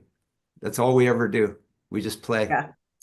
I think that comes from the Japanese. I seem to remember the idea of play karate, play Tai Chi. Nice. I think it's something to do with the translation, because it's a phrase I use as well. I think it's a mindset. I think it's mindset. I think it's more than a translation thing, because I've heard people discuss this. But no, I think it's right at the core of it. Yeah, it's unleashing that natural. Yeah. Even the Qi Sao, isn't it? The sticky hands, the Qi Sao and the Pak Sao, it's all playing. We all say, come, let's play together. Yeah. And push hands. The Qi ball. Push hands is dancing with somebody else. Push hands is dancing with somebody else. You know what I mean?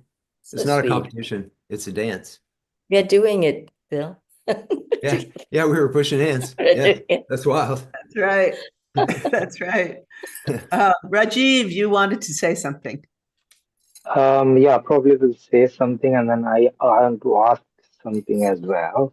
So just to complete that, so Clara, being there, I have that experience. I mean, it was a big Chinese group, and there was a conference, 2,500 people there in Tokyo, and you could see the energy. And I don't know, there was somebody called Master Lee. I don't know, it was the same person Peter was talking about. He says that he installs this Falun Gong in your tummy or something like that. So I don't know whether it's true or not. And I wanted to ask that to maybe Amelia and Peter or anybody else who knows, maybe Bill knows. But I wanted to say that the similarity which Clara was asking was also that because, as Amelia said, the ancient yoga practice arise from bottom up.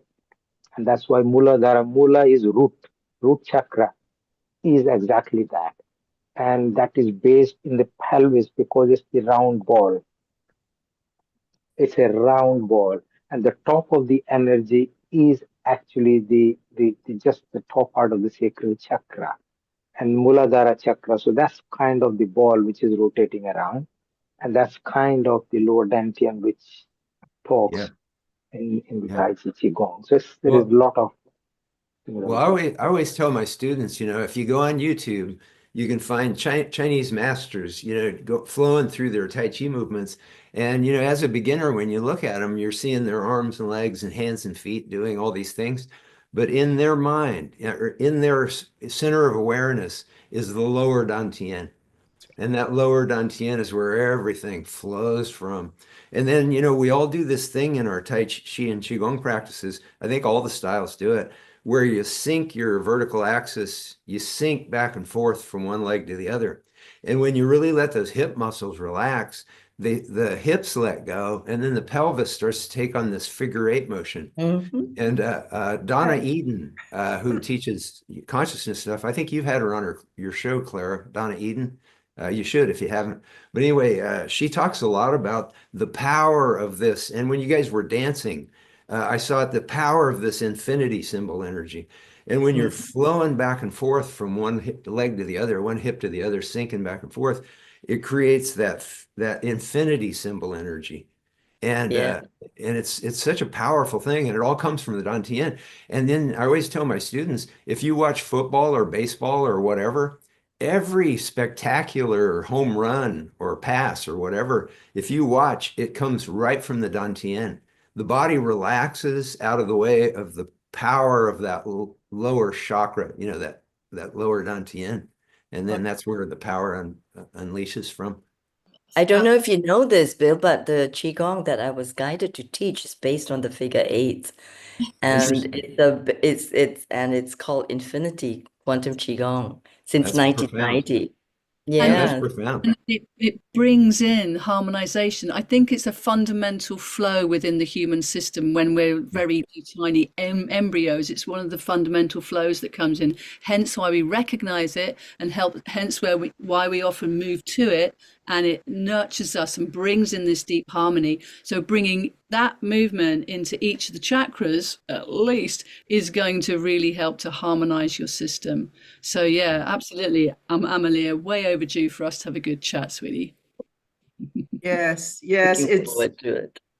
I've been doing that because I'm trained in many dance forms, including Middle Eastern. And when I met Amelia, and then she's showing me this infinity quantum Qigong, healing Qigong, I was just, wow, this is so connected with, the dance of the Middle East, where the spine, the suppleness of the spine is so important.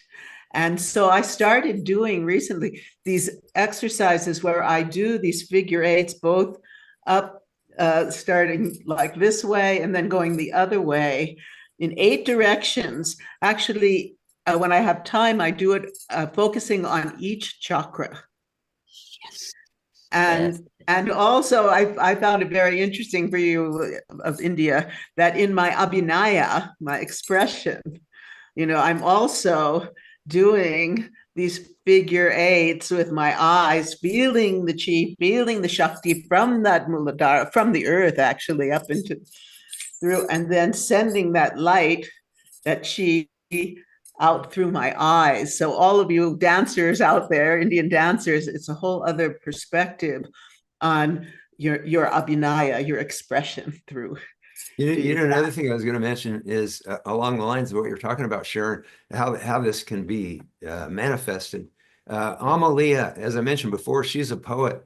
And although I've never heard your poetry, I've heard you speak, and you speak in poetic ways. And the way that your speech, when you go into those, those rhythms that you go into, it has that quality. Where you kind of feel that coming through with the way that you speak. You in the earlier program that we did months ago, you were talking about World Tai Chi Day, lighting the lights around the planet. And as you were talking about that, it just had that, that feel to it, and when everybody's talking about it, we all start doing it with our heads. It's like you can't resist it. It's just, you know what I mean? And and it comes through fractally, and like the way you speak when you get into those poetic phrases. And what comes is that, well, it's interesting you give that feedback, because when I'm sending out the transmission, when I do the meditations, I'm actually seeing coming through me and then extending out the energy, the way that I saw it in my experiences, energy moving in waves, and of course in figure eights, and how that's exactly how it goes out. So it's interesting that you are picking up that and moving physically with it. So thank you for the feedback. Yeah, it's great. It's wonderful to have my dearest Dr. Lakshmi Vyas here today. I'm always so happy to see you, Dr. Vyas. And how did you like the program? Oh, what to tell you.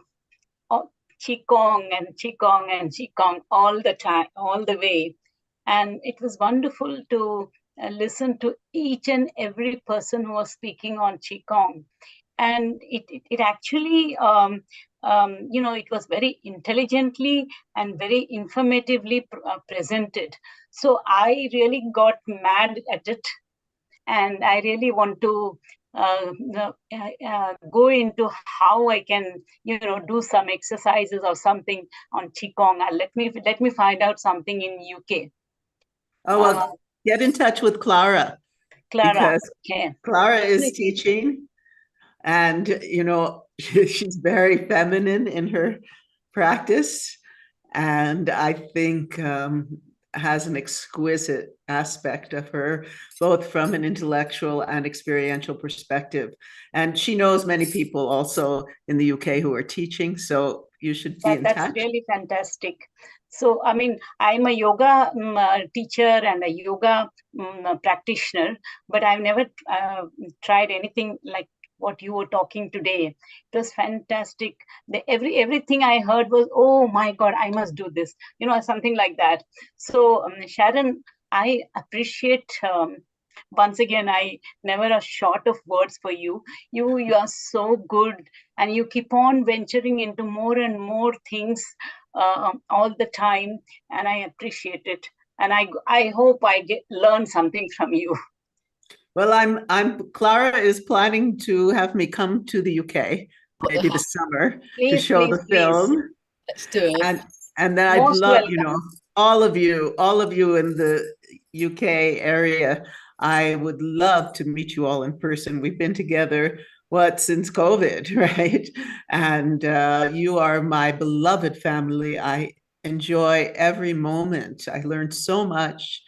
And this is our Healing Our Earth community. This is what we're here for. And I have to tell you something funny. I've been working with Grok AI, right, this week, which is an amazing thing. And so now I have it saying global namaste. Wonderful. Yes. Well, I just respond to Lakshmi to say that I absolutely adore teaching Qigong to yoga teachers. It's become my new thing. I'm just at the end of a course with some people in the New Forest, and I'm learning so much from you as well. And I'm finding these beautiful crossovers as well as the differences, you know, honoring those. So I really feel that it is the time that yoga and Qigong find a way of communicating and being. And I know maybe a lot of you watching, listening have already sort of done a little bit of Qigong in your practice, or some of us that do Qigong also have our yoga practice as well. They're not separate anymore. It's coming into flow as well as opening the body and stretching. So yeah, I found yoga has been really good for my Tai Chi and Qigong practice and also my teaching.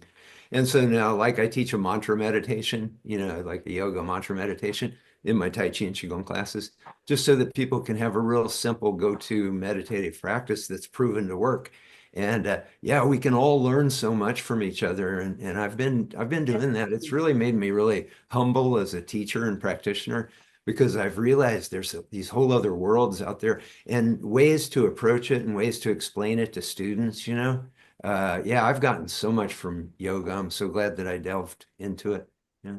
Oh, Bill, well, you going into all of these mind-body practices. Now we've got to really bring you into sacred dance. But that's next. Well, Yes. I took a dance class one time and I was the worst dancer in the class. So I don't have anything to live up to. So Well, I bet now you'd be amazing. Yeah, except full potential. Your grace, you're very well, graceful. I do have more efficacy than I did then, so maybe. if you're true to your own self-expression, there's no right or wrong there anyway. Yeah. Right. Beautiful. That's right. We're always Spontaneous. playing, right? We're always playing.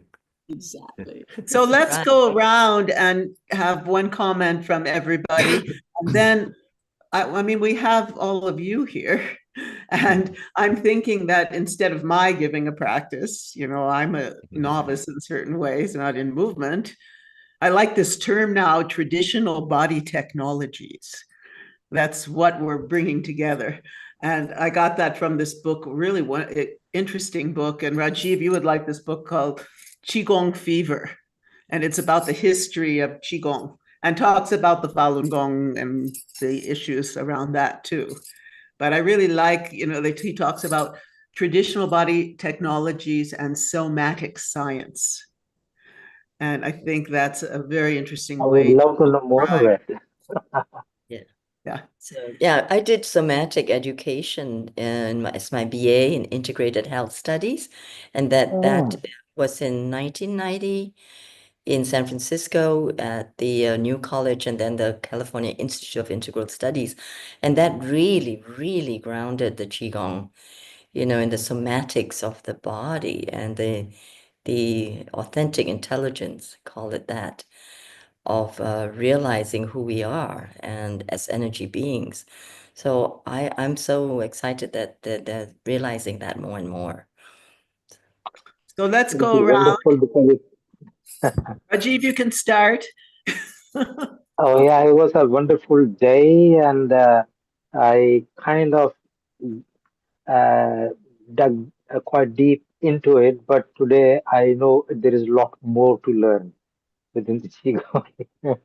And then that will help me integrating into the modern medicine. You know, this whole world, we need to bring it together. So I think it was very interesting, and I was quite interested in the scientific views, how these connect. So I think I'll probably get in touch with some of you um, how we can do some podcasts and rest of the stuff so that we connect it in a scientific way so that people understand it, that it's not just airy-fairy science. There is a basis for it and how we bring it together.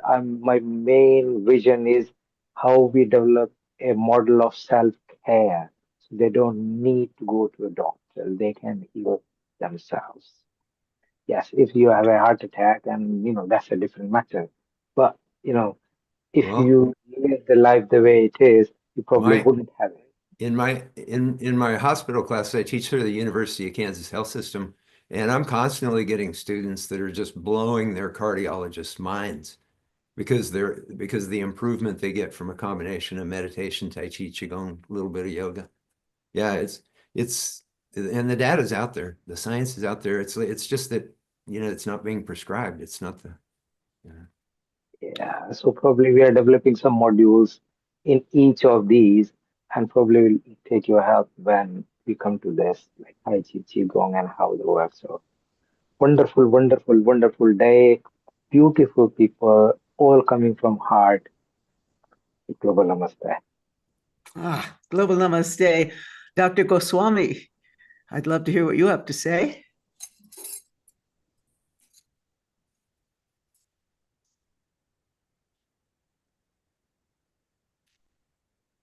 Well, oh, you're muted, Dr. Oh, Goswami. thank you very, very much. I just do not know how to thank you all, because I just feel like getting you all over here and just want to listen to you for hours. As I think Neil must be knowing that I'm very much keen in establishing a setup where you can body mind type of center, because as you all know, that I'm basically a spinal man, and I have lots of interaction with patients with chronic pain and a whole lot of other issues and biosociological factors. And I think all these things put together will become a fantastic recipe for managing people, not only after they have developed the symptom, but also preventing many of these issues. And that particular thing has sort of hit me very hard, the amount of data that has been collected by William Douglas. And let me tell Mr. Douglas, I'm going to procure that book right now. I was just going through some of it, and I'm going to get that straight away, because data is available and there's no reason why we should not be able to use that. That's one of the things that I will talk to Dr. Rajiv Gupta sometime soon, and see if we can use some of the data to validate our approach in the care of patients in the NHS itself. I don't find any reason why we should not pursue that, because the fundamental issue with our medical system as we have it and these systems is a concept of quantum entanglement. Everything is entangled with each other, and we don't tend to take that into account in our normal system. And I think we have to push that particular word with the help of physicists and the scientists to say, how do we incorporate the statistics in quantum entanglement into the current day's medicine? We still are following the Newtonian system in our current medicine, and we are not still moving on to quantum physics, quantum medicine, but while the physics and pure mathematics has gone into quantum mathematics. So that's something that's worth looking into. I'm not a physicist, I'm not a mathematician, but I'm just wondering how we can do that. Yeah. Well, that's interesting. Yeah. So I'll say something that I'll bring you in. Okay. I called this film Quantum Chi. Originally, I had a vision of like at least 6 episodes. But this can be a pilot. But my vision with Wai-Ching was to bring quantum physicists in to talk about exactly what you're saying, the quantum aspects that really tie in. Wai-Ching speaks about this very, very beautifully. So I'll give you the platform.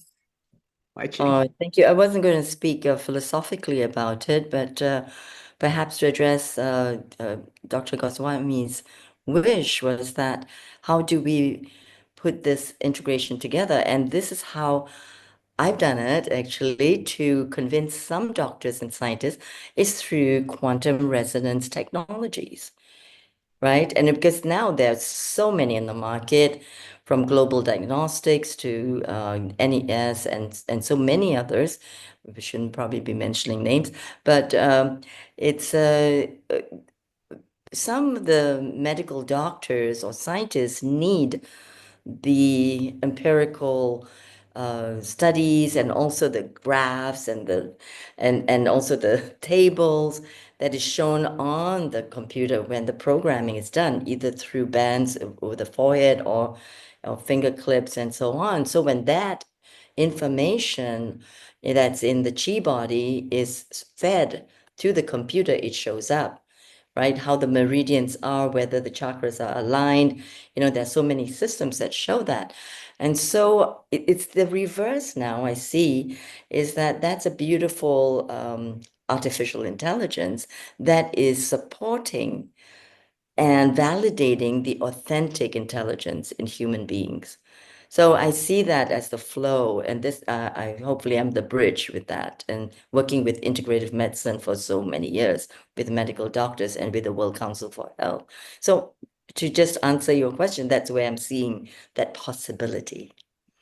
Beautiful, beautiful. I'm glad to inform that I'll be visiting the body mind this meeting in the second body mind and consciousness meeting in Mandi in India in the month of June. So I hope it's being attended by basically presented by various physicists and Indian Institute of Technology and various other people. So I'm sure we'll be meeting people who actually talk of proper science and physics. Yes, I actually work with quite a lot of the scientists and researchers, and happy to connect with you with some of them who can actually explain also.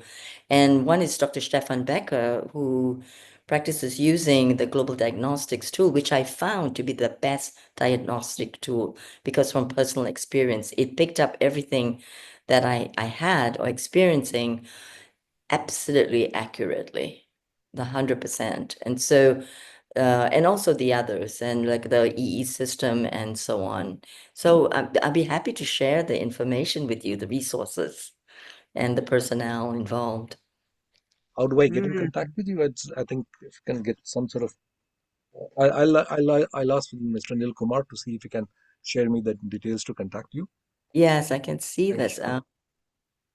Oh, this would be wonderful to go to. Oh, yes. Is this before or after the UK, Clara? So this is in India. It says India, 4th to 7th June 2025. This is where Dr. Amrita Sharma, the lead admin at Healing Our Earth, is also part of. So if you want to be part of this, Wai-Ching, you are connected with Amrita Sharma. If not, you will be, and connect to her. And this is going to be very happening. All the big, so IIT are always the biggest institutes of India. And it's going to be exciting. And Anukul Goswami is also going to go there. Yeah, wonderful. And there are various exciting. Activates my brain and mind. Neil, should we tell everyone about the upcoming shows right now? Yes, it's a time that we share. Meanwhile, keep on talking, and we'll bring the diary up here, which is beautiful. And I see Lata here. Lata always has something wonderful to say. How was your experience of the show? Make a comment, and we go to the future diary. Global Namaste, everyone. It's lovely to be reconnected with all these wonderful human souls. So, yeah, it was a beautiful, very thought-provoking and very stirring. As always, when Bill is there, he brings his energy, doesn't he? His chi. And oh, amazing, yes. and his passion. Yeah. So, I mean, you're looking very well, by the way, Bill. Oh, it's all the lighting. It's all that. Yes, I agree. Got the sunlight coming in through the window. Yeah. No, I think it's all the Qigong. That helps for sure. Yeah. But lighting means a lot. The light means a lot. Yeah. That's right. That's right. Well, all part of the puzzle, isn't it? And the what do they say? It's the holistic approach. So I thought I just mentioned that I think I came across Tai Chi back in 1990s, and I was in this gym, part of a gym, and we had a Tai Chi class, and I used to attend it, and I couldn't understand it, I couldn't get the flow with the teacher, but funny enough, I lost contact with it, and I lost the connection because so many other things just sort of came across and drowned me. But he also wrote a book. He was an author of Tai Chi, and he put me in the book. And so I was part of the pictures and things that he needed to demonstrate. So it was a wonderful experience, but now it's all beginning to make sense. But then I had also a connection with the UCLH in London, and they're actually doing Tai Chi as a recovery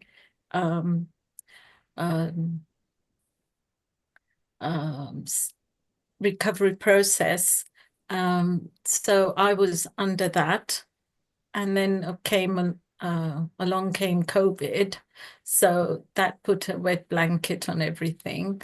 But yeah, I think it's called the Integrated Hospital Medicine for so I think Rajiv, you might know about it, that hospital. But that hospital also promotes all these natural things of yoga and Tai Chi and various other processes that are natural. So, I mean, I'm happy to share that with you, Dr. Goswami, because I think it would also benefit us, because it's all there. It's all done and it's active, and there's so many places that are actually using it to bring remedies as part of the remedial process. So yeah, the more we get together and connect, and thank you, Neil, for this platform to bring about these natural remedies, because, you know, to understand that you've got this wonderful chi inside of you and how to tap into it is just awesome. Thank you, Lata. A small statement, Neil, sorry. I almost, when I see many of my patients and they are in a state of despair, and guys like me know that there is something seriously wrong, but I do not know how to handle it. And there's so much of lack of information that I have, and the fundamental lack of knowledge in all these systems. I literally feel like crying. I said, I do not know what to do with you, but I know the things are not right and how they can be sorted. There are many people to help you out, but I don't have access to them. And so you feel sort of, I do not know how to react to it. I said, okay, I know, I understand, but I ultimately have to let them go. But I give them a bit of a talk, more on meditative medicine, more on other kind of stuff. And lots of understanding about what we call it the Vedanta system of trying to understand what you are and how the things are going on. So anyway, thanks a lot for all of you. I mean, it was a fantastic help. You have a team of us now.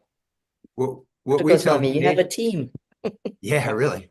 Yeah, what we tell the patients in the hospital where I teach at is, whatever treatments, whatever therapies you're going through, one thing's for sure, if you throw yourself into mind-body practices, it's going to help whatever treatment you're getting work better. So it's going to do you nothing but good to throw yourself into mind-body practices while you're doing whatever else it is that you're doing.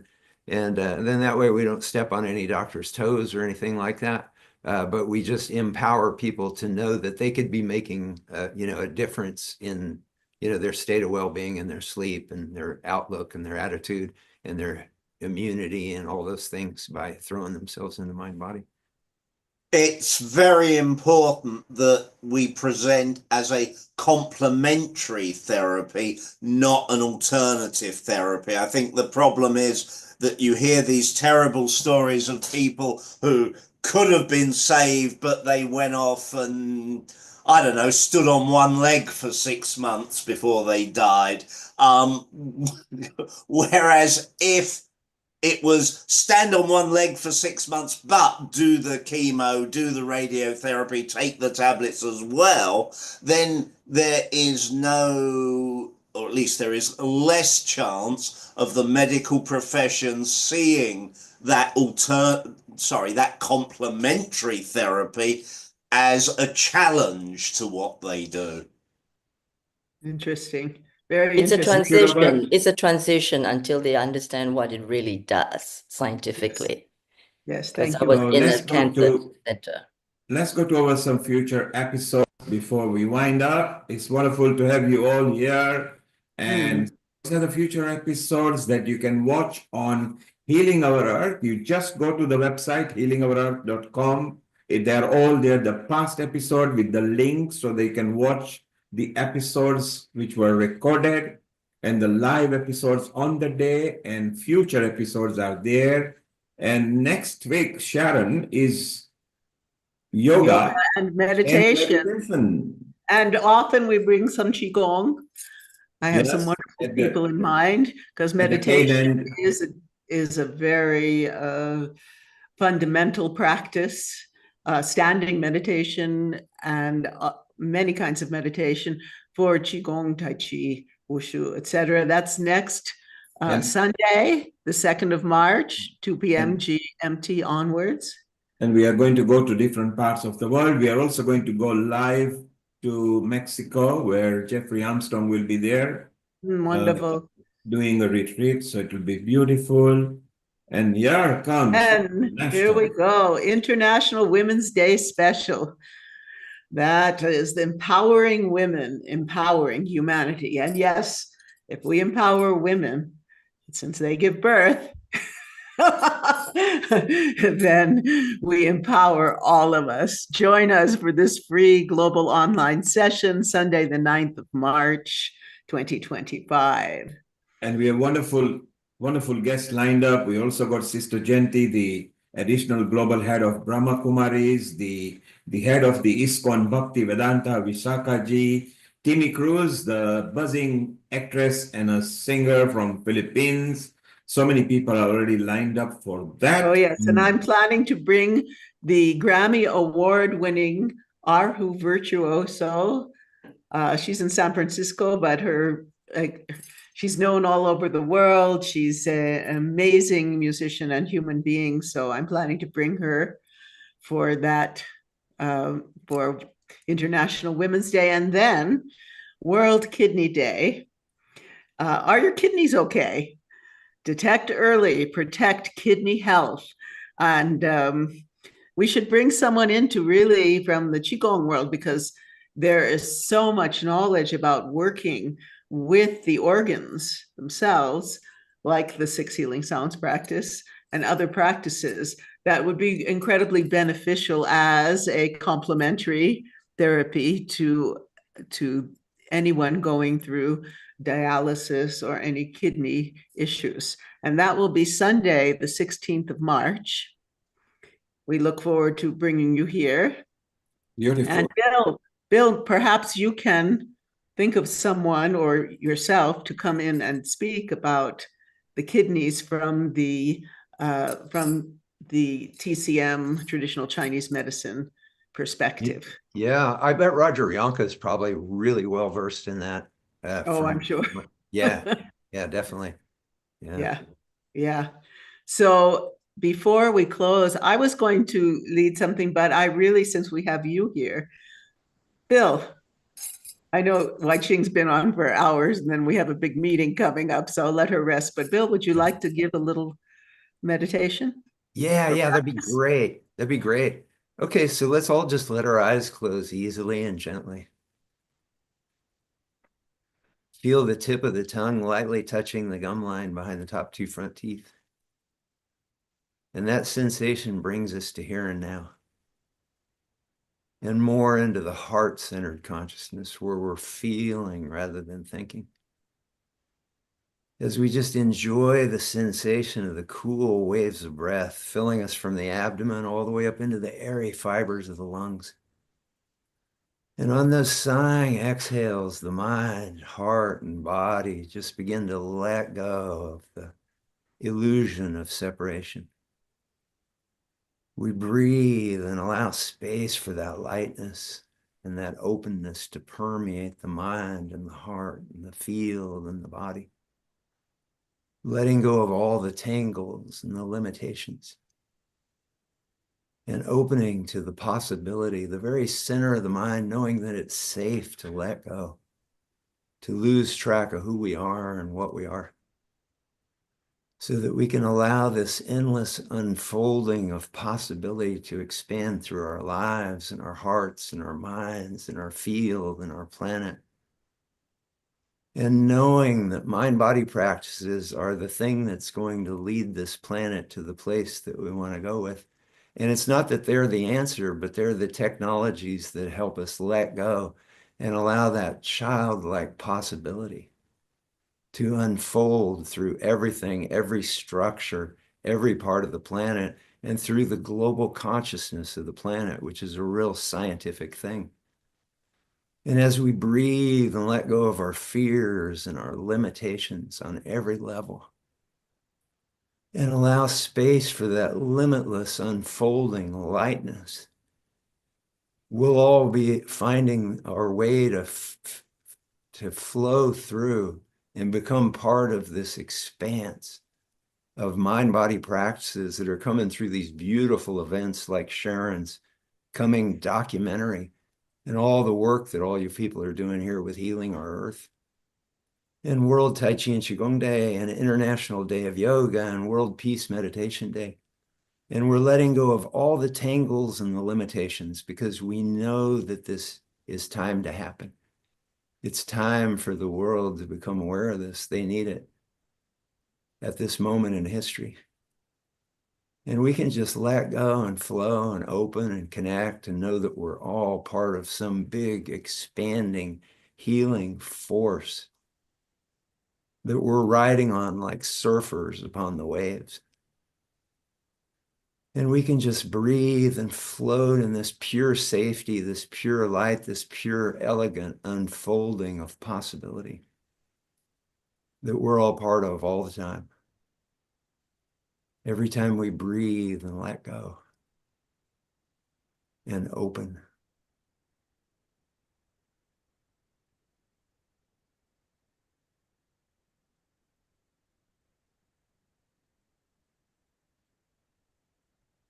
All right. So beautiful. Thank you so much. I want to thank every person who has come to this episode today. I very much in gratitude to Keith Sharp for putting this together and bringing in his diligence and all of his abilities in producing the show, and Neil Kumar and Nishi Kotak and everyone involved with Healing Our Earth. We're here to bring you joy and love and grace and beauty. And I'd actually like to close with a quote from Jing Li, that is in Quantum Chi, because I think it's really beautiful. She says, yes, you have to try it. You have to try it. You try it, you taste it, you bring it into your body, into your blood, the nice feeling, the peaceful, the beauty, the inner power, the vitality, the sustainability, centered feeling. It's inside the blood, inside each cell, a body memory, a taste of chi,